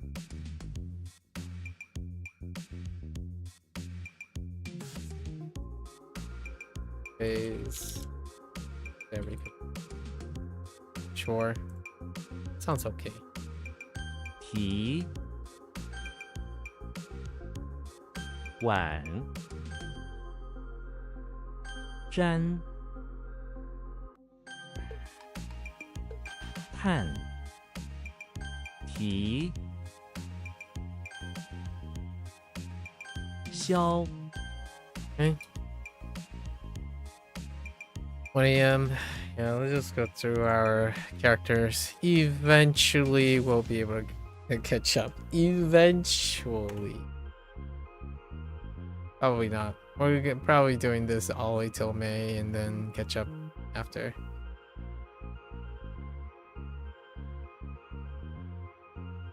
Okay.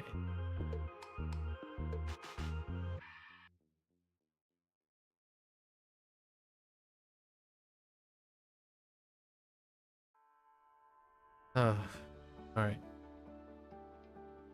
Eyes, eyes.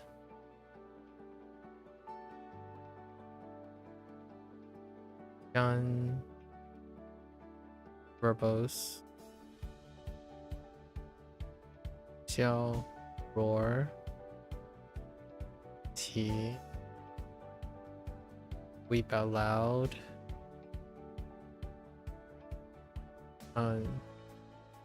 Sigh.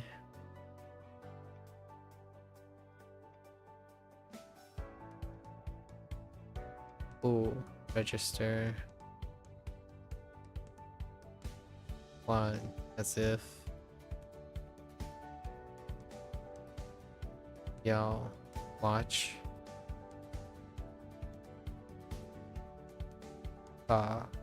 Air.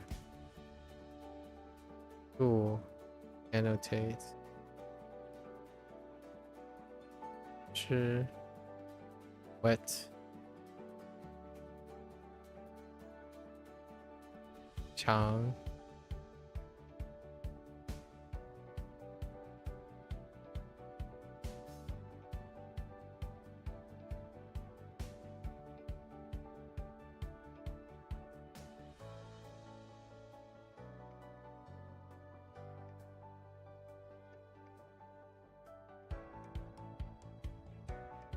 Their bomb exploding and then pasted.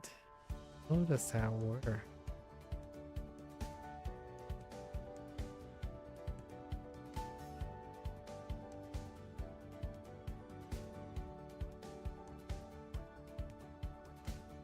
Attempt's gonna be a problem. We'll see what we can do. Oh, we could have. Oh, I could have used purpose. Actually, purpose would be good. We can rewrite this. Oh.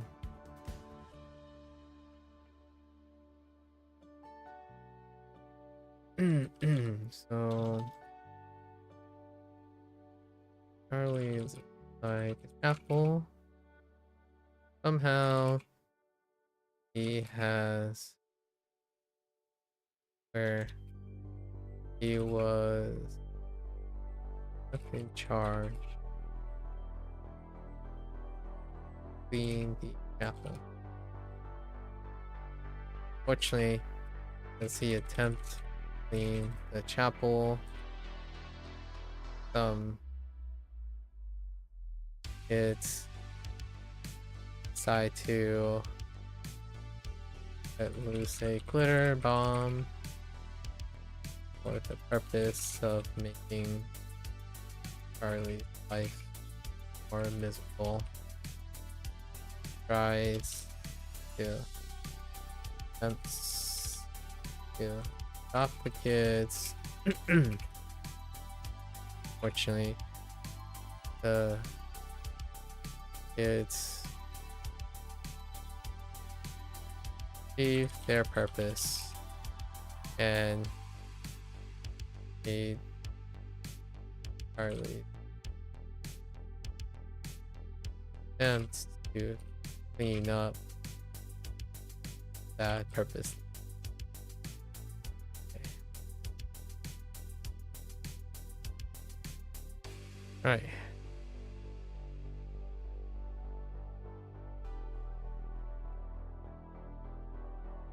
Attempt. Next one.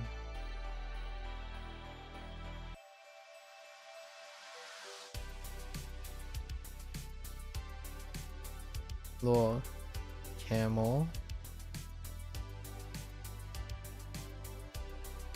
Ooh, cereal. D, remain. Sha, sh, abandon. Dong, Goose, All, Marquise, you, me,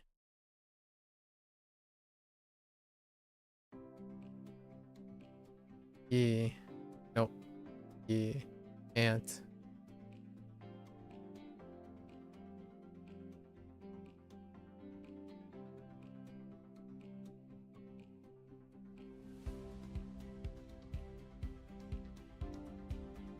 Yen,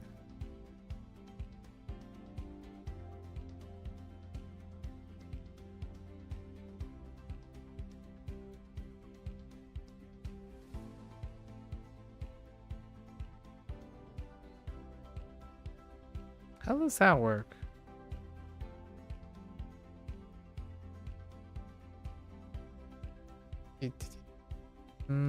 No, it's DN.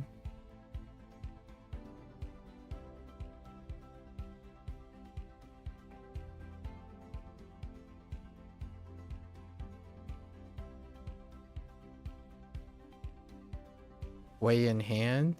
Oh my gosh, it's way in hand. Way in the hand. Oh no, that's bad. Leech.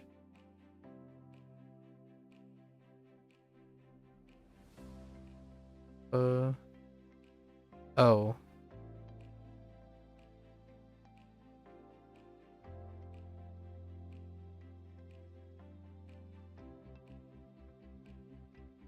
What the?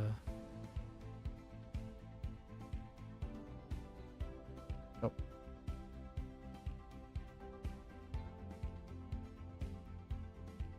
Done. Nope.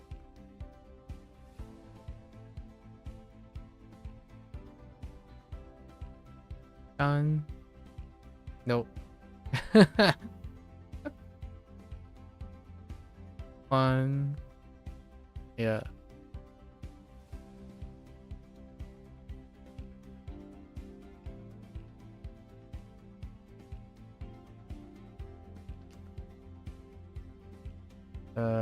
Like Badger. Oh no. I don't know if that's gonna help with Badger. Badger's weak. Dang it.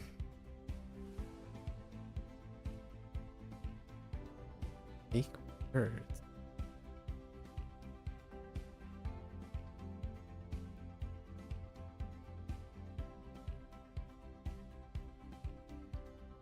True.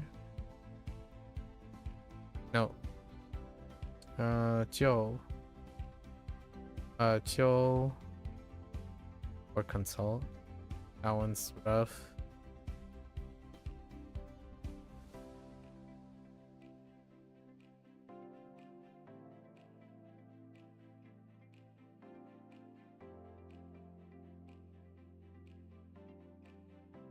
That's pretty stinky too.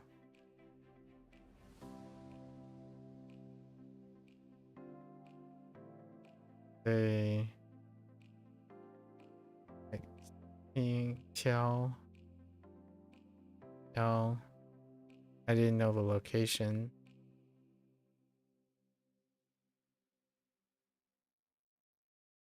Okay.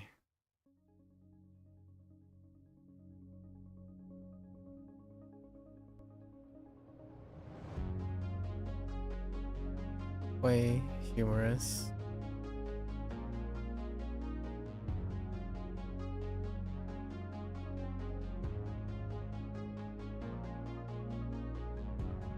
Qing Cyanogen.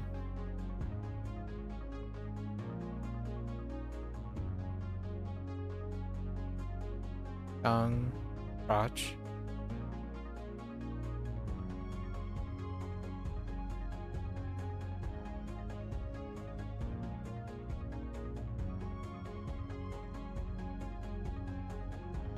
Suit of armor, that's gonna be weak. Beach tree.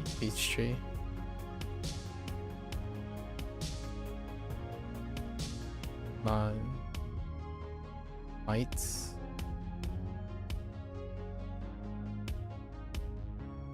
Way.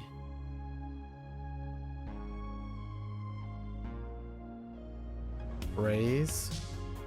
Pretty weak.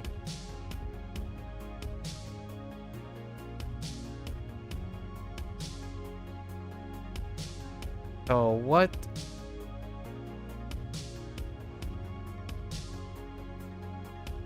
Region of his soul. We're helping out.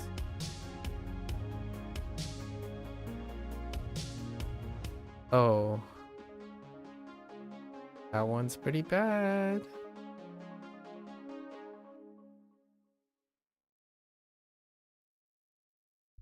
Irritate. Irritate.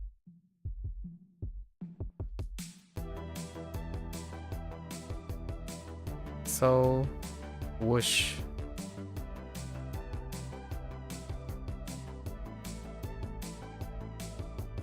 Lee, Oak.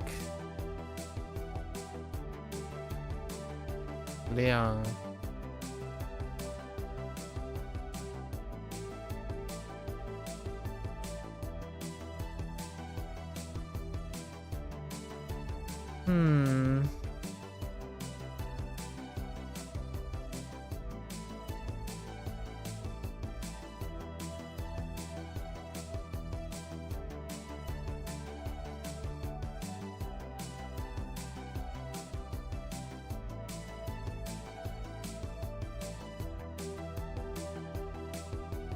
Something like word of mouth of something very shiny, like a holy relic, loud and clear.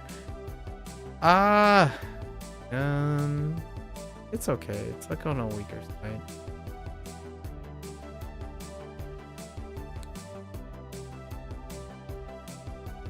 The heck is that? It's yeah, yeah.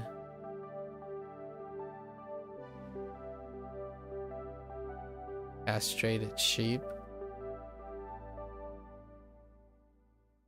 Oh, look.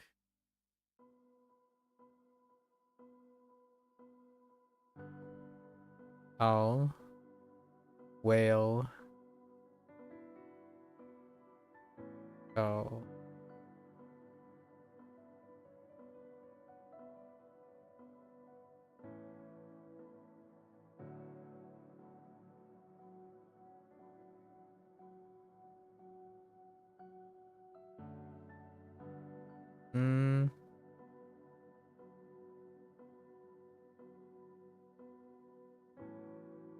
Withered. Okay.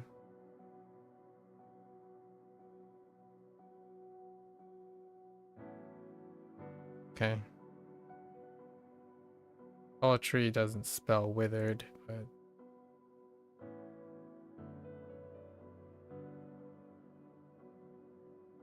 okay.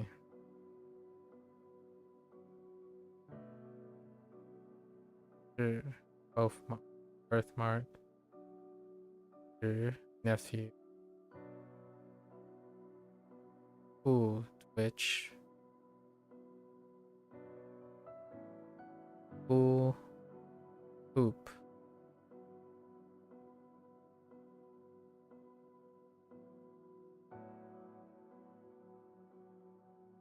That's not it.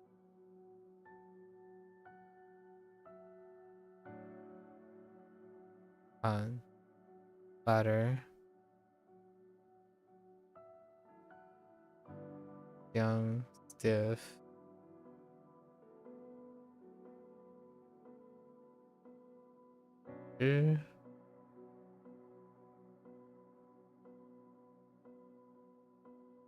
Ancient metal. Ancient small metal.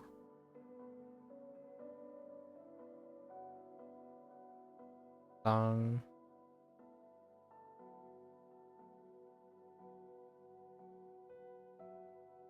Hoang.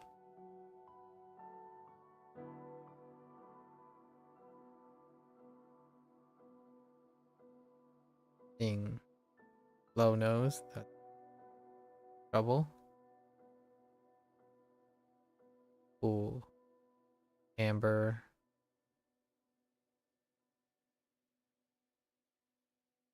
he steps on the throne.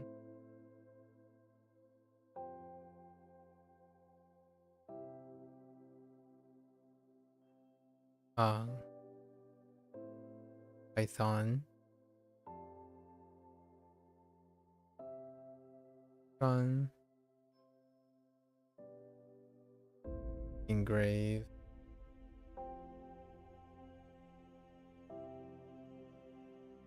a bud,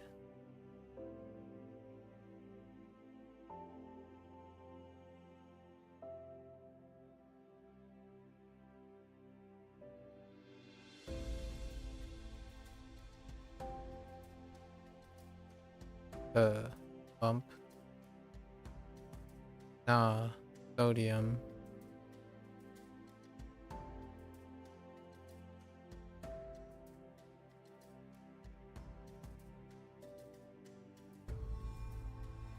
yeah,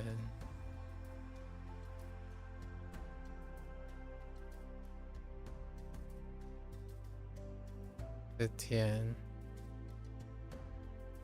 not Tian, it's oh no, it is Tian, scrumptious, okay, I think I'm okay with that. It's a little weak.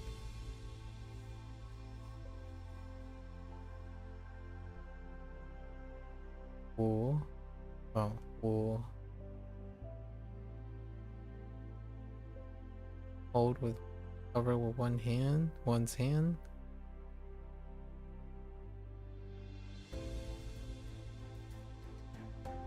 Young,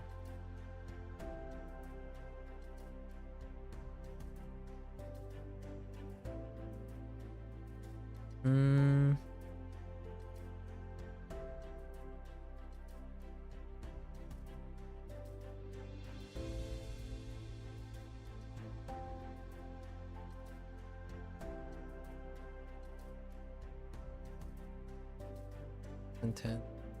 This content is good. Possibly. Discontent.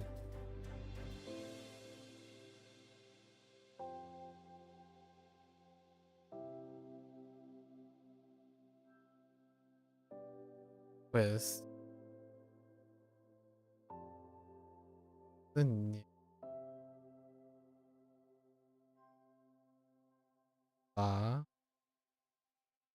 Only slovenly.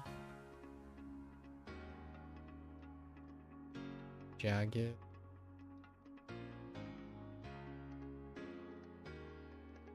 Yeah.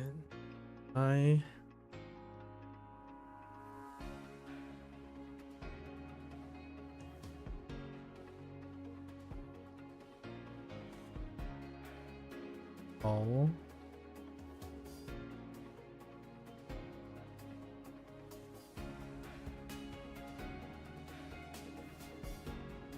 Pupil.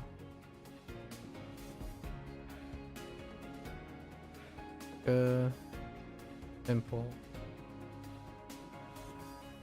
One. Lotus. The whetstone.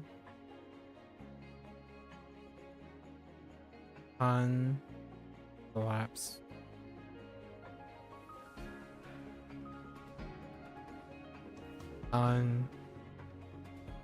Dirty.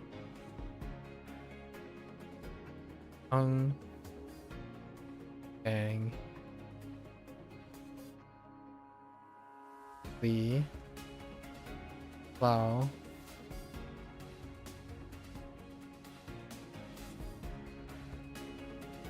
Yao. Right. War. Silk.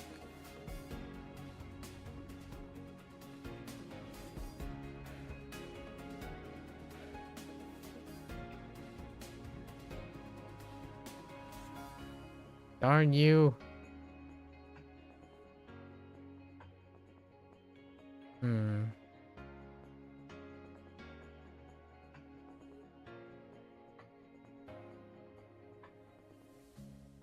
Stone and sea.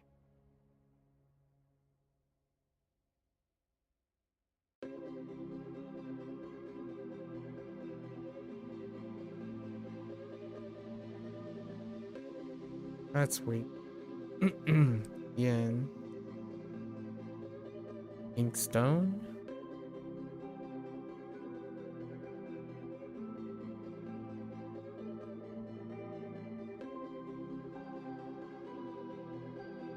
Che.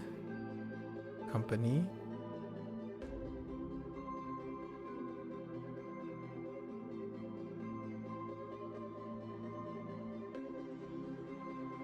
Yo, by luck.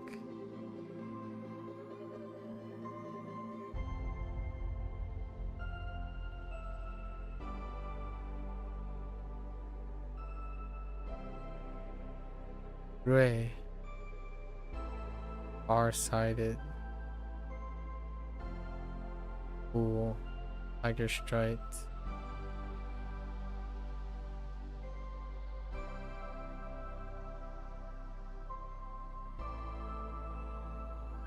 You silt.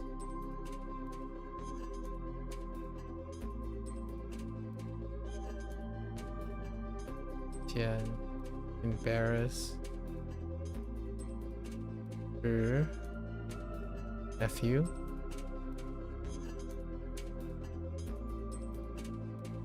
Blue.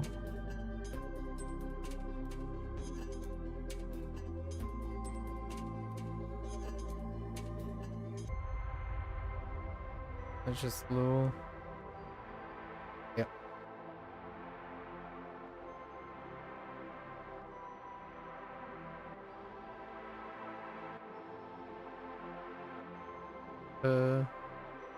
Goes off.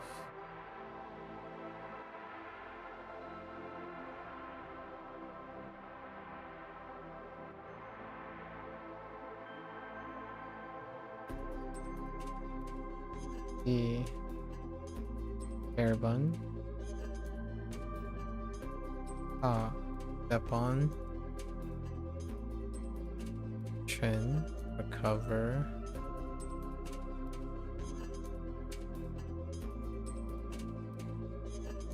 Han. Snore. No, it's Han. I had a question about that. I think I marked that incorrectly. Yo. Oh, Peter.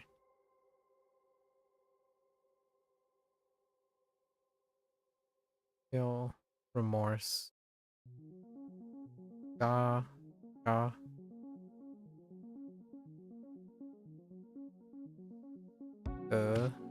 Lamb.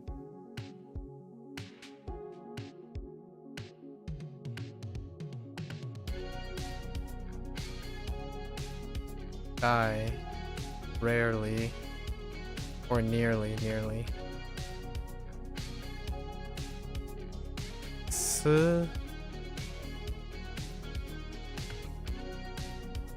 Horse. Wait, puppet.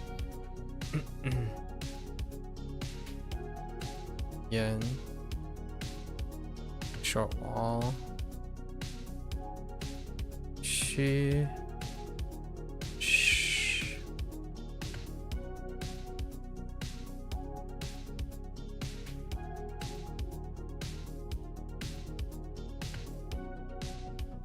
May. Sleep. Ing. Graceful.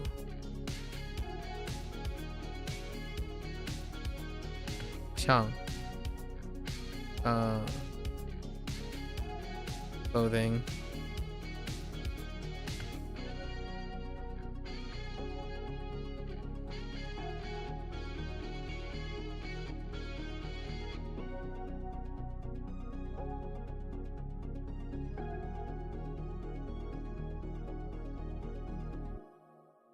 Tongue. Panic stricken.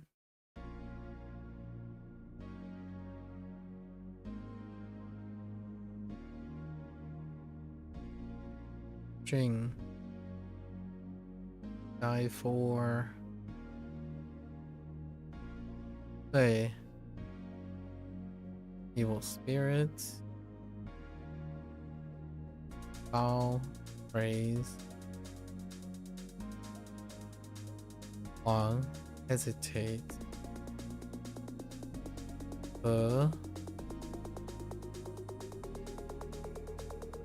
Shut down or shut.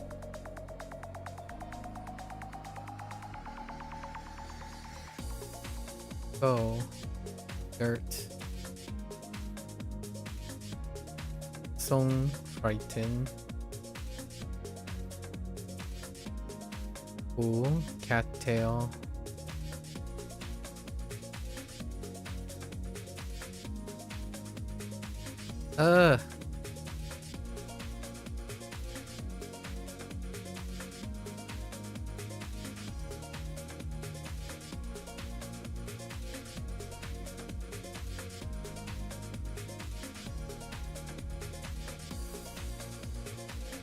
Yeah, eyelash.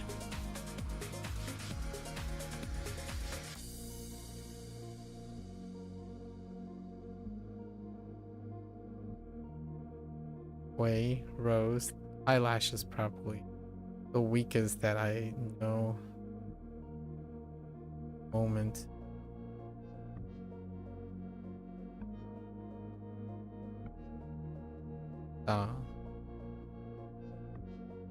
Turnover.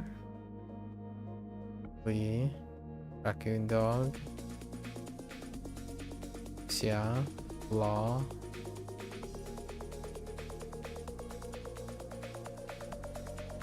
Die. Abstain. Jung. Cockroach. Cha. Whisper.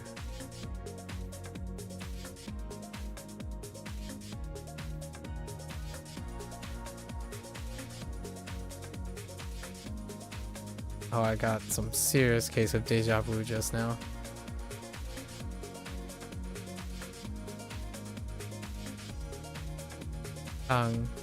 Disappointed.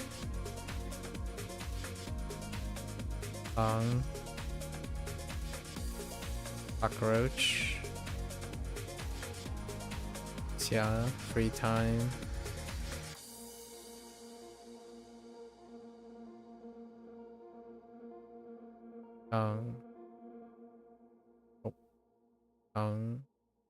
Data.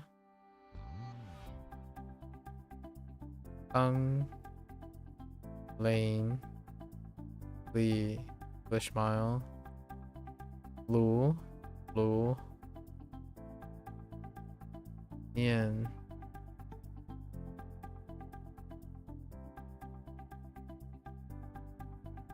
Read aloud. To miss. Yeah.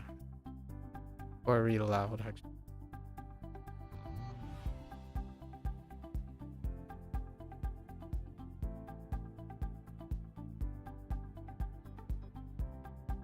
So, search on feather, not feather, writing brush, pen, annotate, gun, pimple, no, rash, tongue,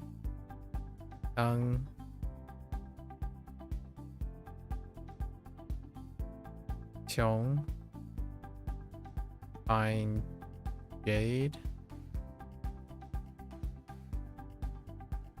long, poultry, claw, snail, chi, rugged, ooh, flatland,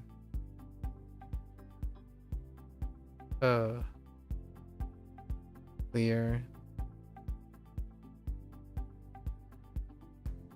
chi, rhinoceros, Leo, gemstone, gun, trunk, yen, express condolence, so ugly. Yeah, bud. Wait.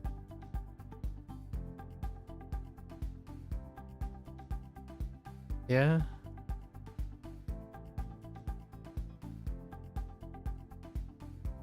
Tobacco, no. Tobacco. That's not, that's yen tobacco.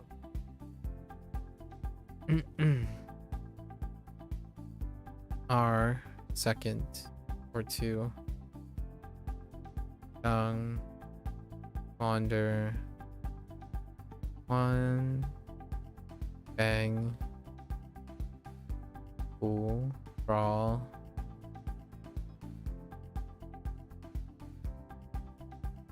Guy. Waddle. Yo. Tour. Yeah, gorgeous. Ooh-wee. Alright. So one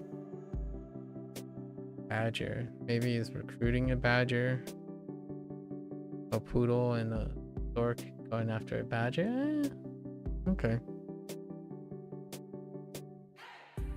A chow. Bottom. I think of the barn.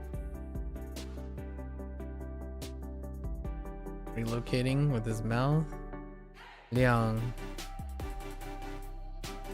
Holy relic. Word of mouth.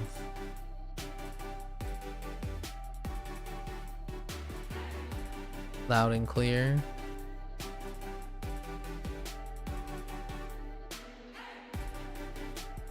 Okay.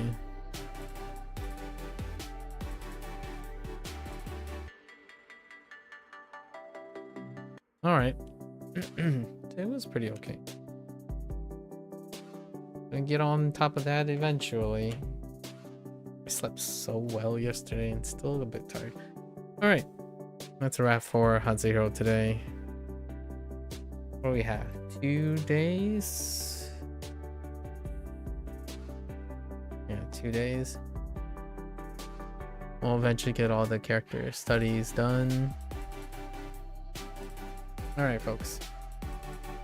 That's it for HanziHero. You can watch this there. Yeah. As always, feel free to follow along. Pick up HanziHero for yourself. Give it a go. If there's anything I could say is if I'm doing a session today, you can be doing a session on whatever skills you're developing, right? Knowing someone is doing something while you're also doing something can be motivating in a way.